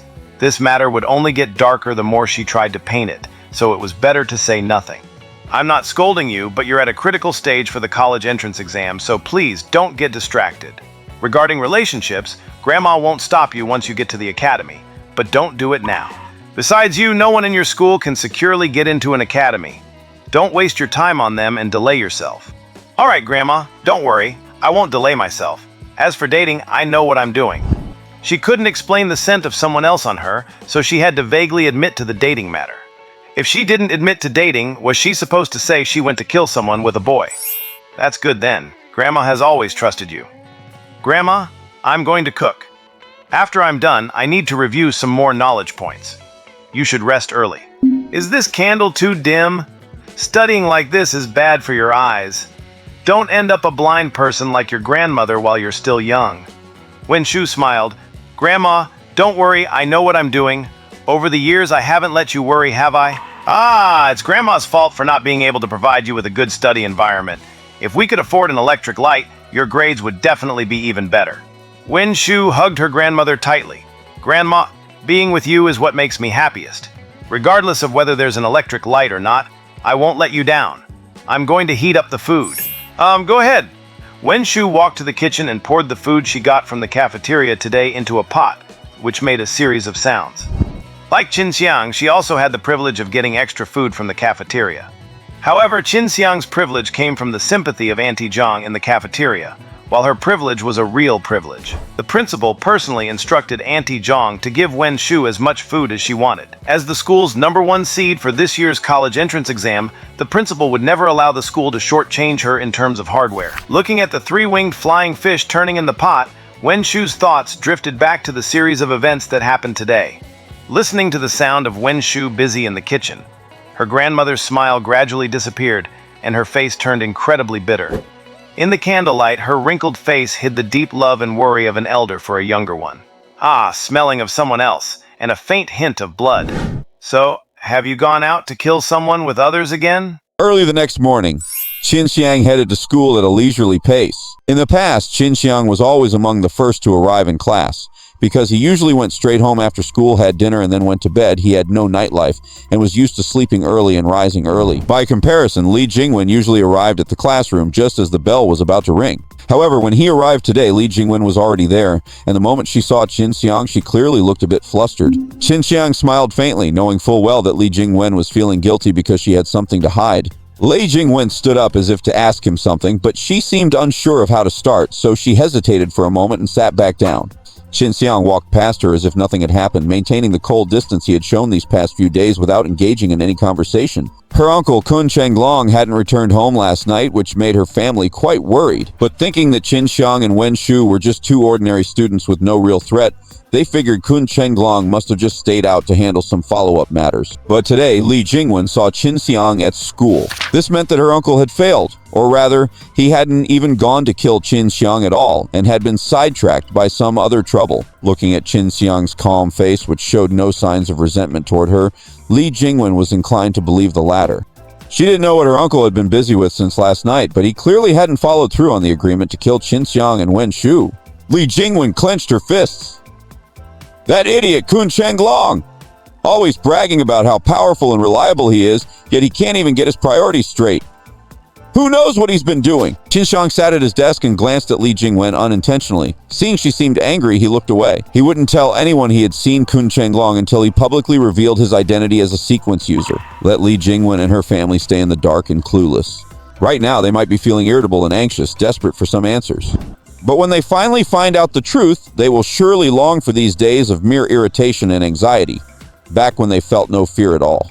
Qin Siyang pulled the corners of his mouth down, thinking he had been too kind to Li Jingwen and should inflict a little more mental torment upon her. It was just that he was currently too preoccupied with what information to research before announcing his awakening, so he didn't want to waste a single second on her. At noon and in the afternoon, he continued to organize books in the library. Wen-shu was also there early, solving difficult problems in her workbook. Qin Siyang walked past her carrying a stack of books. Keep your eyes further from the book.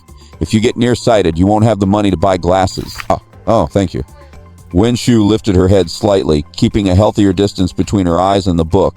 In their daily school life, Wen Shu had always been a gentle and refined student, and Qin Siyang could feel her courtesy and politeness in every action. Qin Siyang continued organizing the books, and everything remained quiet. Teacher Ju watched their interaction and wore a motherly smile. It seems little Qin actually listens to advice. Two good kids, it would be a shame if they didn't end up together. Teacher Ju sat contentedly at her desk, sipping hot water from her cup, feeling as if she had accomplished something worth bragging about. After school, Wen Shu stayed in the library until closing time again. They left together, and then at that same intersection, they parted ways once more. Goodbye! Goodbye. Blue Star Era, January 20th, 2010. Western calendar, Wednesday. Xia calendar, year of the ox, 12th month, 6th day, auspicious for meeting relatives and friends. Meeting relatives and friends? Where would I have any relatives or friends? Qin Siyang shook his head as he looked at the calendar, picked up his lunch bag, and headed out. In the classroom, he intended to sit and zone out as usual before heading to the library to work. Just then, a male student walked up to him. "Are you Qin Siyang?" Qin Siyang turned around and saw a refined-looking male student. His clothes weren't flashy, but they were very well tailored, suggesting a family background far superior to his own. However, he had absolutely no memory of this person. Although Qin Siyang didn't recognize him, the female students in the class were looking at him with clear interest. Even Li Jingwen, who had been in a bad mood lately due to her uncle's disappearance, cast a bright, inquisitive glance his way. Needless to say, this must be another one of the school's big shots. But no matter how big a deal he was, Qin Siyang didn't know him. He hadn't even paid attention to what the school beauty Wen Shu looked like before, so why would he care who this popular guy was? Qin Siyang frowned and asked, "Who are you?" "I'm Zhao Liwen from class 2. Zhao Liwen? Qin Siyang furrowed his brow. The name sounded vaguely familiar, but not really. "Sorry, I don't think I know you." Immediately, some girls whispered, "He doesn't even know the second-ranked student, Zhao Liwen. Who knows what Qin Siyang does all day? It's normal. He just spaces out and wastes his time in class. How would he ever know the top students? Zhao Liwen, he's not very bright. What do you want with him? We can pass on the message for you." Qin Siyang looked at the girls mocking him while trying to catch Zhao Liwen's attention and found it quite funny. He retorted, "I space out every day, but my grades are still better than yours, aren't they? If I'm not smart, then what exactly are you lot?" "Qin Siyang, how can you talk like that?" "I just like telling the truth." "Oh, so he's the eternal runner-up behind Wen Shu. No wonder he sounded a bit familiar. What do you want with me?" Looking at Zhao Liwen's delicate, scholarly appearance, Qin Siyang felt they were from two completely different worlds and couldn't figure out how he had offended him. Zhao Liwen said seriously, "Qin Siyang, this is a critical time for preparing for the college entrance exam. I hope you can focus your attention on your studies." This statement left Qin Siyang confused. "Huh? What does that mean?" "Exactly what I said. I hope you work hard and avoid having regrets later." Qin Siyang chuckled. "You really are funny. Whether I study or not, what does that have to do with you?" He then turned his head away, ignoring Zhao Liwen, and looked toward the starry sky and the gods outside the window. Seeing Qin Siyang ignore him, several girls began to defend Zhao Liwen. "Qin Siyang, even if your grades are better than mine, Zhao is trying to help you? How can you have this attitude?" "Exactly. You're hopeless." "Zhao, I really want to study hard, but I have no one to help me. Could you study with me?" "I want to study too." Qin Siyang looked back at them. "You're all fawning over him, but has he even looked at any of you since he walked in? If you ask me, Zhao doesn't care for any of you, so save your breath. You." "What did you say?" Everyone hoping to latch onto Zhao and reach the top once he gets into college can just give it a rest. Zhao's standards aren't that low. He isn't interested in a bunch of flashy nobodies, unlike some male students who aren't picky about what they go for. After saying this, Qin Siyang cast a meaningful glance at Li Jingwen. Li Jingwen knew he was scolding Zhou Yang for being not picky and by extension insulting her as low class. She gritted her teeth in anger, gave a cold snort, and turned away. Zhao Liwen also felt it was getting noisy and, clearly wanting to leave quickly, stated his purpose. "Qin Siyang, if you don't want to study, please don't disturb others who are preparing for the college entrance exam. This is a once-in-a-lifetime opportunity. You'll regret it for the rest of your life if you ruin it for others." Qin Siyang squinted. "Tell me, Zhao Liwen, are you sick?" "Huh?"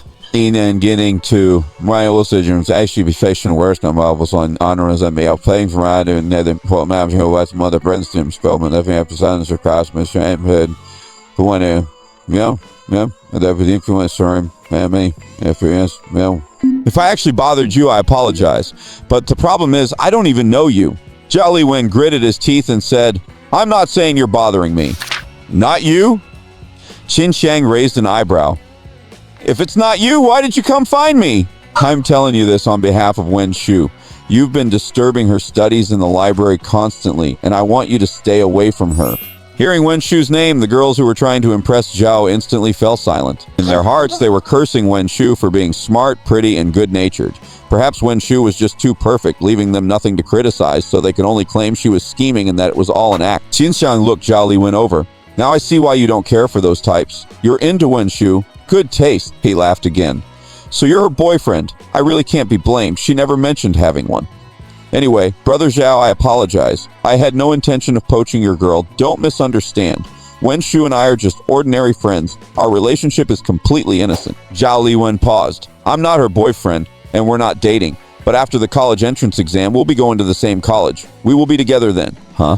Qin Siyang was taken aback too. What do you mean? Are you a desperate hanger-on too? Why did you say too? That's not important. You're going to the same college as her? Friend, it's not that I don't believe you, but your test scores are always dozens of points lower than hers. How can you expect to go to the same college? I know my grades aren't as good as hers, but it's a sure thing if we applied to the two lower-ranked colleges. Coincidentally, the Tiantong Academy and Renqing Academy, which Wen Shu is interested in, are the two lowest-ranked among the 8. Qin Siyang hesitated for a moment. Du continued tutoring her faculties in inch time with other attack of the surge matchmen. So the good footers, it print Addy Gorton log of these surgeons. What's there from knowing suddenly came to come very hot. Of was there in England. I was leaving was getting from Kitten, the red. We're at I need Korean and Von Twizzers and Neil. And it's a great with the summer's end, going to get by breath. The China men, was it in band of chin tone? But here does see Drancho or fully going to cry and he can't take away. If Wen Shu has such good grades, wouldn't that be a waste? As his only friend at Jiannan's school, Qin Siyang immediately felt a pang of regret for her. He also immediately understood that Wen Shu's compromise was because of money. Without money, no matter how well she studies, she can barely move in the safe zone. Not to mention, she's also taking care of a blind grandmother. So I hope you won't disturb Wen Shu's preparation. Qin Siyang, some things are just never meant to be a part of your life. I hope you can face reality. Qin Siyang looked at Zhao Liwen like he was an idiot. How about we go ask Wen Shu later if she's willing to be with you after graduation? Zhao Liwen didn't seem to expect Qin Siyang to say that. He hesitated for a moment and said, even if she doesn't want to now, I'll win her over eventually. She will definitely accept me. Win her over and have her accept you? Qin Siyang pointed at Li Jingwen sitting in front. Ask that girl over there how I treated her, and whether that won her over. Zhao Liwen didn't turn around. That's your own problem. I have that kind of confidence. You said one thing that was very true.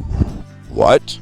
Some things are just never meant to be a part of your life. I hope you can face that reality. You're really unreasonable. Zhao Liwen found he could do nothing with the shameless Qin Siyang and stomped out of the classroom in anger. Qin Siyang glanced at Zhao Liwen's retreating back with disdain, then looked out the window and sank into deep thought. Although Qin Siyang didn't know what kind of man Wen Shu would like, it wasn't hard to see from their conversation that Wen Shu was outstanding in every way, so finding an excellent partner shouldn't be difficult. Plus, they had killed people and buried bodies together, and Wen Shu's performance was far beyond his expectations. She really was comfortable handling both the good and the bad. This naive young Master Zhao was the type who wouldn't even get a dog tag for his devotion. Qin Siyang knew, even with his eyes closed, that Zhao Liwen would end up exactly the same way as he had when he chased Li Jingwen. However, Wen Shu wasn't as toxic as Li Jingwen, so his outcome would probably be better. At most, he'd be a stray dog, not sent to the butcher's shop. Qin Siyang thought about Zhao Liwen's words again. What he said actually made some sense. With his kind of devotion, he might indeed affect Wen Shu's studies. Zhao Liwen is right. Wen Shu shouldn't be easily distracted during this crucial period of preparation. Anyway, since I have to take the sequence capability test after the college entrance exam, I need to announce my awakening soon. I might as well do a good deed and help Wen Shu out in the process. Once I announce my sequence awakening, I can finally leave this miserable, poverty-stricken life behind. Thinking about the scene after announcing his awakening, he couldn't wait any longer. Time to take off! I originally planned to rest well during the 5 days of school and research sequence information on the weekend. Whatever, I'll sleep a little less tonight and go see Wang Defa after school to check the forums. Qin Siyang sighed. I really am such a kind person. After school, Qin Siyang tidied up the library and walked with Wen Shu again. However, as they were leaving the school gates, Qin Siyang caught sight of Zhao Liwen's furious glare. Don't pay any attention to him. Before Qin Siyang could say anything, he heard Wen Shu speak. And I said, there is no need for you to worry about Zhao Liwen. Oh, As Qin Siyang and Wen Shu gradually walked away, Zhao Liwen remained standing where he was, under a street lamp at the school gate, staring at Qin Siyang. With his exceptional sensory abilities, Qin Siyang naturally sensed that hostile gaze. Wen Shu, what's wrong? Zhao Liwen keeps staring at us. He must bother you quite often, right? Wen Shu shook her head. No. Wen Shu's refusal was blunt. You don't need to trouble yourself. I am fine. I don't really talk to him. She added this as if she were terrified that Qin Siyang might do something more and make the situation even more complicated. He warned me to stay away from you, saying that we would be going to the same school later on. Wen Shu was stunned for a moment, then looked at Qin Siyang. You went to find Zhao Liwen? He came to find me. Qin Siyang rolled his eyes at Wen Shu. I don't even know the guy. Why would I go looking for him? Upon hearing this, Wen Shu pouted and said nothing more. Whatever, he says, don't worry about it. Just let it blow over like a gust of wind. It hasn't affected my studies anyway. Explaining so much. Are you afraid I'll kill him? Qin Siyang sighed helplessly. I'm not some bloodthirsty demon. Unless I'm forced to, I don't like doing that kind of thing. Don't worry, I have a way. Wen Shu asked skeptically, You? What kind of way? It is not worth mentioning. At the crossroads where they parted ways, Qin Siyang waved at Wen Shu and walked straight ahead. Watching Qin Siyang's retreating figure, the corners of Wen Shu's mouth curled up slightly. Thank you. After returning home and putting down the bag containing his lunchbox, Qin Siyang headed to a nearby internet cafe. He bypassed the security camera at the entrance and glanced over to see Wang Defa sitting at the front desk. Wang Defa looked gloomy, staring blankly at the monitor in front of him. Technically, it should have been Lu Daji sitting there while he enjoyed time at home with his wife and children. But some godforsaken person, for the sake of the few hundred copper coins owned by that poor loser Lu Daji, had actually killed him. With his internet cafe manager dead, the owner couldn't find anyone who knew how to operate the cafe management system on such short notice, so he had to do it himself. Damn it all! Don't let me find out which son of a bitch killed Lu Daji, otherwise I will make them pay back every cent with interest. Having no free time wasn't even the hardest part. I don't know what's gotten into the police station lately, but they send people to inspect his internet cafe every single day, which has been a heavy blow to his business.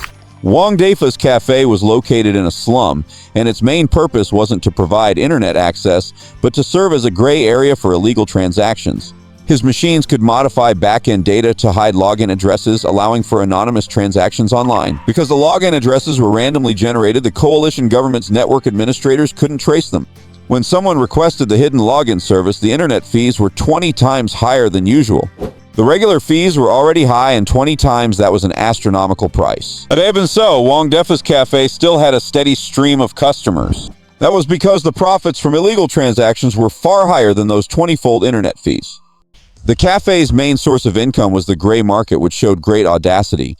Being able to stay open, Wang Defa was naturally no simple lowlife without connections. Someone within the coalition government protected his cafe to ensure it could operate safely. Naturally, the vast majority of Wang Defa's illicit income was handed over to his backer. With ample room for maneuvering and a strong backer, Wang Defa's cafe had quickly built a reputation in the area and had been open for 3 years without any major incidents. That changed a few days ago when the police began acting like madmen, patrolling and inspecting his place every single day. Despite all the inspections, they hadn't imposed any other penalties besides taking away a few of his special clients. Wang Defa was even more confused about what exactly the police were trying to find. He called his backer to ask for the reason. However, to his shock, his backer seemed just as helpless about the situation. If the police want to check, let them check. Just ignore them. Then what about business? The person on the other end of the line sighed. Slow down the business for now. There's nothing I can do. Officer, can you give me a hint?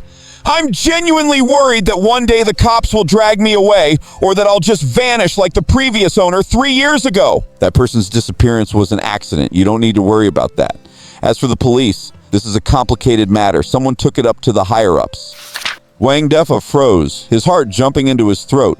Our business? We only make a little side money. How could it possibly reach the higher-ups? They aren't targeting our piddling business at all, so rest assured the police won't do anything to you. Yes, all right.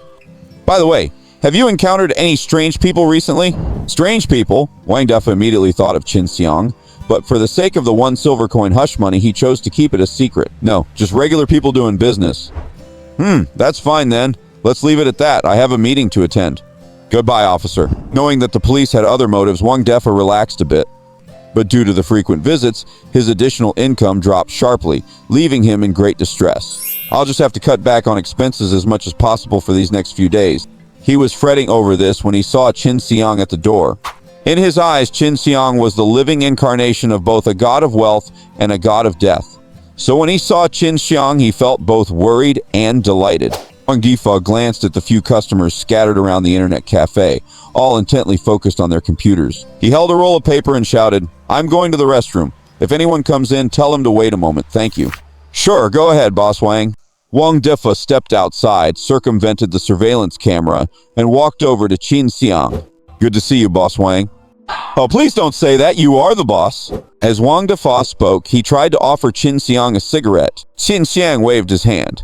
"We don't smoke." Hearing Qin Siyang naturally use the word "we," Wang Difa became even more convinced that Qin Siyang belonged to a powerful organization of sequence ability users.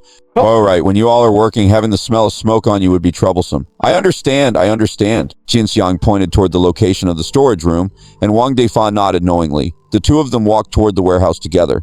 "How has business been, Boss Wang?"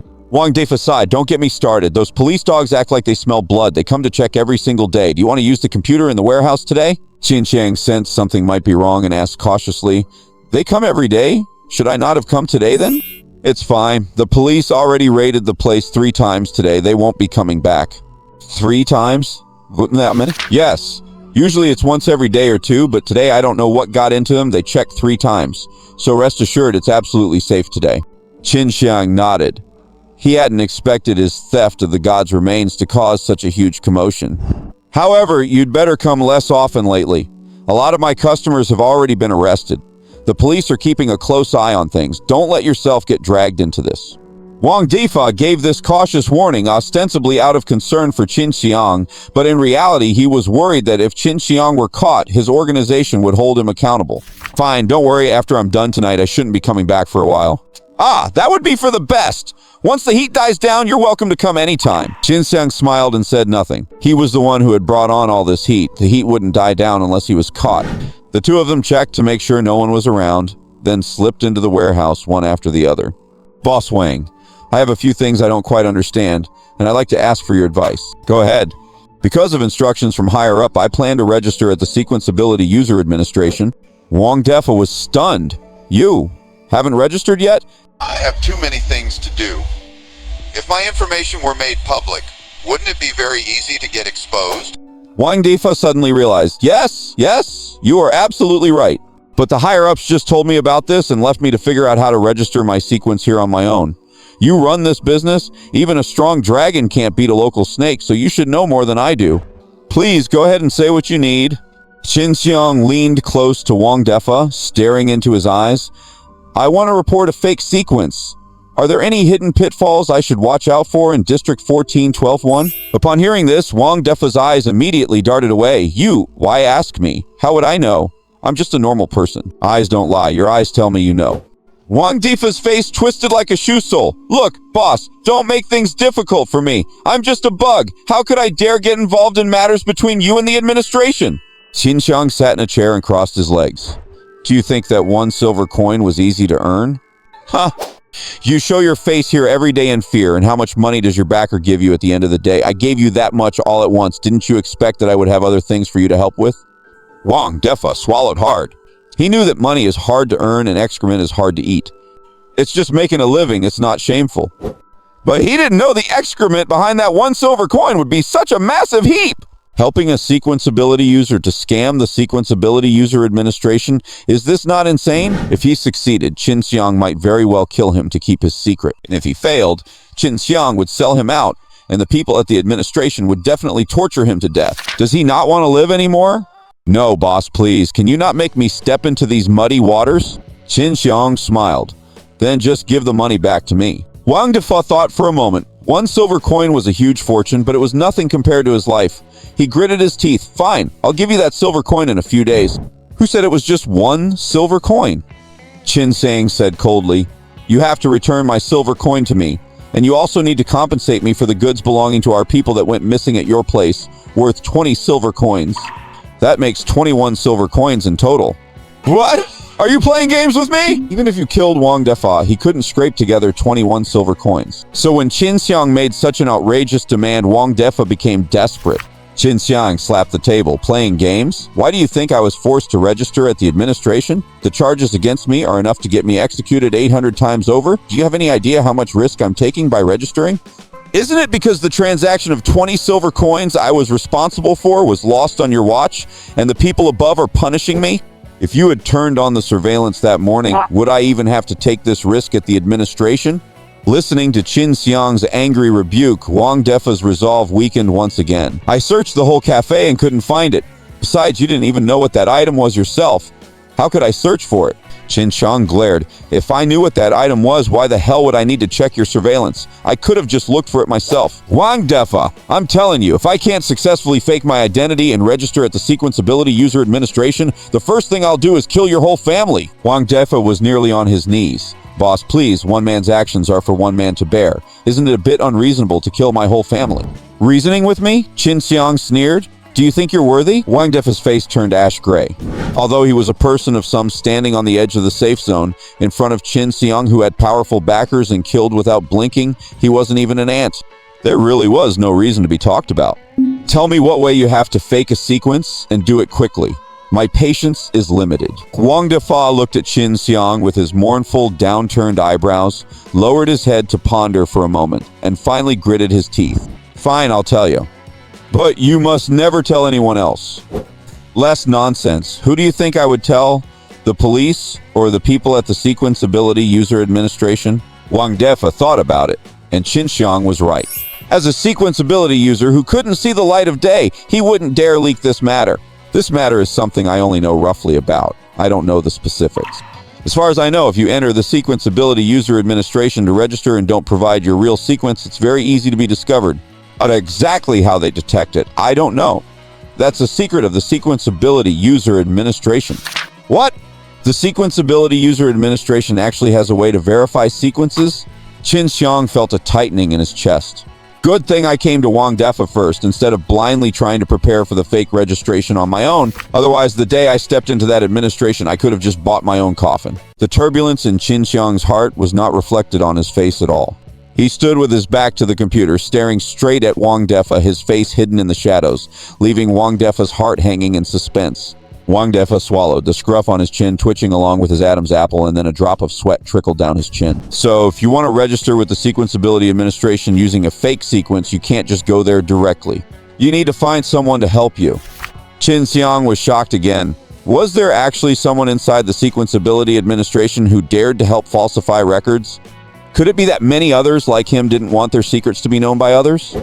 However, Qin Siyang did not ask these questions out loud because Wang Defa, an internet cafe owner, could not possibly know the answer. He only asked Wang Defa about things he could provide information on. So who should I look for here? Boss, as for who to look for, I am not really sure. I'm not a sequence user, so just knowing this much was not easy. Qin Siyang sneered. If you don't know who to look for help, then everything you just said was a waste of breath. Wang Defa hesitated for a while, glanced at Qin Siyang in the shadows, and said, I don't know who to ask for help, but I roughly know who to ask to find the mole in the administration. Name! The blonde female officer at the police station, Luo Iliana. Luo Iliana? Qin Siyang was not familiar with anyone at the police station as he had never dealt with the police. Or rather, the dealings he did have were in the dark, primarily anonymous battles of wits. Yes, Luo Iliana. The reason I know about this is that about 3 years ago, she came to me and asked me to set up her computer with a hidden address. I thought she was quite pretty with her blonde hair and blue eyes, so I wanted to know what she was doing here. So, you monitored her computer? Yes. It seems that Lu Daji's habit of peeping at customers was learned from his boss, Wang Defa. It's just that Wang Defa knows how to draw the line, knowing what he should and shouldn't do after peeping, but Lu Daji only learned Wang Defa's bad habits without learning his cleverness. She was talking to someone anonymously in the interface just about this matter. She hoped that person could help her fix her identity. As a sequence user, what kind of identity could she possibly need to fix? I guess it could only be a fake sequence. Later, I heard that Luo Iliana joined the police station, and with a sequence like Scent Tracer, which the police force loves most, I became even more convinced that there was something wrong with her. If she really is a Scent Tracer, why would she be worried about her identity? Qin Siyang nodded slightly, thinking that Wang Defa's inference was quite sound. There was likely something wrong with Luo Yiliana's sequence. Did that person leave any clues? Wang Defa recalled for a moment and shook his head. No, that person was also anonymous. I only remember that their handle in the chat room was Dreammaker. However, the handles in that chat room seemed to be assigned randomly, changing every day. He was called Dreammaker that day, but no one knew what he would be called the next time. So, I don't consider this much of a clue. Qin Siyang thought for a moment and asked again, then what were the conditions of their transaction? A silver coin. Luo Yiliana would put a silver coin under a floor tile next to a safe zone exit, and after that person got the money, they would help her forge the registration information. Did you never try to go to that floor tile early and steal Luo Yiliana's silver coin? Wang Defa gave a bitter smile. Boss, how could I have the guts to do that? If I stole her coin, she would definitely guess that I was spying on her, and then my internet cafe's reputation would be ruined. And you know, I am just a front man for this internet cafe. The majority of the profits have to be turned over. If the people behind me found out I ruined their revenue stream for a bit of greed, they would definitely skin me alive. You are quite smart. Wang Defa didn't feel happy about the compliment. Instead, his tone was a bit resentful. As an ordinary person constantly dealing with sequence users, if I weren't sharp, I'd have died hundreds of times over. But afterwards, out of curiosity, I did take the time to go to that floor tile and take a look. And did you find anything? If you aren't a sequence user, there is simply no way to get near that tile. Why? Because that tile is right near the gate of the safe zone exit, which is the rest area for sequence users, and there are many people coming and going every day. Since people are coming and going every day, how did Luo Yiliana manage to put the silver coin underneath it? I don't know, maybe she specially picked a time when there was no one around. Boss, that's all I know. Qin Siyang was silent for a long time, thinking about what to do next. From Wang Defa's account, it wasn't hard to guess that the mole in the administration Dreammaker had access to all of Luo Yiliana's information. Otherwise, they wouldn't have been able to create a tailor-made fake identity for her. But this anonymous way of trading made Qin Siyang believe that Luo Yiliana didn't seem to know who Dreammaker was. This meant that Qin Siyang would have to trade with an unknown person and hand over all his personal information. Yet the other party could stay hidden in the shadows the whole time. It was equivalent to handing a handle to this person, and they could blackmail him at any time. Qin Siyang could absolutely not accept being so passive. All right, I understand, thank you. However, there's one more thing I need your help with. Go ahead! I'm a bit short on cash right now. I need you to lend me a silver coin to complete the registration of my fake sequence identity. Wang Defa was stunned. He had been running around exhausting himself. Wasn't it all because of this one silver coin? Now Qin Siyang was actually going to go through with it! What was he doing this for? Qin Siyang knew this wasn't exactly decent, but he really had no other way to scrape together the cost of one silver coin. He couldn't just go out and kill someone for a single coin, could he? Boss, isn't this going too far? Are you treating me like a fool? I said, you are lending it to me. Once I join the Sequence Ability Administration, I will pay you back double. You should know, if I wanted to seize it by force, there would be no need to explain all this to you. Wang Defa was unimpressed by the pie in the sky that Qin Siyang was promising. Boss, it's not like I haven't seen people buying on credit, but to borrow a silver coin all at once, I don't have time to chit-chat with you. Either I borrow a silver coin or I take a silver coin, take your pick. If you want to report me to the police, you can try that too. After saying this, Qin Siyang didn't wait for Wang Defa to reply. You're a smart man, you know what choice to make. Please head out, I need to use the computer. I'll come to your internet cafe entrance tomorrow night. Make sure you have that silver coin ready to lend me then. Wang Defa clenched his fists, standing on the spot as he watched Qin Siyang's back without answering. Don't do anything stupid. Think about your family. Qin Siyang added that as a casual reminder. Wang Defa's mind immediately filled with images of his happy family, his loving wife and his two obedient children. Nothing is more important than home. One silver coin, just give it to him. Consider it a small loss for yourself. All right, I understand. Wang Defa left the warehouse silently, pulling the door shut behind him for Qin Siyang. Qin Siyang opened the Godslayer Camp Forum and the Sequence Education Forum to look up the information he wanted. Since this was likely his last time coming here to check, he went through every single detail. For more complex matters, he even took notes on paper from the warehouse to ensure his memory wouldn't fail him and cause a grave mistake. By the time Qin Siyang left the warehouse, it was already midnight. The internet cafe had long since closed and Wang Defa had gone home as well. After locking the warehouse door, he made sure no one was around and hurried home. What a fruitful day today was! After a cold shower, he lay on his bed looking at his notes and said sincerely, the next few days are going to be busy. At around 6 the next morning, he got up, packed his things, covered his face with his collar, put on a large hat to ensure no one would recognize him, and headed out. He didn't go straight to school. First, he went to a grocery store, used a copper coin to buy 2 envelopes, a sheet of paper, and a worn pencil, then asked the owner to put one envelope and the paper inside the other envelope. The owner didn't understand why Qin Siyang wanted to do that, but he did it anyway. With the envelopes in hand, Qin Siyang walked for 30 minutes following the map route he looked up last night until he reached the police station. Since it was still early, there were only 2 police officers standing guard outside, and the main gate remained half open with very few people coming or going. He looked around, confirmed there was a public mailbox in front of the station, and a faint smile appeared on his face. Afterward, he went around to a small alley beside the police station. There were quite a few homeless people here, most of whom had finished high school only to find themselves unable to secure jobs in this poor area on the edge of the safe zone.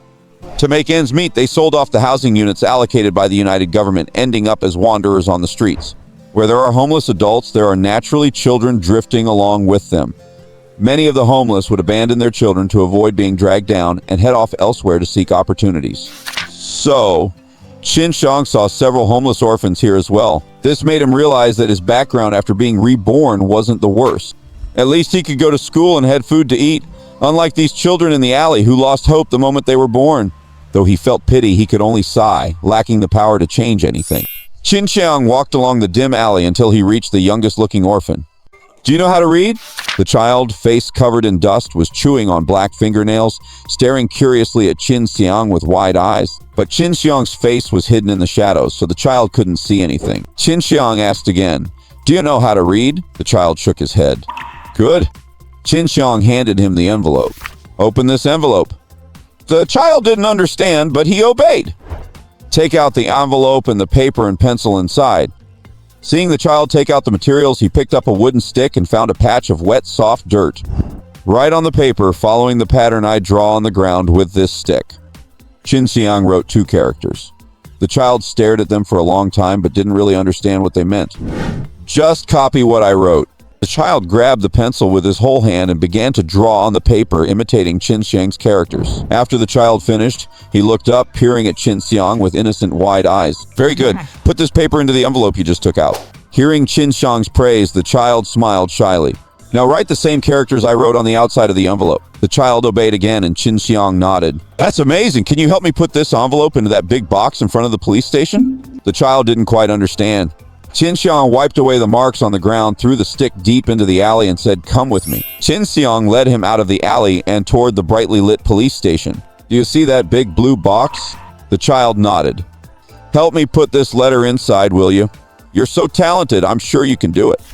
Upon seeing the police station, the child became inexplicably frightened. The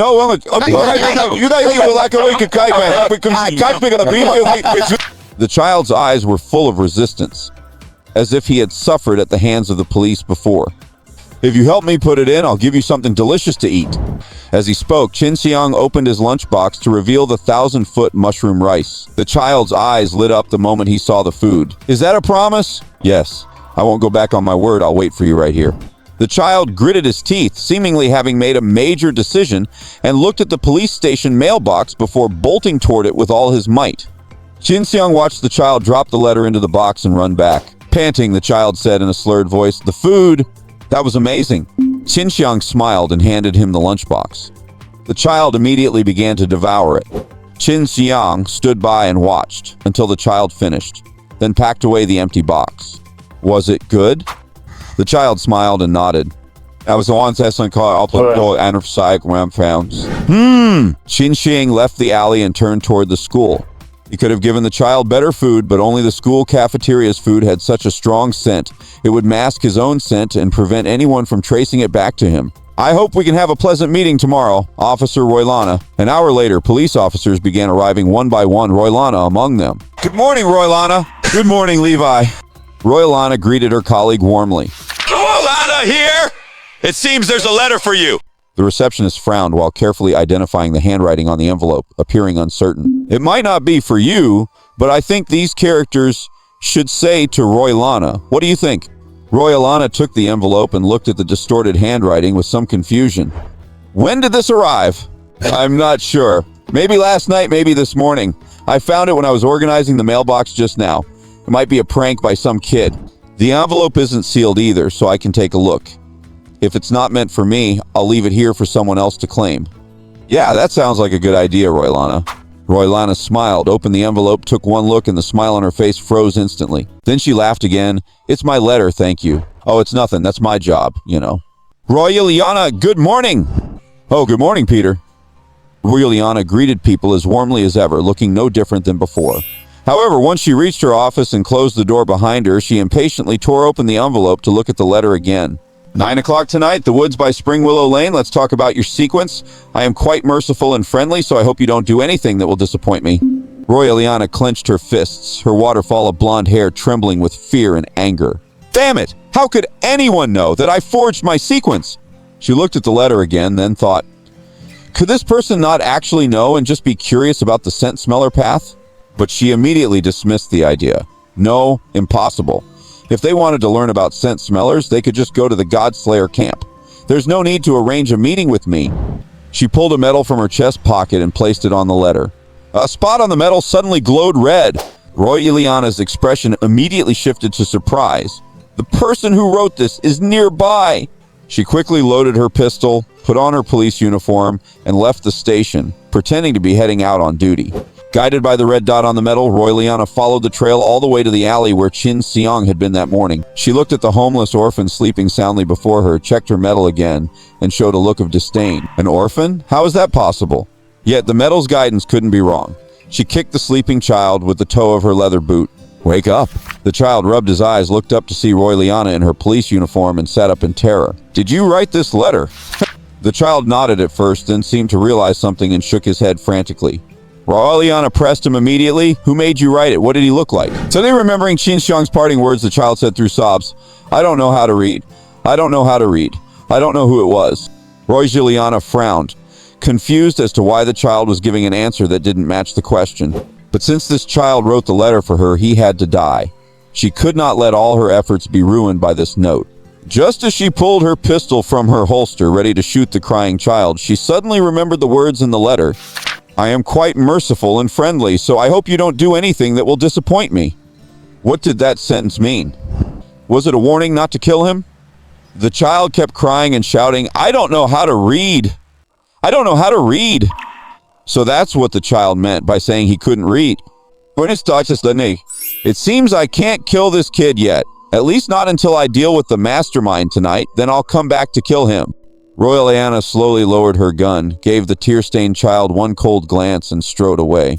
Qin Siyang sat in the classroom, gazing at the starry sky and the gods outside the window, pondering how he would talk to Royaliana tonight. Yet he felt as if a gaze was watching him.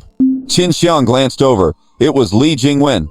Li Jingwen's uncle had been missing for 2 days, yet Qin Siyang and Wen Shu were still alive and well. As the person who stood to gain the most from Qin Siyang and Wen Shu's deaths, and quite possibly the instigator, Li Jingwen was naturally on edge. She even forgot to go chat with Zhou Yang today, sitting in the classroom completely distracted, occasionally looking back at Qin Siyang in hopes of reading something from his expression. Just as an ant cannot comprehend the vastness of the mountains and seas, how could Li Jingwen, who had never left school or experienced the world, compete in wits with Qin Siyang, who had lived twice and had blood on his hands? She peeked at Qin Siyang many times, yet still couldn't decipher a single thing from his calm, ordinary face.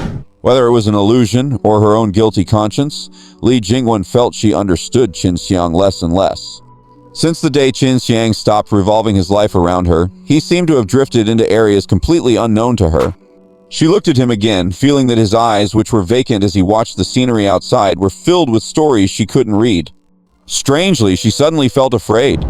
A bizarre thought even crossed her mind. What if Qin Siyang was actually a hidden sequence ability user, and he had killed her uncle? I must be crazy. How could there be a sequence ability user here? Li Jingwen shook her head, convinced that she was only having such ridiculous thoughts because she hadn't rested well these past 2 days. During the break, Zhou Yang took the initiative to find Li Jingwen. He wasn't used to Li Jingwen suddenly paying him less attention, so he came to see if something was wrong. Li Jingwen.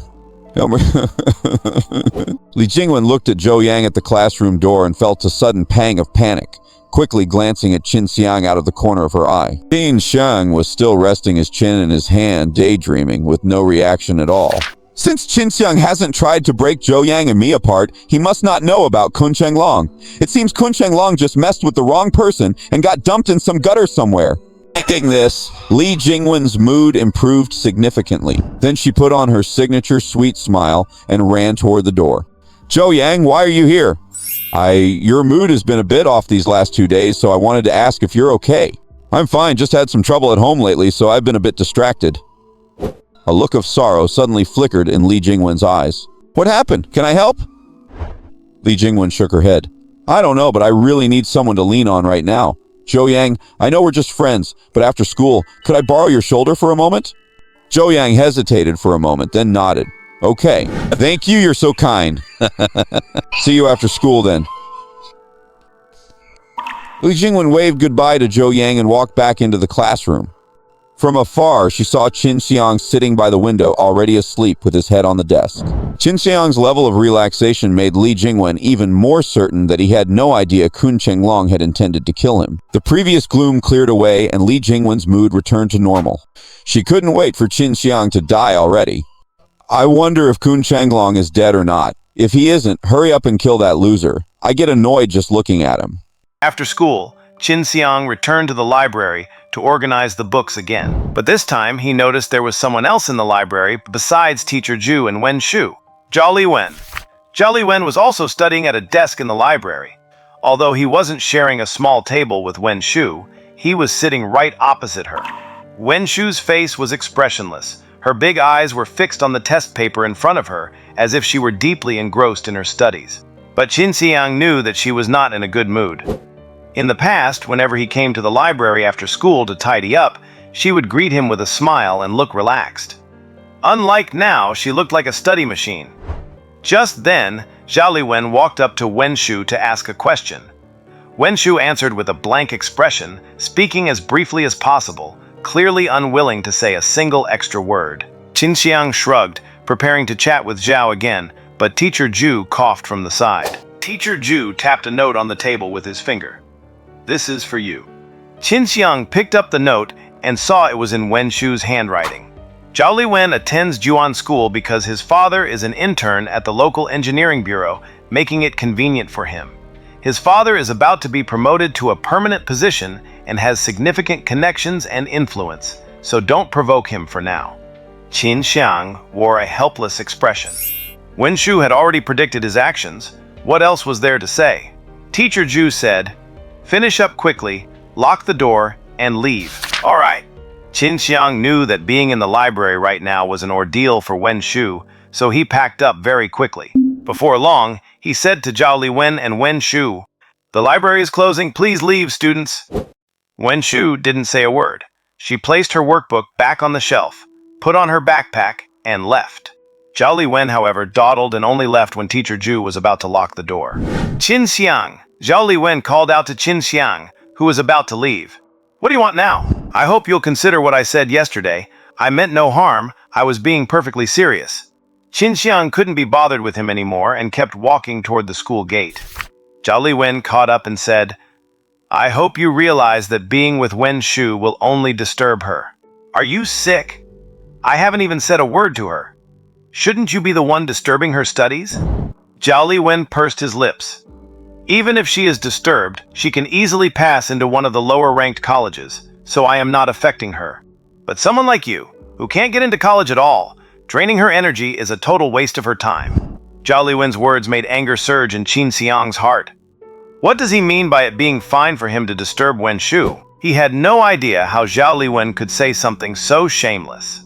He thought he was just a nerd, but now he realized he was actually a sophisticated egoist.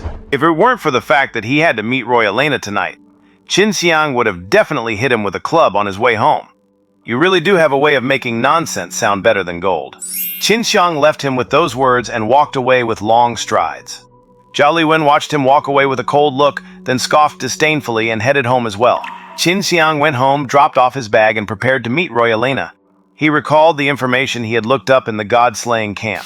Roy Elena is not an ability user of the Scent Seeker sequence, but she has experience in investigation and hunting, so she must possess a low-level scent tracking item. It was 7 o'clock in the evening, and pedestrians were passing through Chunlu Alley.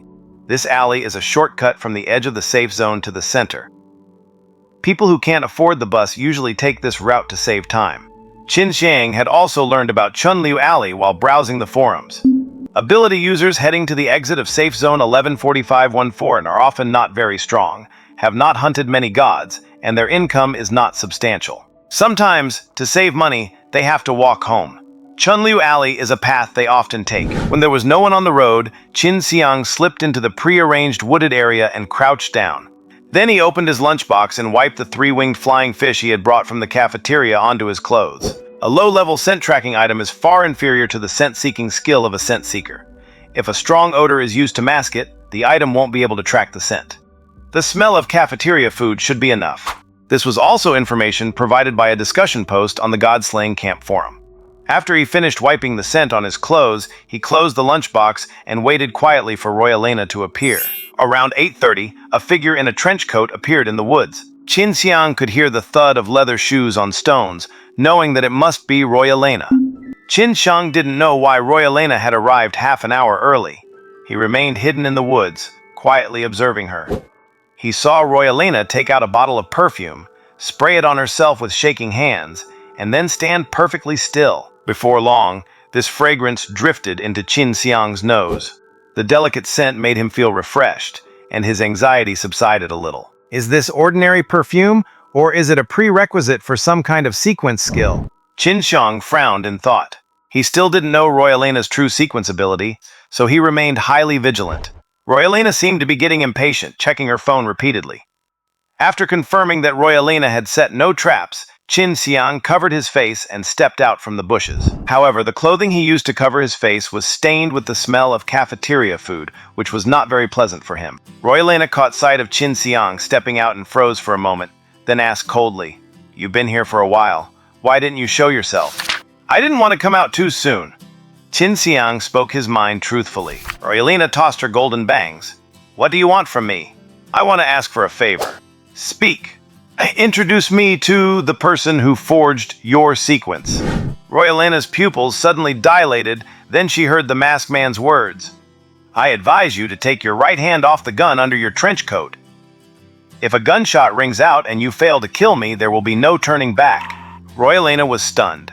She hadn't expected this person to see through her movements. What a powerful ability for perception and prediction. Royalena kept her hand on the gun. She had already loaded it before arriving, ready to draw and fire at any moment. "You're quite confident, but I don't believe you're faster than a bullet." Qin Siyang smiled. "Of course I can't be faster than a bullet, but a bullet needs you to draw the gun and pull the trigger to be fired, right? I just need to be faster than you, that's all." "Sure." Qin Siyang shrugged. "If I weren't absolutely certain, I wouldn't have come to see you, so I hope you can be a little patient and keep talking with me. What do you want?" "Didn't I just say, I want you to introduce me to the person who forged your sequence?" Royalena asked again. "And then what?" "And then, sigh, seems you really haven't been listening to a word I said.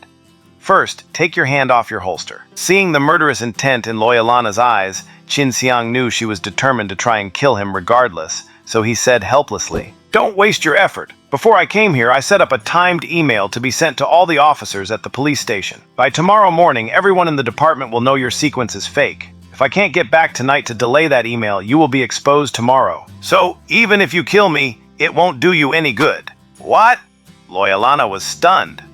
She never expected this masked man before her to have a backup plan. Now she was truly panicked. Things were spiraling in the most unfavorable direction for her. "Besides, you can't kill me anyway." Just as Royalena was dazed, Qin Siyang activated his violence skill, kicked off the ground, and propelled himself forward. Royalena was a sequence user and not of the lowest level. Her perception and agility were far superior to an ordinary person. Even so, all she could see was Qin Siyang rushing at her at breakneck speed, leaving her with no time to react. Qin Siyang snatched the gun from Royalena's hand and hopped back 2 steps to keep a safe distance between them. "What are you doing?" Qin Siyang spun the gun in his hand and teased, "I talked for ages and you didn't believe me, so I had to prove it with facts." As he spoke, he turned the muzzle toward Royalena, and her eyes filled with terror. What exactly are you trying to do?" "I said, I just want to talk to you. Now, I think you can calm down." With that, Qin Siyang lowered the gun. "Tell me, how do I contact that person?" Royalena glanced at Qin Siyang and realized he truly had no intention of killing her, so she was forced to answer his question. "I don't know who that person is either." A friend told me he could help me complete my sequence registration. I only know he is a frequent visitor of the Escher virtual chat room. If you want to find him, just go and wait in the chat room often. Then how do I know which one is him? If you observe carefully in the chat room, you will find him. Qin Siyang sensed that Loyalana was being vague and smiled. Observe carefully? I don't have that much time. If I ask, who can help me like they helped Loyalana, would that work? Loyalana gritted her teeth in anger. If you enter the chat room 8 times in a row, he will seek you out himself. Good. And then you give him your name and personal information and tell him which sequence you want to disguise as. He will help you pass the assessment of the sequence administration. Do I not need to go to the sequence administration myself? You do. You just go at the time he tells you to and pick up your certificate of being a registered sequence user. So, I can skip the assessment directly? Yes, you can skip the assessment. Qin Siyang went over Loyalana's words in his mind and felt there weren't any major issues. I've told you everything you wanted to know. Can you give me back my gun now? Qin Siyang looked up at Loyalana and shook his head. No? Then what else do you want me to do to get my gun back? Police officers are all issued their own service weapons. Every gun has a unique serial number, and they are regularly collected for inspections to check for signs of aging. If someone's gun is not turned in, it will be discovered immediately. If a gun is lost, it is a very serious incident. The mildest consequence is being suspended. If that gun is used in a serious crime, the officer who lost it will definitely be fired. Given that Loyalana went through the trouble of forging her identity to get into the police force, she clearly needed the job. She couldn't let all her efforts be ruined by Qin Siyang. You answered my questions just now because I know your secret. To prevent me from exposing it, you had to answer me about the forged sequence. As for this gun, it was snatched from you when you tried to kill me. That's separate from answering those questions. Qin Siyang laughed. Getting the gun back will cost extra. Tell me, what do you want from me? Loyalana was on the verge of a breakdown thanks to Qin Siyang. She never thought Qin Siyang would be such a handful. From the very beginning of this conversation, she had been on the back foot, unable to control the situation. Tell me your real sequence. In your dreams. Loyalana was trembling with rage. Under the dim starlight, she looked like a golden lion, filled with murderous intent. I am a man of my word. Since you answered my questions just now, I guarantee I won't tell anyone about your forged sequence. But don't even think about getting this gun back. Having this gun will make killing people a lot easier for me in the future. However, it might require you to take the fall for me. You monster! I didn't even provoke you. Why can't you just let me go? Your real sequence, tell me, and you get the gun back. I had to work so hard to become an officer. Do you know how many difficulties I faced? I even sacrificed my own innocence for it. Your real sequence. You cold-blooded demon? Are you only satisfied if you destroy me? Sequence. No matter how crazily Loyalana ranted, Qin Siyang just coldly repeated his question. Each time he spoke fewer words, which meant his patience was running thin. Loyalana, if the next words out of your mouth aren't your sequence, I'm leaving. I can guarantee that your low-level scent tracking items will never find a trace of me again. Loyalana's emerald eyes were bloodshot from insanity, appearing especially terrifying in the dark forest. Meanwhile, the masked Qin Siyang stood opposite her like a bystander, devoid of any emotional fluctuation. If not for his chest rising and falling with each breath, others might have mistaken him for a strange statue. Loyalana looked at Qin Siyang, a tear sliding down her cheek. The pleasure seeker. I said my sequence is the pleasure seeker. After saying this, Loyalana wore a look of despairing smile. Watching her spirit seem to drain away, Qin Siyang finally understood why she chose to hide her sequence identity. The most famous ability of a pleasure seeker is their level 1 skill, Ultimate Pleasure. When used, it forces a target to experience intense pleasure for a period of time, creating an overwhelming desire to engage in intimacy with the user. Ultimate Pleasure works not only on humans, but also on deities. Whenever a pleasure seeker uses this skill, gods are drawn to them. There are only 2 fates for those who possess the pleasure seeker sequence: to be a plaything for the elite in the safe zones, or to be bait for hunting gods outside the safe zones. Either way, it leads to endless suffering. That is why anyone who awakens as a pleasure seeker usually hides their identity and lives the life of an ordinary person. Once discovered, it marks the beginning of their doom. This was the reason Loyalana had been hiding her sequence. Qin Siyang remained expressionless, yet he felt a flicker of sympathy for her. However, he kept this sympathy in check, preventing it from growing further. Sympathy would cloud his judgment, and he needed to remain absolutely cold-blooded to maintain complete control. Even after Roy Liana revealed her sequence, Qin Siyang did not let it go. Looking at the desperate Roy Liana, he said, "There is no one on the road right now, so please use the ultimate pleasure skill on me." "What do you want to do?" "I must verify that you are truly a pleasure seeker." Qin Siyang knew he might need Roy Liana's help again in the future. Therefore, he had to grasp hold of her absolute secret. He wouldn't just take her word for it or believe her simply because she shed a few tears. "Are you trying to push me to the edge? I have already told you. What else do you want from me?" Rosiliana sobbed as she spoke to Qin Siyang. Yet Qin Siyang remained indifferent. "Use the ultimate pleasure skill or I will leave with your gun." Seeing that Qin Siyang's voice held no wavering, Royliana realized her pleas were useless. "Fine, you win." Royliana wiped away her tears and tidied her messy blonde hair. "I am not a pleasure seeker. How did you find out? Was my crying not realistic enough just now?" "Do not ask too many questions. You are in no position to. Tell me your sequence."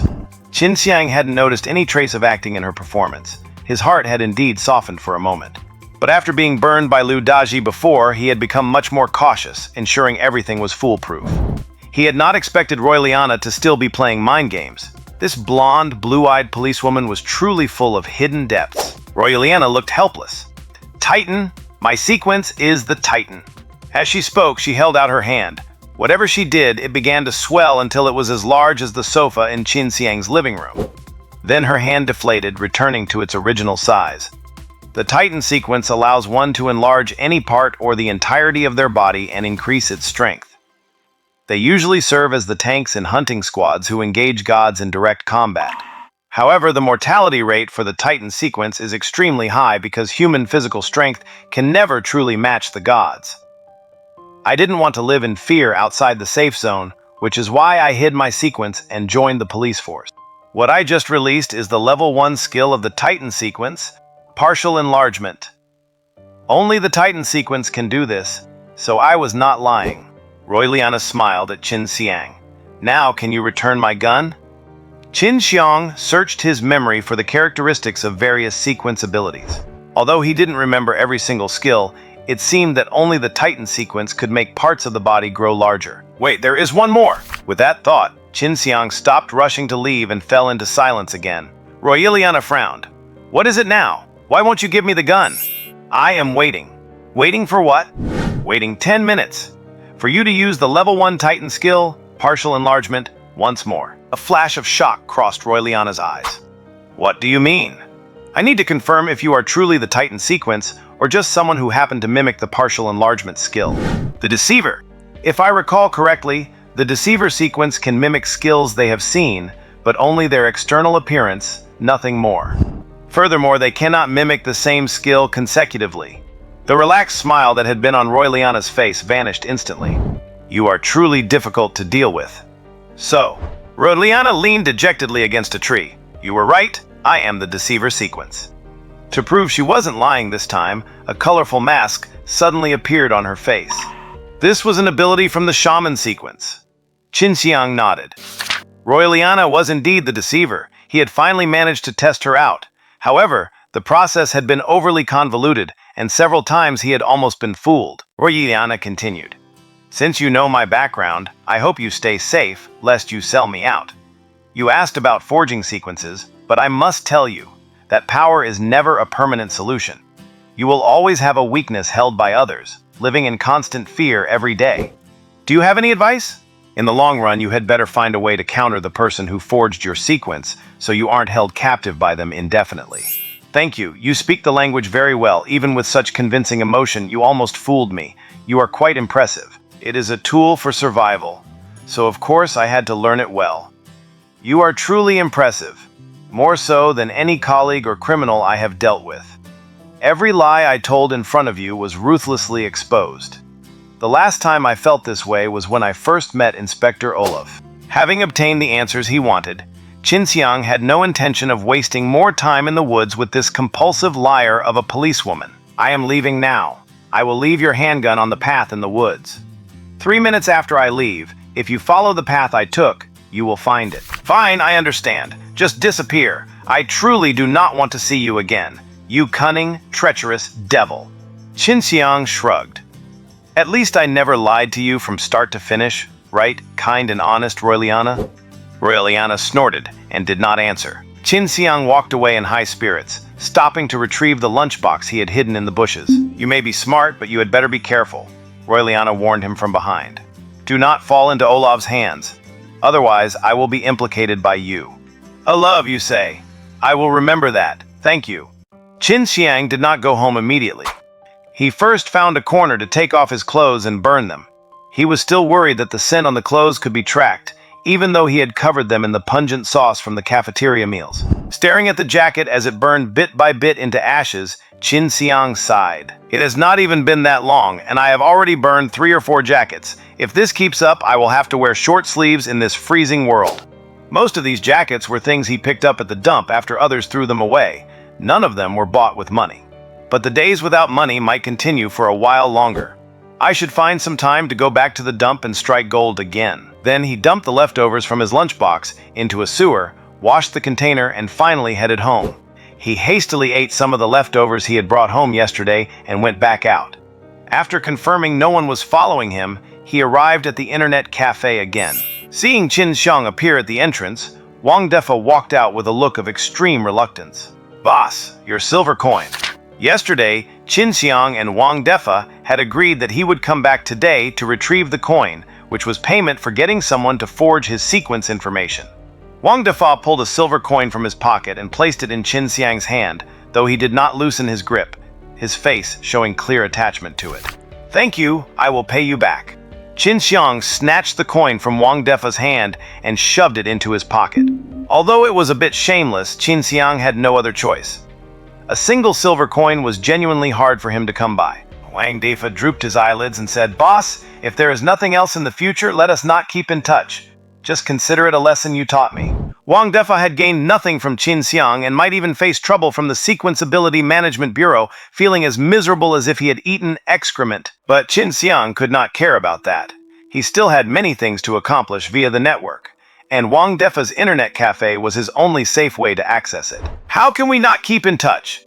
Qin Siyang said. I still need to use the computer in your storage room tonight. What? You are coming back? The police haven't even come to inspect today yet. It is already 10 o'clock, isn't your cafe closing soon? Why are you still worried about inspections? Wang Defa pursed his lips and said nothing. Don't worry, I won't let you leave empty-handed. But you have to wait until I get through this hurdle. Qin Siyang patted Wang Defa on the shoulder and headed toward the storage room. Seeing Qin Siyang enter the storage room, Wang Defa beat his chest in frustration, cursing, Damn it! Someone kill this bastard. Qin Siyang sat in front of the computer and immediately opened the ICK virtual chat room. The ICK virtual chat room was a place for making friends online.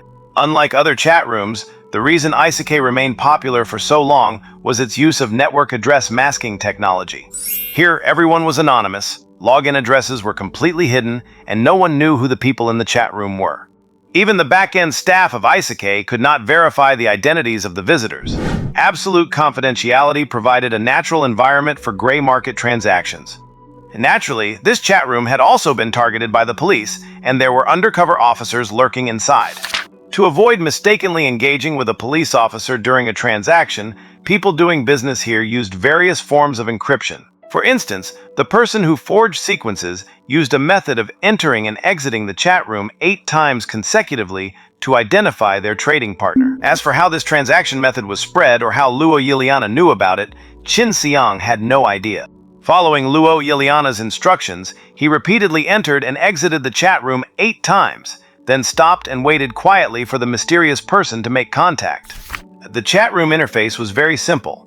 On the left was the list of visitors, in the middle were various ad links for games and gambling sites, and on the right was his current chat partner. At the bottom was the public chat area, where Qin Siyang saw ads for loans and identity forgery scrolling constantly. This interface reminded him of his past life. Of course, just like in this life, he was destitute and could not afford a computer.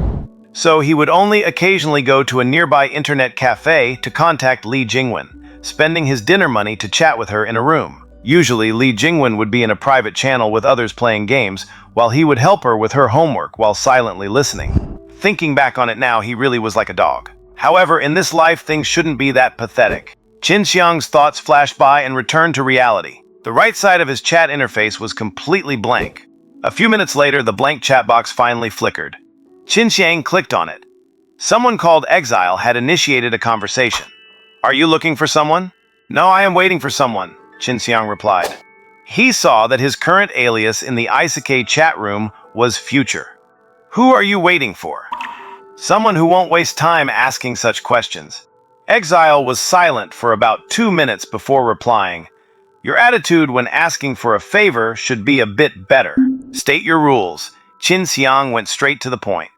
"No, I first need to know how you found out about the method to contact me." Qin Siyang typed the excuse he had prepared without hesitation. "A friend who prefers not to reveal their name told me." "You are spouting nonsense. It is hard for us to work together like this. Business is business. We shouldn't discuss things unrelated to business. If you don't want to do business, then I will find someone else. It seems you are afraid of your friend. If you say it, will your friend come after you or even kill you?" Qin Siyang did not respond to his speculation. He kept Luo Yiliana's warning in mind, carefully guarded against his opponent, and considered countermeasures. "Tell me your rules, Exile. I really want to complete this deal. Provide your personal information, then figure out a way to place a silver coin under the 10th floor tile from the left in the 10th row at the exit of Safe Zone 38324 by the end of tomorrow, and you can wait for the Management Bureau to come for you. What kind of personal information is needed? Thumbprints from both hands, a recent headshot, name, current job, home address. Of course, also the identity you need. This is the internet. Even in an anonymous chat room, there might be surveillance, so I can't be too blunt. You should understand what I mean, right?" Qin Siyang immediately understood that the so-called identity was the sequence he needed to have forged. "There is too much stuff, I can't give it to you today." "That is fine. For the sake of safety, these things are supposed to be traded offline anyway. You can pay me first. I am often logged into the chat room. Pick any time and come back to contact me." "Just like today?" "No. Once you have paid, just type 'I am a newcomer' in the public chat area upon entering. Then repeat the 5-time entry-exit procedure." After talking with Exile, Qin Siyang left the warehouse, went home, washed up, and went to bed. "I hope everything goes smoothly tomorrow," Qin Siyang said to himself before falling asleep. January 22, 2010, Blue Star Era. Western Calendar, Friday. Shia Calendar, Year of the Ox, December 8th, Laba Festival, a favorable day for travel. Today is Friday, but Qin Siyang did not go to school, because time is too tight. The exit of Safe Zone No. 38324 is 21 bus stops away from his home. Even with his current sequenced promotion and improved physical condition, it would still take him 5 or 6 hours to walk there, meaning 10 to 12 hours for a round trip. That is not even counting the time spent waiting for a chance to hide the silver coin. If you factor that in, he might not get home until early Saturday morning. As for taking the bus? Once on the bus, he cannot get off until it reaches a stop, which would restrict his movement. 2 feet are the only mode of travel that will never go wrong. Of course, that is provided you have enough physical stamina. To avoid any other trouble on the road that might cause delays, Qin Siyang chose to leave early in the morning. It was already 1 in the afternoon by the time he reached the vicinity of the exit for Safe Zone No. 38324. At this time, there were not many people at the safety exit. The sequence ability users had either gone to have lunch or were taking a break. The ordinary people who wanted to beg for scraps from the ability users had naturally dispersed, leaving only a few lone individuals wandering near the exit. Qin Siyang hid his face in the hood of his hoodie. After counting the paving tiles, he walked past as if nothing was wrong. Taking advantage of the fact that no one was watching, he pried open a small gap between the tiles with lightning speed and flicked the silver coin inside. After pushing the tile back down, he stepped on it to ensure it looked perfectly level with the others and stood out in no way. Thump. After those 2 muffled sounds, Qin Siyang confirmed the tile was secure and turned to leave. Next, Qin Siyang found a corner where ordinary people gathered to rest. Many ordinary people were sitting or lying down here, seizing the time to rest, because they would have to get busy once the ability users left the safe zone to hunt gods. It was very crowded, with thousands of people packed into a small space, simply because it was close to the safe zone exit. If any ability users came by, they could see them the moment they looked up. Although it was colder near the exit, having many people huddling together helped shield them from the freezing wind. Besides, compared to the chance of changing their lives, what was a little cold? Qin Siyang carefully avoided the crowds napping on the ground, found a spot where he could barely stand, and squeezed past the people on either side. Then, under the disgusted glares of those around him, Qin Siyang sat down on the ground just like them. He pulled a lunchbox from his bag and began to wolf down his food. As soon as the lunchbox opened, everyone around him showed looks of disdain. Even though they were all commoners, they could afford basic ingredients and knew how to cook at home. Nobody else's cooking smelled as repulsive as what was in Qin Siyang's lunchbox. Even if you just stir-fried vegetables with a bit of oil and salt, it would never emit such a nauseating stench. A middle-aged woman nearby finally couldn't hold back and said to Qin Siyang, "Young man, you look so young. This must be your mom's cooking, right? Your mom's food is too foul. What a waste of ingredients in her hands." Qin Siyang swallowed the 9-tailed black rat meat and said expressionlessly, "My mom has been dead for a long time." The middle-aged woman paused and then asked, "Did your dad make it then?" "My dad is dead too." The woman stood there with her mouth agape for a long time. She wanted to say something, but it eventually turned into silence, and she stopped making noise. An elderly woman nearby whispered to herself, "Poor child, looks like he just finished high school, yet his life has no future left." Qin Siyang continued eating his cafeteria meal, ignoring the comments of others. After finishing, he packed up his lunchbox, put it in his bag, and planned to use the bag as a pillow to lie down and rest. This time, he didn't need to push.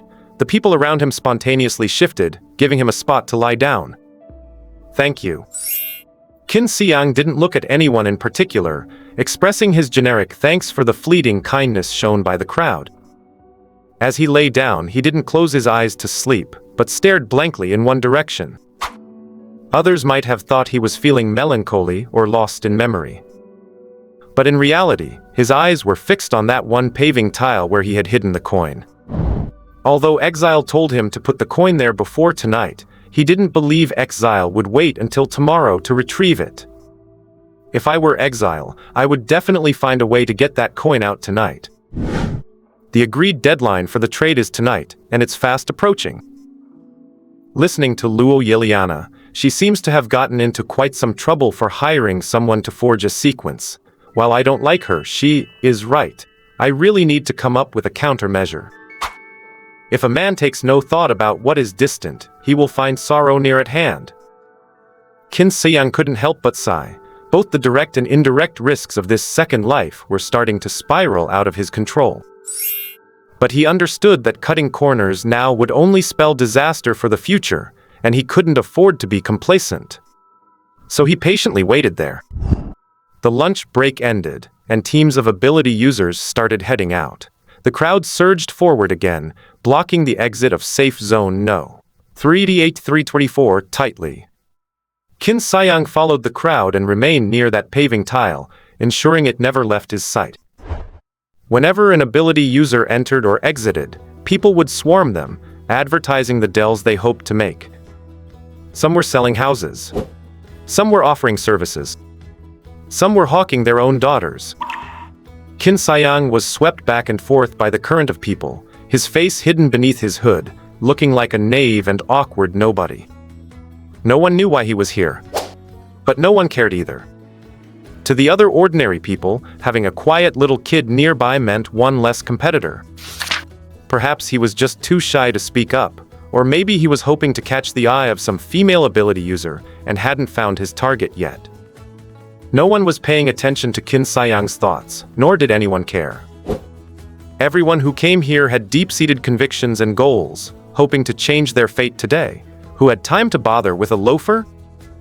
Just like that, Qin Siyang, acting like a puppet without a will of his own, drifted with the ebb and flow of the crowd until he arrived right next to that paving tile.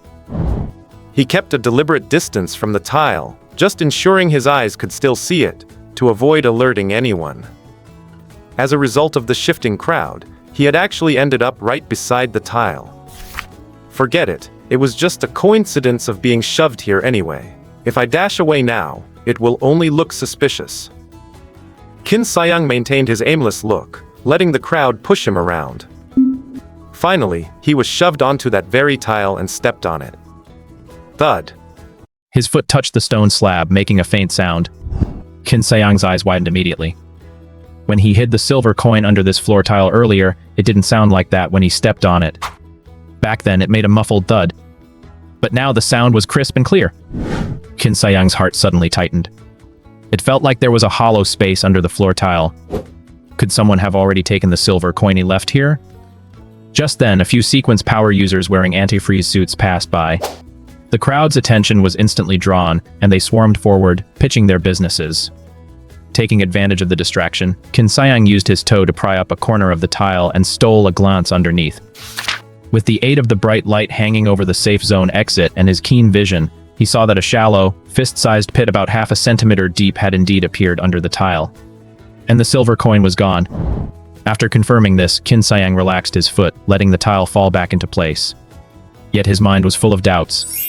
He had been keeping a close watch the entire time. The tile had never been lifted. Telekinesis. It seemed this silver coin had been taken by a sequence power user. If he couldn't find the person who took it, he would be at their mercy. Since ancient times, if you pay for a service and still end up being blackmailed, that money was spent in vain. Even though Luo Yilian didn't describe the details of being held hostage, Qin Siyang could personally feel that kind of humiliation. People like Liu Daji only need to appear once.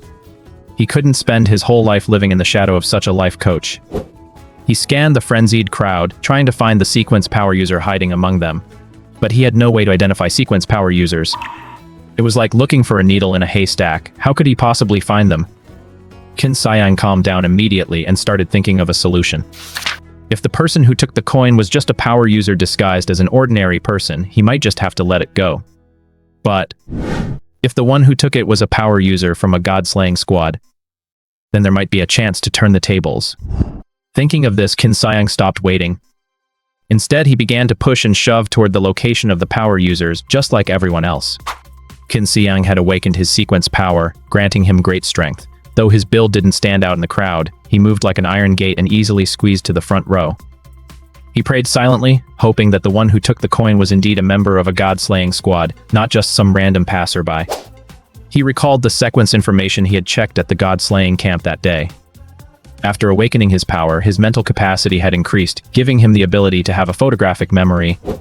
The one who took the coin must be a thief sequence power user. By using the skill steal, they can take items within a certain range of themselves. The steal skill can be considered one of the best godlike abilities in the lower levels of the safe zone. Taking items from a distance is effortless. Becoming rich overnight is no longer a dream. Of course, this is just one of many magical sequences. In short, the powers of sequence users seriously affect the order of the safe zone. Therefore, the United Government strictly forbids power users from using their skills within the safe zone without permission. Violators face heavy penalties. However, thief sequence users don't have much utility in a god-slaying squad. Their stealing range is too small, and the thief sequence lacks defensive skills. If they try to use their skills on a god, they'd be killed the moment they got close. So in a god-slaying squad, they can only play a minor role. Qin Siyang reviewed the intelligence on the thief sequence bit by bit, and his resolve gradually hardened. Although he was dealing with a power user in the end, it was a battle of wits against a person. Qin Siyang was very familiar with such sycophants, very familiar with the mannerisms of such marginalized individuals. A minor character would inevitably be excluded from the core group. The person walking on the edge of a god-slaying squad with the most subservient demeanor is most likely the one he's looking for. Having identified the sequence of the person who took the coin, a character profile emerged. Every time a team of power users walked by, he carefully observed their expressions. If the members were chatting easily, he would pay them less attention. But if someone in a team was standing off to the side quiet or constantly fawning over others, Qin Siyang would pour more energy into listening to their conversations. Several god-slaying squads had passed, all discussing the battle outside the safe zone, and he hadn't found the thief, which left him somewhat disappointed. Just then, another god-slaying squad passed through the crowd. This team was unlike the others. They didn't seem to care about the battle with the gods. They were excitedly planning which bar to go to for drinks and relaxation. One of the thin young men in his 20s said, "Guys, I won't be going for drinks later." Hi. The thin youth hesitated. Need you ask? He didn't contribute anything. How could he have the nerve to drink with us? Exactly. A thief sequence user who only helps with menial tasks outside. If it weren't for the administration officer forcing him on us, no one would want him. The members scoffed at him, and the thin young man gritted his teeth but didn't respond. The others looked at him with disdain before walking off with their arms around each other. The thin youth trailed behind everyone else, walking alone. However, this kind of strife was just internal exclusion within a god-slaying squad and didn't affect the frenzy of the ordinary people nearby. Even a mocked power user was still a power user, a world apart from ordinary people. Seeing the thin youth left alone, the surrounding crowd excitedly swarmed around him. Qin Siyang's eyes were even more intense than the crowd around him. Qin Siyang's eyes burned with even more intensity than the crowd around him. People were scrambling once again to pitch the same old business opportunities they had already brought up countless times to the thin young man. "Hey kid, don't be so gloomy.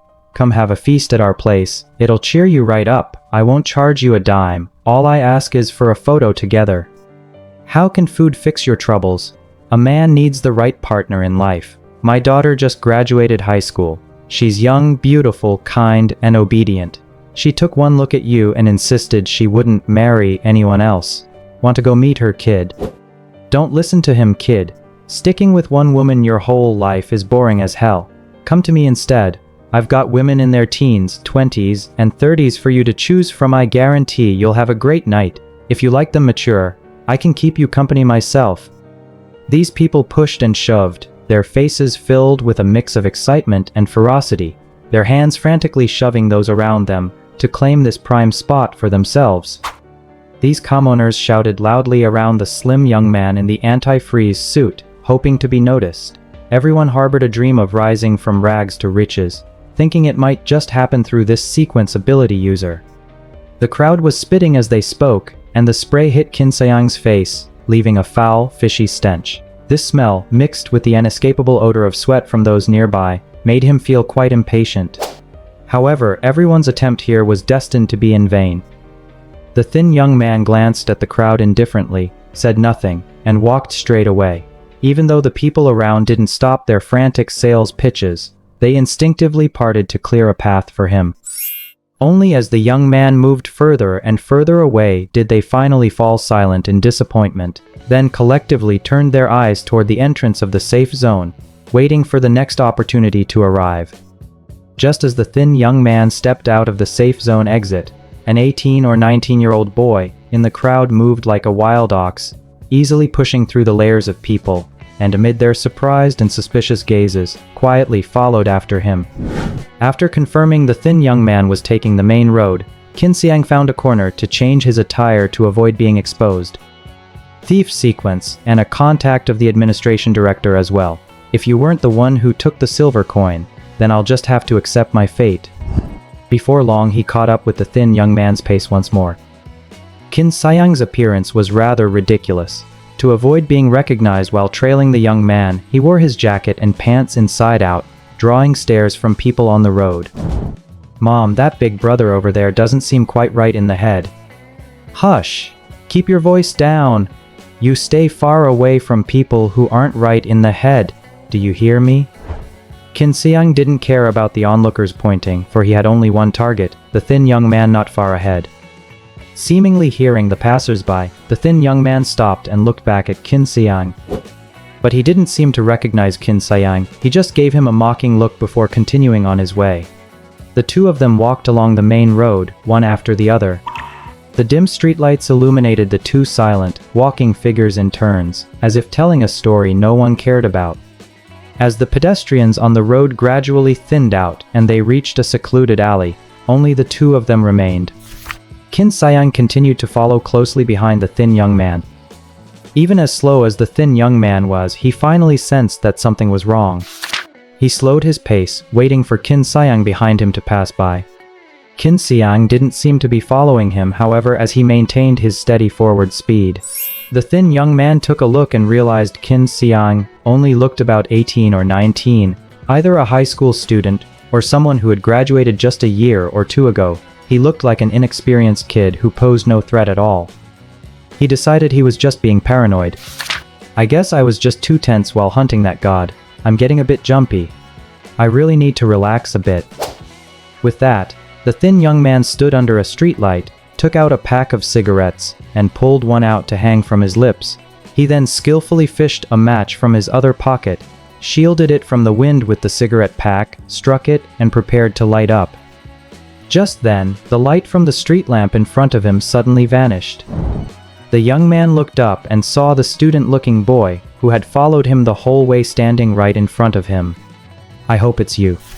The young man realized something was wrong, but before he could react, a dark shadow flashed. The next thing he knew, his entire body was sent flying uncontrollably into the dark alley behind him. Thump! The young man crashed into a trash bin in the alley, overturning garbage everywhere. Qin Siyang set his foot down, stood firm, and strode over to the thin young man. Covered in dirty, foul-smelling trash, his orange and white anti-freeze suit stained with filth, the young man couldn't care about any of that. He clutched his chest, grimacing in pain, and stared at Qin Siyang in terror. Who are you? Qin Siyang didn't answer, delivering another punch straight to his jaw.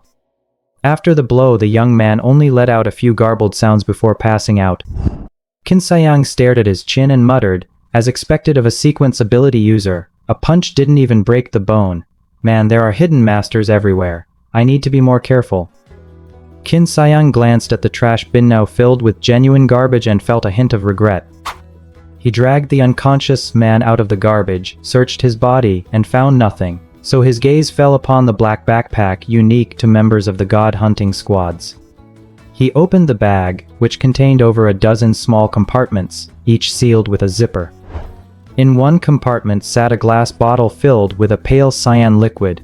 Qin Siyang picked it up and studied it, finding a label that read, Sequence Ability User Administration Exclusive Sequence Potion. So this is what a sequence potion looks like. He opened it and took a sniff. A sweet, fragrant scent rushed to his nose.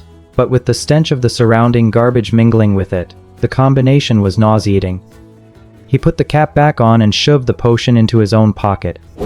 He had already learned in the Godslayer camp just how precious these potions were to sequence ability users. Taking this away would likely be enough to coerce the young man into doing quite a few things. No, not coerce. It should be inviting him to do some small favors. He checked the other compartments and found a mobile phone, some copper coins, and one silver coin. Qin Siyang powered off the phone and pocketed it. Such a luxury item worth thousands of copper coins was exactly what Qin Siyang needed. It would definitely come in handy later. He picked up the silver coin and looked closely, realizing it wasn't the one he had hidden under the floor tiles. My coin was from the Lee Mint, but this one is from the Henry Mint. Could I have found the wrong person? He searched the entire backpack and the young man's clothes again, but he couldn't find the coin he was looking for. Just as he was puzzled, he felt that the bottom of the backpack didn't feel flat, it felt like something was digging into his hand. He looked for a long time before finally finding a hidden pocket. It was tucked away under other layers and was very inconspicuous. Had he not had plenty of time, he might never have discovered it. He opened the compartment to find some clumps of dirt and a silver coin. Qin Siyang took out the coin, saw the words Lee Mint inscribed on the side, and then glanced at the unconscious young man with a slight smile. As expected, boys who smile a lot don't have such bad luck after all. Qin Siyang was not good at interrogations. He was much better at killing than interrogating. It is a pity that killing does not solve every problem. He sat on a tree stump, looking at the thin young man hanging from the hemp rope in front of him, feeling a bit weary. I used to think killing was troublesome, but now I realize that not being able to kill is even more troublesome. To find an absolutely secluded place, Qin Siyang had carried the limp, corpse-like young man through various alleys before finally finding a deserted courtyard. A thief sequence ability user requires the use of their hands to activate skills. So, before the thin man woke up, Qin Siyang had carefully bound his fingers together, then firmly tied both his palms, and finally secured his arms, only then hanging him from this ancient, withered yet sturdy tree. 10 years after the apocalypse, it is quite impressive that this tree is still standing despite being dead. Qin Siyang looked at the thin young man hanging from the tree, feeling quite satisfied. He had also prepared some tools like hammers and nails from the nearby abandoned warehouse to assist with the interrogation. Now it seemed the interrogation would be foolproof. All that remained was for the young man to wake up. However, half an hour passed, then an hour, then 2 hours, and the young man still kept his head tilted like a corpse, showing no signs of waking. Qin Siyang became increasingly unsure, wondering if he might have accidentally killed him with a single punch. He placed his hand near the thin young man's nose. There is still breath, he should be fine. Qin Siyang sighed in relief, then curled his lip, saying, "He is really fragile. I did not even use my full strength, and he managed to fall into a 2-hour sleep." Perhaps hearing Qin Siyang's disdain, the young man's head wobbled twice. Finally awake, Qin Siyang patted the young man's face, watched him open his eyes, and sat back on the tree stump. The young man woke up feeling dizzy, blinked hard, and finally returned to reality. He struggled a bit, realizing he was bound and hanging, and the 18 or 19-year-old boy who had attacked him was sitting right in front of him. He immediately widened his eyes. "Who are you? How dare you attack a sequence ability user?" As soon as the thin young man spoke, Qin Siyang felt 3 parts more at ease. Good, he sounds dim-witted. Prying useful information out of him shouldn't be difficult. Who else could attack a sequence user? Obviously another sequence user. Qin Siyang didn't answer, instead pulling out his silver coin and saying, "I am the one who placed this silver coin." "You? You dared to follow me? Do you know who my uncle is?" "And who is your uncle?" "Qian Wendao, the section chief of the Sequence Ability Bureau's Information Department." Qin Siyang was completely stunned after hearing this. Huh. Is it really this smooth? Shouldn't he have been stubborn, refusing to name his superiors, forcing me to use threats and interrogation until I got a fake answer, and then using more torture to finally get the truth? The moment the young man opened his mouth, Qin Siyang knew he wasn't very bright. But he did not expect him to be this dim. Qin Siyang sighed. "Your uncle must have accumulated good fortune for 8 lifetimes to have a nephew like you." The young man, sensing the lack of praise in Qin Siyang's words, frowned and asked, "What do you mean by that?" "Exactly what I said." Qin Siyang reconsidered and felt something was off.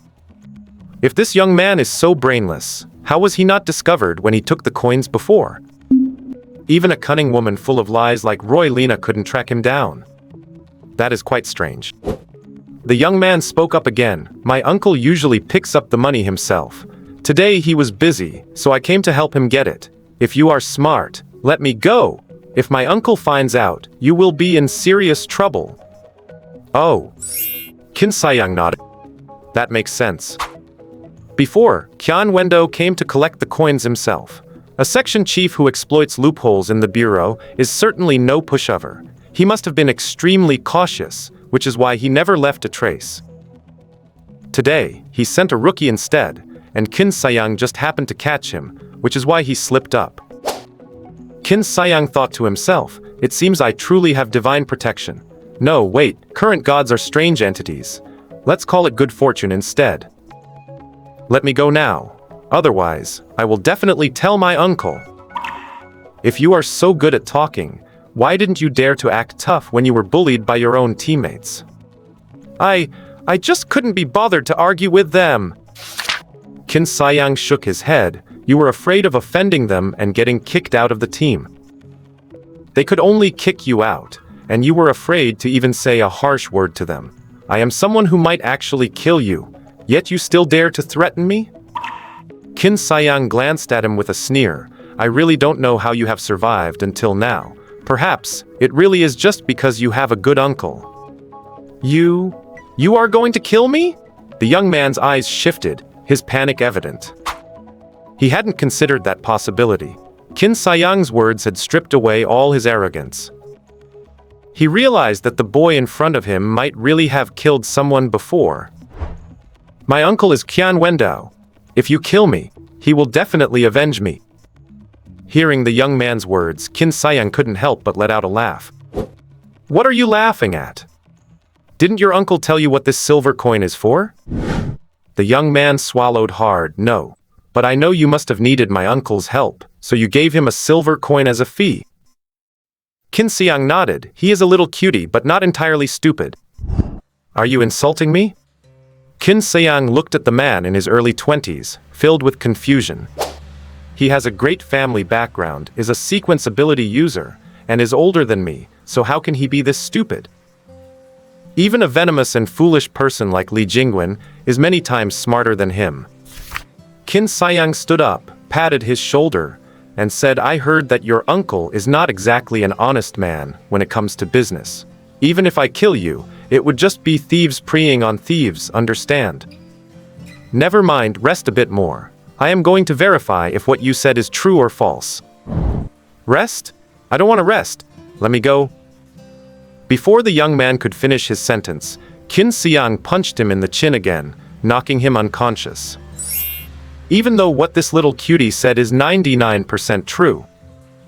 To be safe, I should go to the AC virtual chat room to verify if he is actually Qian Wendao before I let this cutie go. Qin Siyang took him down from the tree and carried him to the abandoned warehouse he had chosen for his confinement. He returned to the tree later to pack away the interrogation tools he had prepared. Saws, hammers, nails, and scissors. I prepared all this for nothing. Qin Siyang sighed softly. He really does have the luck of the simple-minded. Qin Siyang locked up the thin young man, lit a piece of damp wood at the warehouse entrance, and let it smoke for a long while to ensure no scent remained, then hurried back at top speed. After finishing everything, he let out a long sigh of relief. He had finally obtained the countermeasures Royalena mentioned, and could finally relax a little. Seeing Qin Siyang, Wang Defa complained bitterly to himself. He told the customers in the internet cafe that he had something to take care of and stepped out again. Boss, what is it this time? I need to use your warehouse computer. Wang Defa sighed. You have the key, feel free to use it. No, the network is yours, and the warehouse is yours too. When I need to use it, I must inform you to avoid causing you any inconvenience. Wang Defa smiled perfunctorily. You are quite polite. Qin Siyang took 2 silver coins out of his pocket and placed them in Wang Defa's hand. Here is the money I owe you, plus the interest. One was Qin Siyang's own, and the other was scavenged from the thin young man's backpack. He gave both coins to Wang Defa, fulfilling his previous promise. Wang Defa looked at 2 silver coins in disbelief, not knowing how to respond for a moment. Qin Siyang patted him on the shoulder and walked toward the warehouse. Wang Defa didn't snap out of it until he watched Qin Siyang's figure disappear into the warehouse. He bit the 2 silver coins and found they were genuine. Qin Siyang hadn't lied to him. His worldview was completely overturned. There had never been a sequence user, never once, who kept their word to an ordinary person like him. He had been a puppet for officials while running the internet cafe for so many years and had only earned a few silver coins in total, some of which even went to grazing the palms of inspectors. Calculating what he actually kept, it might not even be as much as what Qin Siyang just gave him. He had truly misjudged Qin Siyang before. But who would have thought that Qin Siyang wasn't joking with him? Wang Defa gripped the silver coins tightly, feeling as if he had just woken from a dream, looking completely bewildered. I really ran into a living saint. Qin Siyang opened the Eshek virtual chat room again, typed I'm a newbie, and then entered and exited 5 times, waiting for the other party to contact him. The chat room ad today was for virtual gambling. The slogan was take a chance, maybe today is your lucky day. This ad slogan is quite fitting. Qin Siyang smiled. Although he had no intention of participating in online gambling, he did feel that his luck today was good. The codename the chat room randomly assigned him today was Counterattack, which made him feel like everything was destined. After a while, a dialog box on the right side of the chat room flickered. Qin Siyang clicked on it. It was someone with the codename Corner. Have you already placed the money? Qin Siyang replied, yes. Good. You can send me your personal information now. However, I don't think you'll be able to get that silver coin. Corner replied with a smiley face emoji. You think there are too many people coming and going, so I can't lift the floor tile to retrieve it? You don't need to worry about that. I'll find a way. No. I mean, the person who retrieves the money for you might not make it back. The chat window remained still for a long time. After a while, Corner sent another message. What do you mean? Qin Siyang thought for a moment and typed a line with a smile. He said his uncle is someone important, so I wouldn't dare kill him. So let's pick a place to meet and talk about his survival. I'm very curious whether you will actually protect such a clever nephew. This time, Corner seemed frozen and didn't reply for half an hour. Qin Siyang looked at the name Corner, which remained blue and hadn't turned gray, proving he was still online. He probably just needed time to digest what counterattack had told him. Qin Siyang rested his arms behind his head and watched the screen idly. I wonder what Section Chief Qian is doing right now. Is he staring coldly at the screen or smashing things in his room? After another 10 minutes or so, Corner finally sent another message. Meet me at the unfinished building next to the exit of Safe Zone 3A334 at 9 tomorrow morning. I'll decide the time and place of the meeting. Corner responded immediately. What are you thinking? You're asking me for a favor and you want to be picky. If you hadn't come to me, I wouldn't have said a word to you. I decide where we meet, so we meet where I say. Be sure to bring my nephew. And don't forget the silver coin you asked me to help with. Qin Siyang smiled. His dear uncle, it's not like the one who types the most is the one who's right. For starters, do you even know who I am? Perhaps because his bluff was ruthlessly punctured by Qin Siyang, Corner soon replied. You decide the time and place, but you have to bring my nephew and the silver coin. Let's meet at the second floor of the collapsed department store next to the exit of Safe Zone 54320 at noon tomorrow. Fine, remember to bring my nephew and the silver coin. Seeing Corner emphasize this sentence twice, Qin Siyang had to kindly reply, sorry, I won't be bringing either of those. What the hell do you want? If I don't see my nephew and the silver coin, I won't help you. Sorry, your reputation is really not that good, so I have no choice but to take this extreme measure. Helping me with this is just a small favor for you. Don't take it too seriously so you won't regret it later. You are truly unreasonable. Me? Unreasonable? To keep your information from leaking and to avoid Aishak's back-end staff monitoring our chat history, I didn't even say your name. Do you still think I'm the unreasonable one? Qin Siyang deliberately avoided using the title Section Chief Qian in the chat room because he was worried that the chat room information was being monitored. According to what Qian Wendao said during their last conversation, the virtual network could also be monitored. Even if the Ashik virtual chat room claimed everything was confidential, it still couldn't be fully trusted. Offline transactions, where only two people are involved and both hold leverage over each other, are the only guaranteed safety measure. That's why at the time, Qian Wendao only asked Qin Siyang to put the silver coin in a certain location without mentioning the specifics of the transaction and suggested an offline trade would be best. This time, Qian Wendao still only gave the time and place for the trade without specifying the content. In this way, even if someone was monitoring, they wouldn't know what they were talking about. With tens of thousands of visitors in the Aishak chat room every day, transactions with many participants and large sums of money were more likely to attract the attention of monitors. Transactions as vague as those between Qin Siyang and Qian Wendao were countless, so no one would pay any attention to them. Ever since he suffered a setback because of Liu Daji, the cautious Qin Siyang had tried his best to ensure everything was airtight. Corner replied again, fine, I take back what I just said. So, how can I see my nephew? Once the deal is complete, I will naturally send him back. If you want to have the police stations send tracer sequence holders try to help find him, I don't mind. But I hope you can bear the consequences of doing so. Are you threatening me? It is just a suggestion, not a threat. By the way, I have already scheduled an email regarding your business. If my own matters are not settled by this weekend, or if I die on my way to our deal, many of your colleagues will know everything about you. You know full well how easy it is to find your colleagues' email addresses. The contact information for all personnel of the Sequence Ability Administration is publicly available online, partly for public oversight and partly for public inquiry. You are truly despicable. What of it? Just self-preservation. Unless, of course, you were planning to kill me tomorrow anyway. Nump. The things going through your mind are truly sickening. Anything else to say? One last condition. You must guarantee that my nephew won't be harmed. Otherwise, I won't let you off. Fair enough. I have a question too. Speak. Why do you even keep such a stupid nephew? If it weren't for him, you never would have been exposed. Corner did not answer this question, and the name turned gray. Qin Siyang shrugged. What a cold-hearted section chief. However, he also felt relieved. His plan to fake his sequence status was finally making progress. Once he talked things over with Qian Wendao tomorrow, everything would be basically resolved, and his life would enter a new chapter. Suddenly, I feel a lot lighter. Just as he was about to leave, he suddenly heard Wang Difa shouting, "Officer, it's so late. My internet cafe is about to close. What are you here for again? Are the police here for a surprise inspection?" Wang Difa gave him a loud warning, and Qin Siyang understood his intention immediately. He hurriedly cleared the browser history, and then tried to open the security camera interface. At that moment he froze. The security camera interface was completely black. The power switch for the cameras had been turned off by Wang Difa. Damn it, this penny pincher, trying to save every cent on electricity. I have no idea where the switch for these cameras is.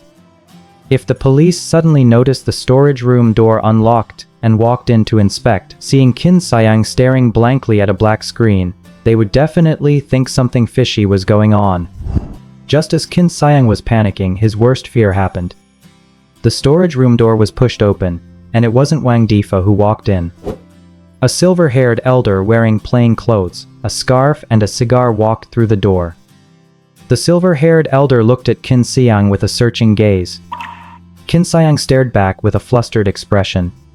He wasn't actually that panicked inside, but he figured that since he looked like an 18 or 19-year-old boy, he should act startled if someone suddenly barged in, so he put on that facade. The storage room fell into a moment of silence, with only the sound of footsteps outside and the faint crackling of the elder's cigar. Before long, a few more people entered, all wearing police uniforms. "Detective Orlov, what brings you here?" This storage room was always closed before. It was open today, so I decided to pop in and see if there were any unexpected findings. Orlov. Isn't that the detective Roy Elena warned him to watch out for? If she could call someone's methods impressive, it meant this Orlov was definitely no amateur. You can tell the skill level as soon as an expert makes a move.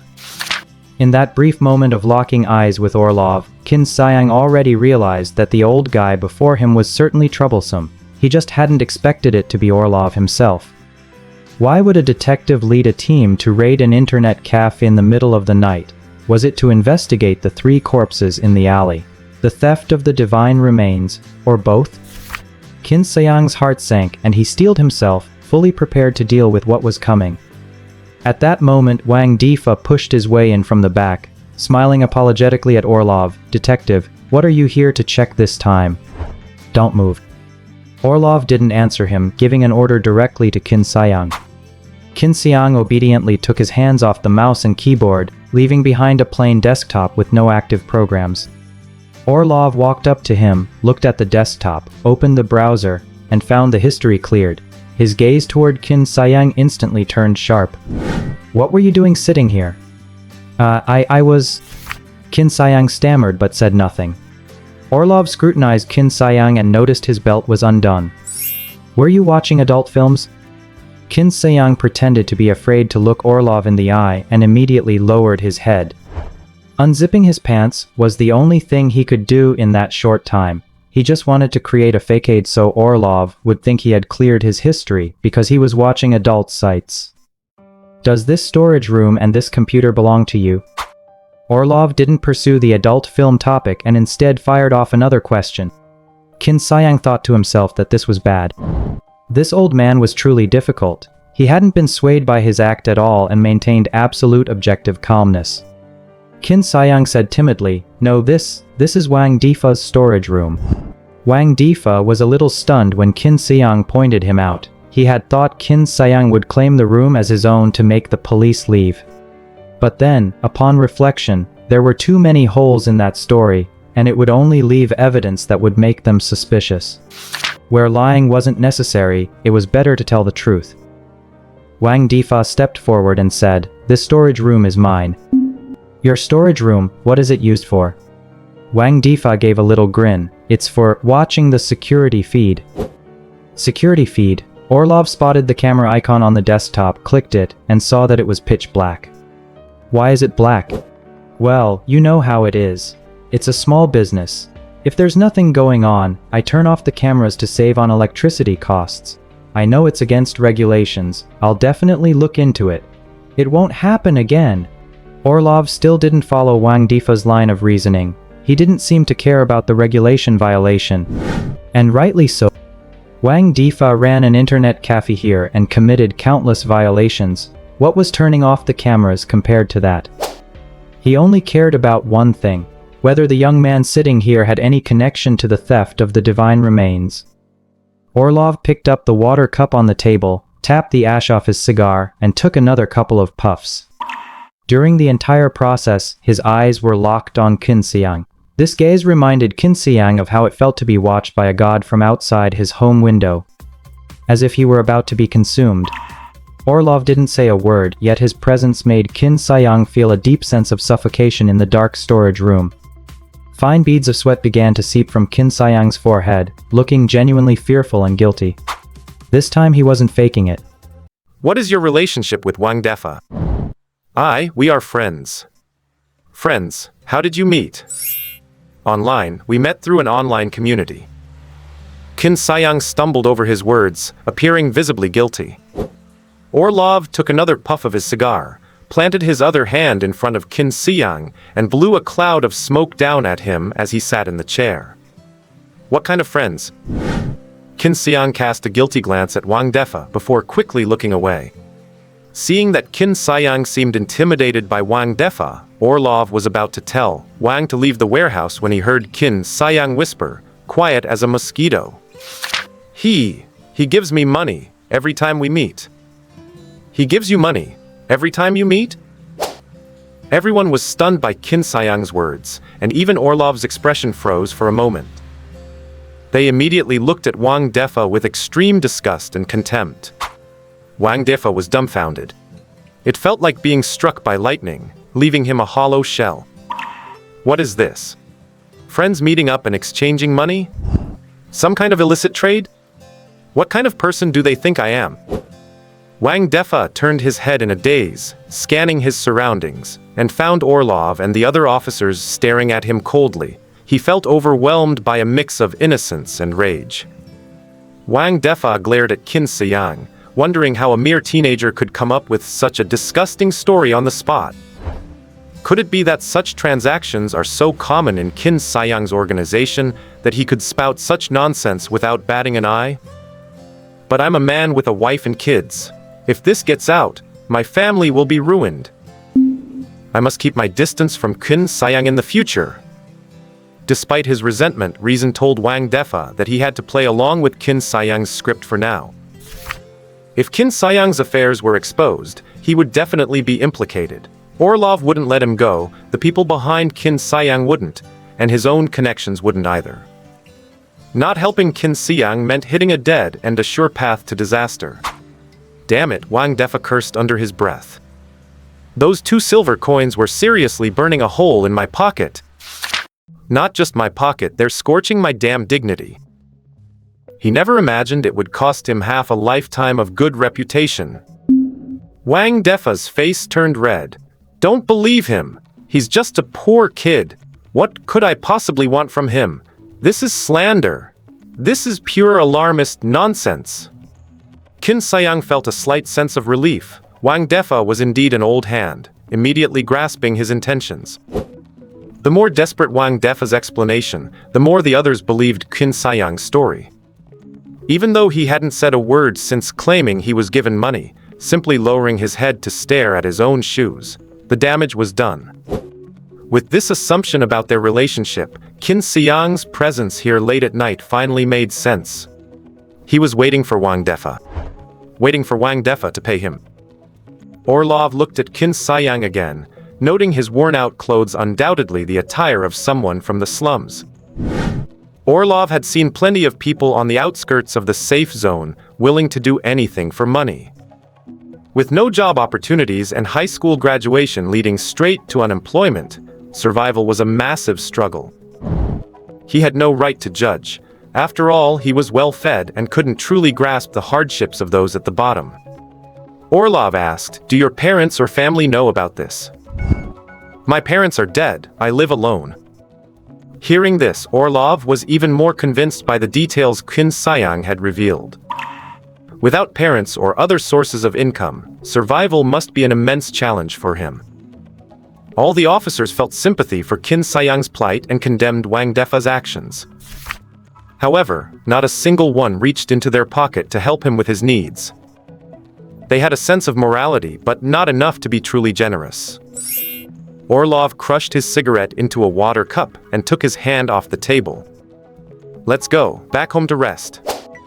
Just then, an officer asked, Inspector, are we just leaving this kid here?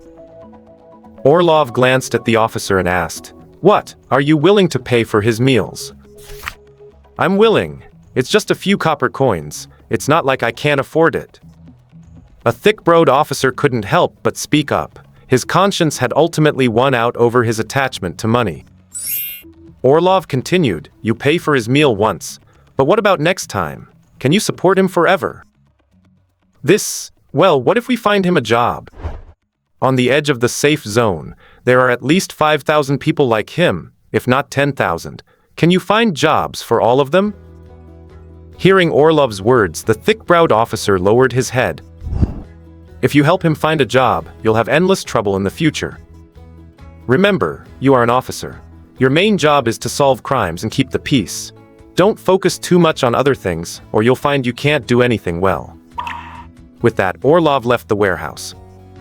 The other officers followed him out. The thick-browed officer took one last look at Qin Siyang, gritted his teeth, and quickly caught up with the others. Only Qin Siyang and Wang Defa were left in the warehouse. Qin Siyang's expression relaxed, while Wang Defa looked seething with resentment. The two locked eyes, each with their own thoughts. Wang Defa walked to the warehouse door, saw that the officers were far away, and shut it tight. In the dark warehouse, only the pale blue light from the monitor illuminated Qin Siyang's face. Boss, you went a bit too far this time. Qin Siyang sighed, it was a bit too much. Wang Defa thought Qin Siyang was feeling guilty for messing with him, but Qin Siyang continued. Escaping Orlov's investigation this time is one thing, but if he finds out I've registered as a sequence ability user, he'll definitely be suspicious all over again. I can foresee plenty of trouble ahead. Qin Siyang shook his head. Tonight, he had been forced into a corner by Orlov and had no choice, but to use that lame story to send the police away. He had established the persona of a poor orphan in Orlov's mind. But he was meeting Qian Wenda tomorrow, and by the weekend, he would be registered as a sequence ability user. If Orlov saw his information at the Sequence Management Bureau, how could he not know something was wrong? But if Qin Siyang hadn't used that excuse, he likely would have been hauled off to the station, which would have derailed his entire plan. He might have even been detained for investigations for weeks, which would have left Qian Wenda's stupid nephew to starve in that abandoned warehouse. Judging by Qian Wenda's tone, that nephew was important to him. If he died, Qian Wenda would likely become his mortal enemy, to say nothing of helping him fake his sequence. Qin Siyang couldn't accept that outcome, so he chose the lesser of two evils. Seeing that Qin Siyang only cared about his own situation, Wang Defa grumbled bitterly, Boss, you're in trouble. But what about me? What about my reputation? Qin Siyang didn't even bother to look at him. How many copper coins is your reputation worth? After Qin Siyang returned home, he took a cold shower and went to sleep. Early the next morning, he had some leftovers and then rushed out. Friday, I missed school to find someone at the Zone 383324 exit, so I couldn't pick up dinner from the cafeteria.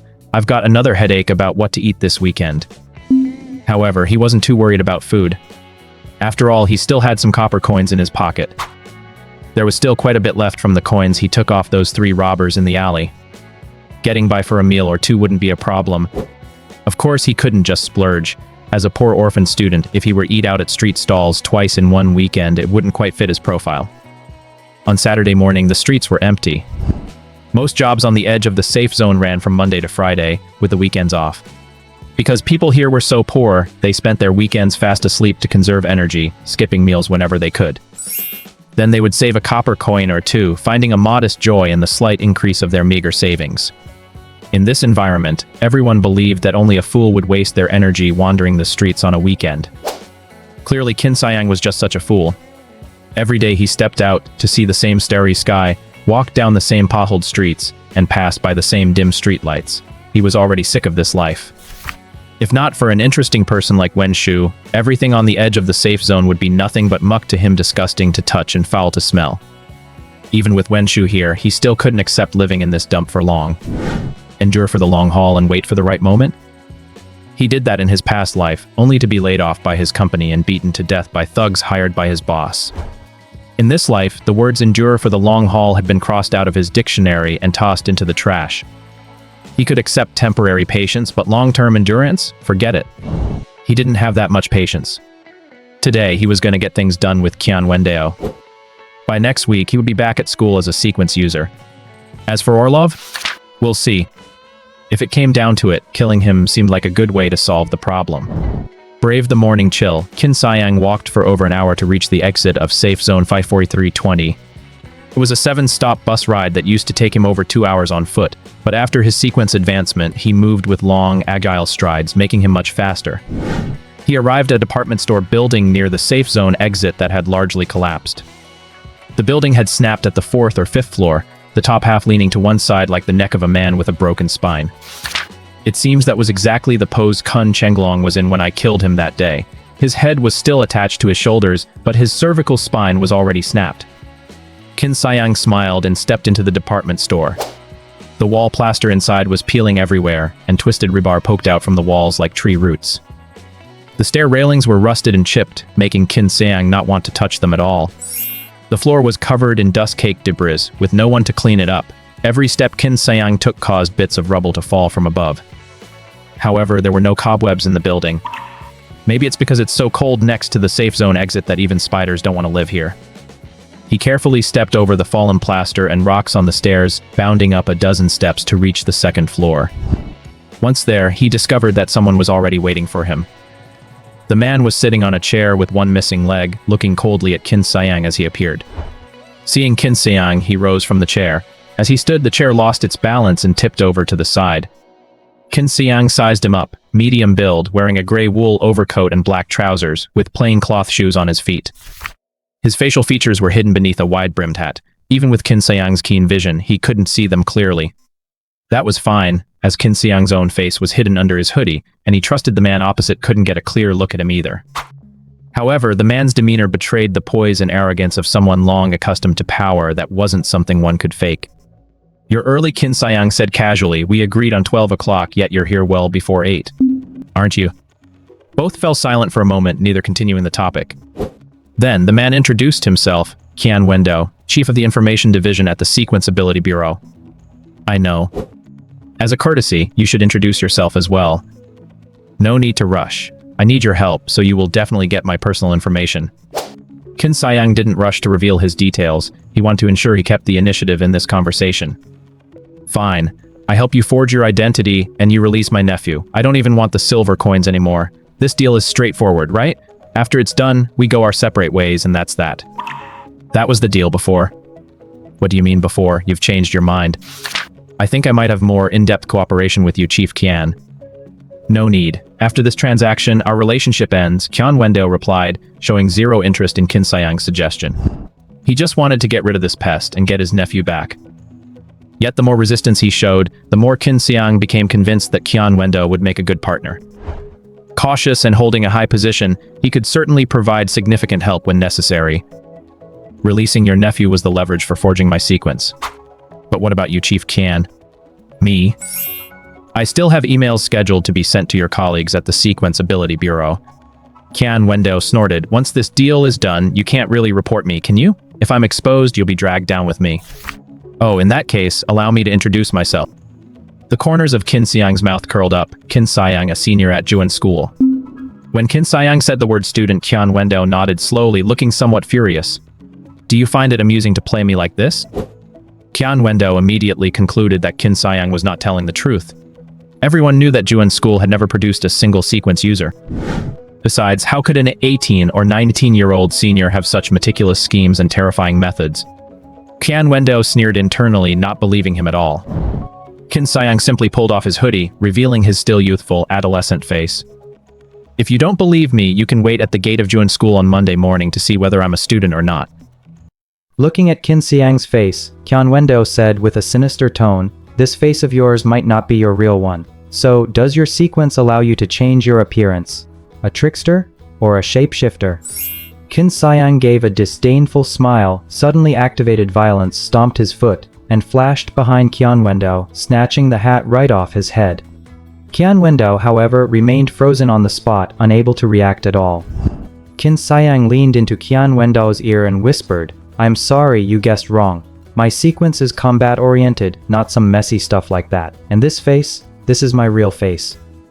With that, Qin Siyang chuckled twice and placed the wide-brimmed hat on his own head.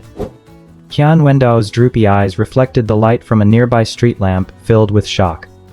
"Are you really a senior student at Juan School? Of course, that identity is exactly what I need you to forge a sequence for." "How is that possible? If you're a high school senior, how could you? Wait, could it be?"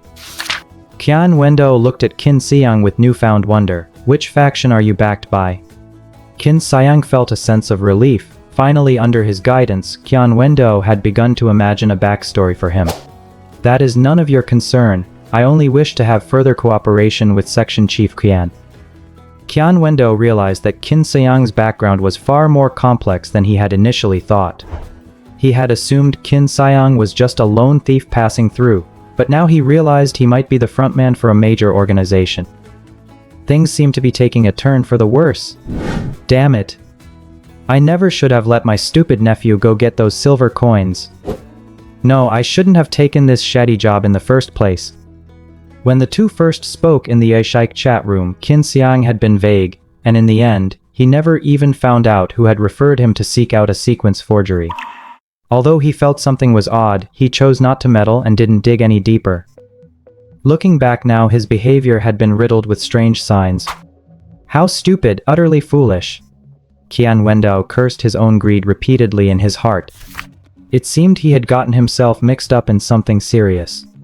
He gritted his teeth, but not daring to provoke Qin Siyang, he asked, continuing the cooperation, "Is it with you, or with the people behind you?" "I am just myself." Qin Siyang revealed a deep, solemn gaze. "I just want to take back what is mine." Hearing this, Qian Wendo realized in an instant that Qin Siyang might not just be a frontman for a large faction, but a key player in his own right. "How do you want to cooperate?" "We will talk about the future later. Let's just handle what is right in front of us first." Qin Siyang didn't say much more. Qian Wendo was no fool and wasn't easy to deceive. The more he said, the more likely something would go wrong. "Before next Monday, I want the status of a sequence ability user. I will use your nephew's phone to send the information to you. Once it is done, I will let him go. From now on, we will use your nephew's phone to communicate." "Fine." Qin Siyang thought for a moment and asked, "Is the phone number registered with a real name?" Qian Wendo frowned, his gaze suddenly filled with curiosity. "You've never used a phone? How could a key figure of a major organization not know how phone numbers work?" "Phones are things for the poor. I have indeed never used one." Qin Siyang replied coldly, appearing completely indifferent. Qian Wendo immediately understood. The young man before him must have been a spoiled noble. People who made calls for him were always servants, so he had never had to use a phone himself. Just how high was Qin Siyang's status? Even Qian Wendo, who could throw his weight around at the edges of the safe zone, felt a moment of uncertainty. "The numbers are not registered to anyone. Anyone can use them." "Good." Qin Siyang opened the phone, took a selfie, then sent his details and the photo to the number labeled Uncle, before deleting the message. "Notify me when it is done, and I will go to your administration bureau to collect the certificate." Having said that, Qin Siyang left the department store without waiting for Qian Wendo's response. Qian Wendo looked at the information Qin Siyang had provided, his brows furrowing deeper and deeper. "This address. It's at the very edge of the safe zone, isn't it? An orphan. With a background like this, awakening a sequence ability would make anyone realize there's something fishy going on. If it were a regular client, Qian Wendo might not have cared so much. But Qin Siyang was clearly someone with a massive backing he couldn't afford to offend. So he immediately dialed a number. Hello? Nephew, it's me. You haven't gone far, have you? Come back, let's talk some more. Qin Siyang hung up, knowing Qian Wendo wouldn't dare talk over the phone for fear of being monitored, so he walked back. Qin Siyang, this address of yours will absolutely not work. Awakening a sequence ability in a place like that is bound to attract attention. It's too conspicuous. I'm afraid many people will start taking an interest in your true identity. Qin Siyang felt a hint of worry after hearing this. He truly hadn't considered what Qian Wendo had pointed out. Section Chief Qian is certainly observant. What do you suggest I do? My current identity is a poor orphan. If the address were a nice neighborhood, that would also arouse suspicion. You have a point, that is indeed a problem. Qian Wendo paced back and forth with a frown, his eyes darting around, and said if all else fails, just put down as a drifter. A drifter. Yes, a drifter. You are a homeless orphan, but not necessarily drifting in one place. Perhaps you were living with a kind family in a prosperous part of the safe zone, living without a care. If I was living with a kind family, would that still be called a drifter? Close enough, at least it's more credible than your current address. There have been cases where drifters in decent areas awakened sequences, usually bankrupt merchants or illegitimate children cast out from noble houses. Qin Siyang thought about it, but the people around me know I live on the edge of the safe zone. If they see my registration information says drifter, won't they think something is wrong? The people around you, that bunch of ants at Juan school, they can't even awaken sequences. How would they ever know your registration details? What if I need to be absolutely foolproof? Qian Wendo pondered for a moment and said, if you're worried, just sell your house or burn it down and become a genuine drifter. Qin Siyang crossed his arms and thought for a while, agreeing that Qian Wendo made sense. The term drifter could cover up a lot of questions and save him quite a bit of trouble. Fine, let's do that. Selling a house takes too long and leaves behind a paper trail, which wasn't a good option for Qin Siyang. So, what Qian Wendo offered him was essentially a choice with only one way out. Qin Siyang returned home, wrapped up the hundreds of illicit copper coins, put them in a cloth bag, then grabbed a lunchbox and his resident ID card. Then he set the house on fire. Qin Siyang's residence was on the very edge of the safety zone. Few people lived there, and no developer would ever invest in major construction in such a remote area after the apocalypse. Therefore, the houses here were all single-story bungalows, spaced apart from one another. Qin Siyang's house burning down didn't endanger anyone else. It didn't even wake up the neighbors sleeping next door. That should just about do it. Since his house was destroyed in an accident, Qin Siyang had officially become a stray. But even a stray needs a place to sleep. He wandered around for a long time, and with nowhere else to go, he ended up at Wang Defa's internet cafe. When Wang Defa saw Qin Siyang again, the initial fear and the later delight were gone, replaced by pure frustration and endless griping. He muttered to himself, "This guy is no boss, he's a death god. Why did I ever get involved with him?" Despite his inner resentment, when he stepped out to speak to Qin Siyang, he put on a polite face and acted subservient. "Boss, what is it this time?" "Oh, I need to stay in your warehouse for a while, probably just a few days. Once I finish registering my sequence, finding a place shouldn't be hard." "Huh? What?" Wang Defa shivered from head to toe and asked with wide eyes. "I said I need to stay here for a while." "No, boss. If you do this, and the police come for another surprise inspection, what am I supposed to say?" "Say the same thing you said last time." Wang Defa waved his hands frantically. "No, boss, you really can't.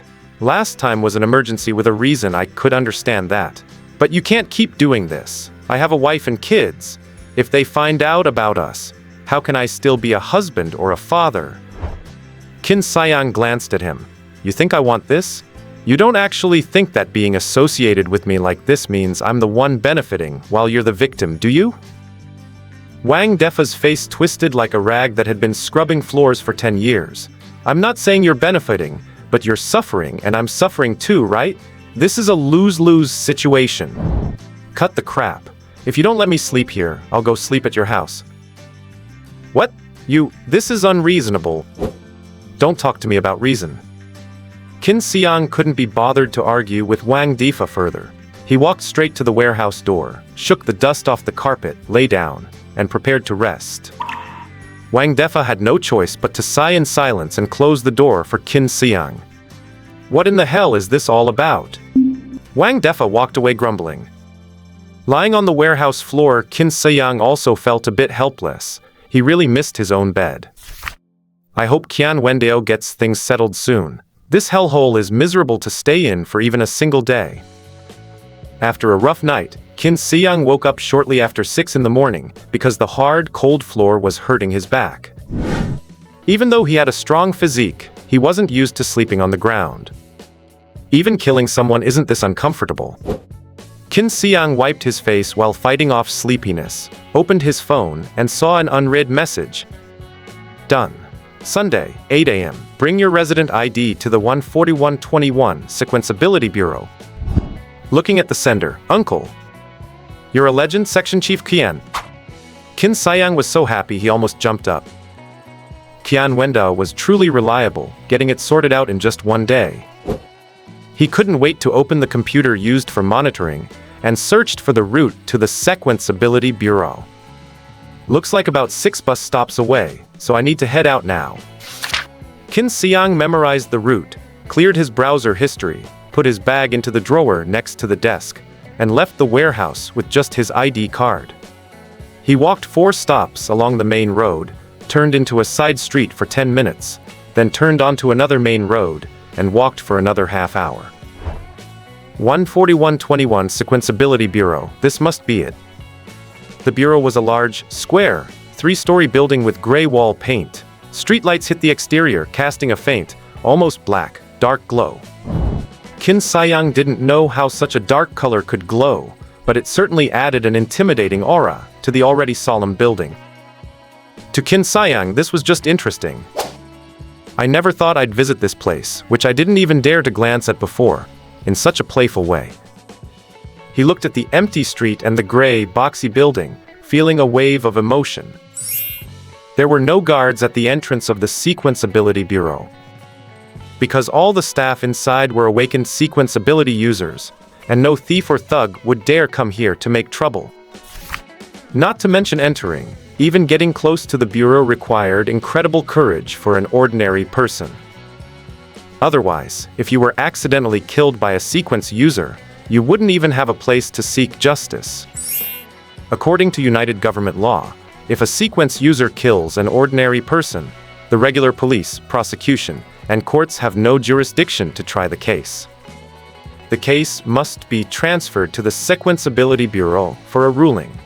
The outcome is often an increase in the required number of god hunts for the user, under the guise of contributing to the safety zone to make amends. But everyone knows that even without a penalty, sequence users still have to hunt gods outside the safety zone anyway. This is just a way to shield them. Yet, even with these privileges, no one dares to complain. First, awakening is random. No one is born a sequence user, so one could say the path to this privileged class is very transparent. Second, sequence users can kill gods and are the hope of humanity. If you try to strip them of their privileges, you are stripping humanity of its chance to leave the safety zone. No one can handle that kind of accusation. Therefore, in places like the edge of the safety zone, sequence users are like deities, and everyone keeps their distance. Of course, the United Government doesn't grant sequence users unlimited leeway. Killing ordinary people is often dealt with lightly, but sequence users are forbidden from killing students and public officials. Students are the future cultivated by the government, and public officials are the foundation of governance. If a sequence user kills either of these, they will be strictly prosecuted. With these limitations, public hostility towards sequence user privileges is somewhat reduced. In this post-apocalyptic world, a relatively stable but distorted social structure has formed. Qin Siyang stepped up the stairs and pushed open the black wooden door of the bureau. As soon as Qin Siyang pushed the door open, he was struck by the sight before him. He had expected the interior of the sequence administration to be as dull and mundane as it appeared from the outside, with just a hint of mystery. Little did he know, his assumption was completely wrong. The inside of the administration building was magnificent and resplendent. Upon entering, he found a gilded entryway neatly lined with antiques and decorations, each with its own descriptive label beneath it. Qin Siyang couldn't help but pause to look, discovering ancient coins from China, bricks from the pyramids, and even manuscripts from painters of a millennium ago. These items, rich with humanity and history, radiated a compelling charm under the glow of the incandescent lights. He bypassed the entryway and stepped into the main area of the administration. Indeed, the building lacked even a hallway or reception desk. Once he walked past the entryway, he could see the entire interior. In the 1,000-square-meter ground floor, there were only a dozen or so office desks. Each desk was equipped with 3 computers, 1 standard desktop and 2 laptops. This was the first time he had seen a laptop since his rebirth, and here he was seeing dozens of them at once. Nearby was a coffee bar offering various complimentary drinks, with a staff member at the counter brewing fresh hand-ground coffee. Some people sat by the tables drinking coffee and chatting, some rested their chins on their hands, browsing something idly, while others wandered around the spacious office floor. Although the building had 3 floors, Qin Siyang was on the ground floor, which seemed to lack a ceiling because the entire ceiling was actually a giant light emitting a soft white glow.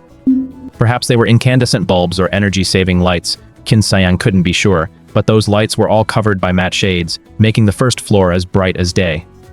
Not the artificial brightness you'd find in a school, but a true daylight, the kind with a sun. Qin Siyang stood there stunned, not knowing how to react. The entire decor of the Sequence Ability Administration told Qin Siyang one thing: everyone here was a person of privilege.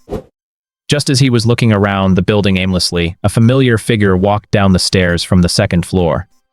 "Qin Siyang, you've arrived." Qian Wendo greeted Qin Siyang warmly. Today, he wasn't wearing that understated wool coat, but had switched into a crisp navy blue suit. Clothes make the man. Dressed in this outfit, Qian Wendo radiated the vitality of a successful professional. Even those dull, drooping eyes seemed to emanate the indifference of someone in power. Qian Wendo's personal welcome caused the eyes of everyone on the 1st floor to converge on Qin Siyang, all trying to discern just who this newcomer might be. Yet, no one could figure it out. Qin Siyang's tattered clothes, sloppy trousers, and shoes with exposed toes screamed poverty. By all logic, Qian Wendo would never pay attention to someone who had awakened a sequence by sheer, traitorous luck. Section Chief Qian. Qin Siyang bowed to Qian Wendo, showing his respect in front of his subordinates. "Come on up, let's talk." "Right." Qin Siyang took a few steps forward, climbed the dark gray stone stairs, and followed Qian Wendo's enthusiastic invitation to the 2nd floor. The 2nd floor was similar to the first, equally spacious, with the same soft white ceiling lights. However, there were no office desks here, only sparsely placed leather sofas, coffee tables, snacks, and 4 offices built into the corners. Qian Wendo led Qin Siyang into the office in the northwest corner, carefully closed the door, and pulled down the blinds. "My office is the only safe place in the entire building. We can speak freely." Qian Wendo got straight to the point and Qin Siyang nodded. He didn't ask why it was safe. Qin Siyang trusted Qian Wendo's level of caution completely. The man would never make such a claim without proof. Perhaps because he was on his own turf, Qian Wendo felt more confident, and his tone was noticeably more relaxed than it had been yesterday. "To be honest, I've always been careful, and I've never had a slip-up in this business. Only last time I really had no time, so I let my nephew go pick up the money, and it was just my bad luck that you happened to catch him." Even a wise man makes a mistake sometimes, Section Chief Qian. There is no one in the world who doesn't err, and no such thing as a perfectly airtight secret. "You're right about that." Qian Wendo took a small blue booklet from his drawer and handed it to Qin Siyang. "Make sure the information is correct." The cover of the blue booklet read, "Sequence Ability User Registration Certificate," with a line of small text below, "Issued by the Sequence Ability Administration."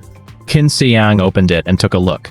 It was his information: Sequence Ability User ID 9527 Sequence. Phantom Assassin, Residence, Drifter. Why is my ID number so early? As far as he knew, the God-slaying camp had over 1 million members. There was no way his turn would come up at only 9,000-something.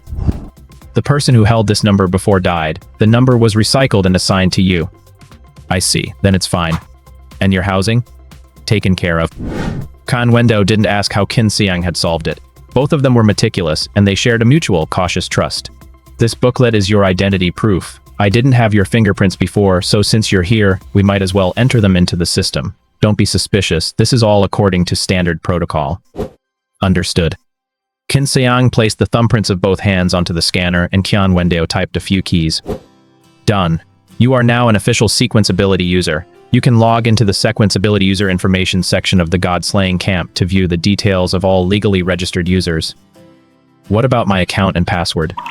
It'll be sent to your phone. You can change the password yourself. If you forget it, you'll have to bring this registration certificate to the administration and verify your fingerprints to reset it. It's a hassle, so don't forget it. Also, you don't need to worry about your sequence. According to United Government regulations, a user's sequence is not tested a second time unless they are convicted of a crime. Your identity is now on record, so you won't be questioned as long as you don't cause any trouble. Got it. Thank you. I'll release your nephew as soon as I head out. Good, thank you. Section Chief Qian, just to let you know, while I will release him the items he was carrying. I know. Consider that his lesson, you can keep them. Anything else? Hearing the dismissal in Qian Wendao's voice, Qin Siyang thought for a moment, then nodded and said, "One more question, if I may." Go ahead. Why would someone like you, working in a place like this, go to such lengths for a single silver coin? Qian Wendao paused, then smiled. It seems you really have no concept of money. It seemed Qian Wendao took Qin Siyang for a fallen aristocrat, and Qin Siyang didn't bother to clarify. A single silver coin has an exchange rate of 10,000 copper coins, but nobody trades at that rate. The market price is usually 12,000. My monthly salary as a section chief at this administration is only 1,550 copper coins. That side job earns me more than half a year's wages. As for the office environment you're looking at, that belongs to the United Government, not me.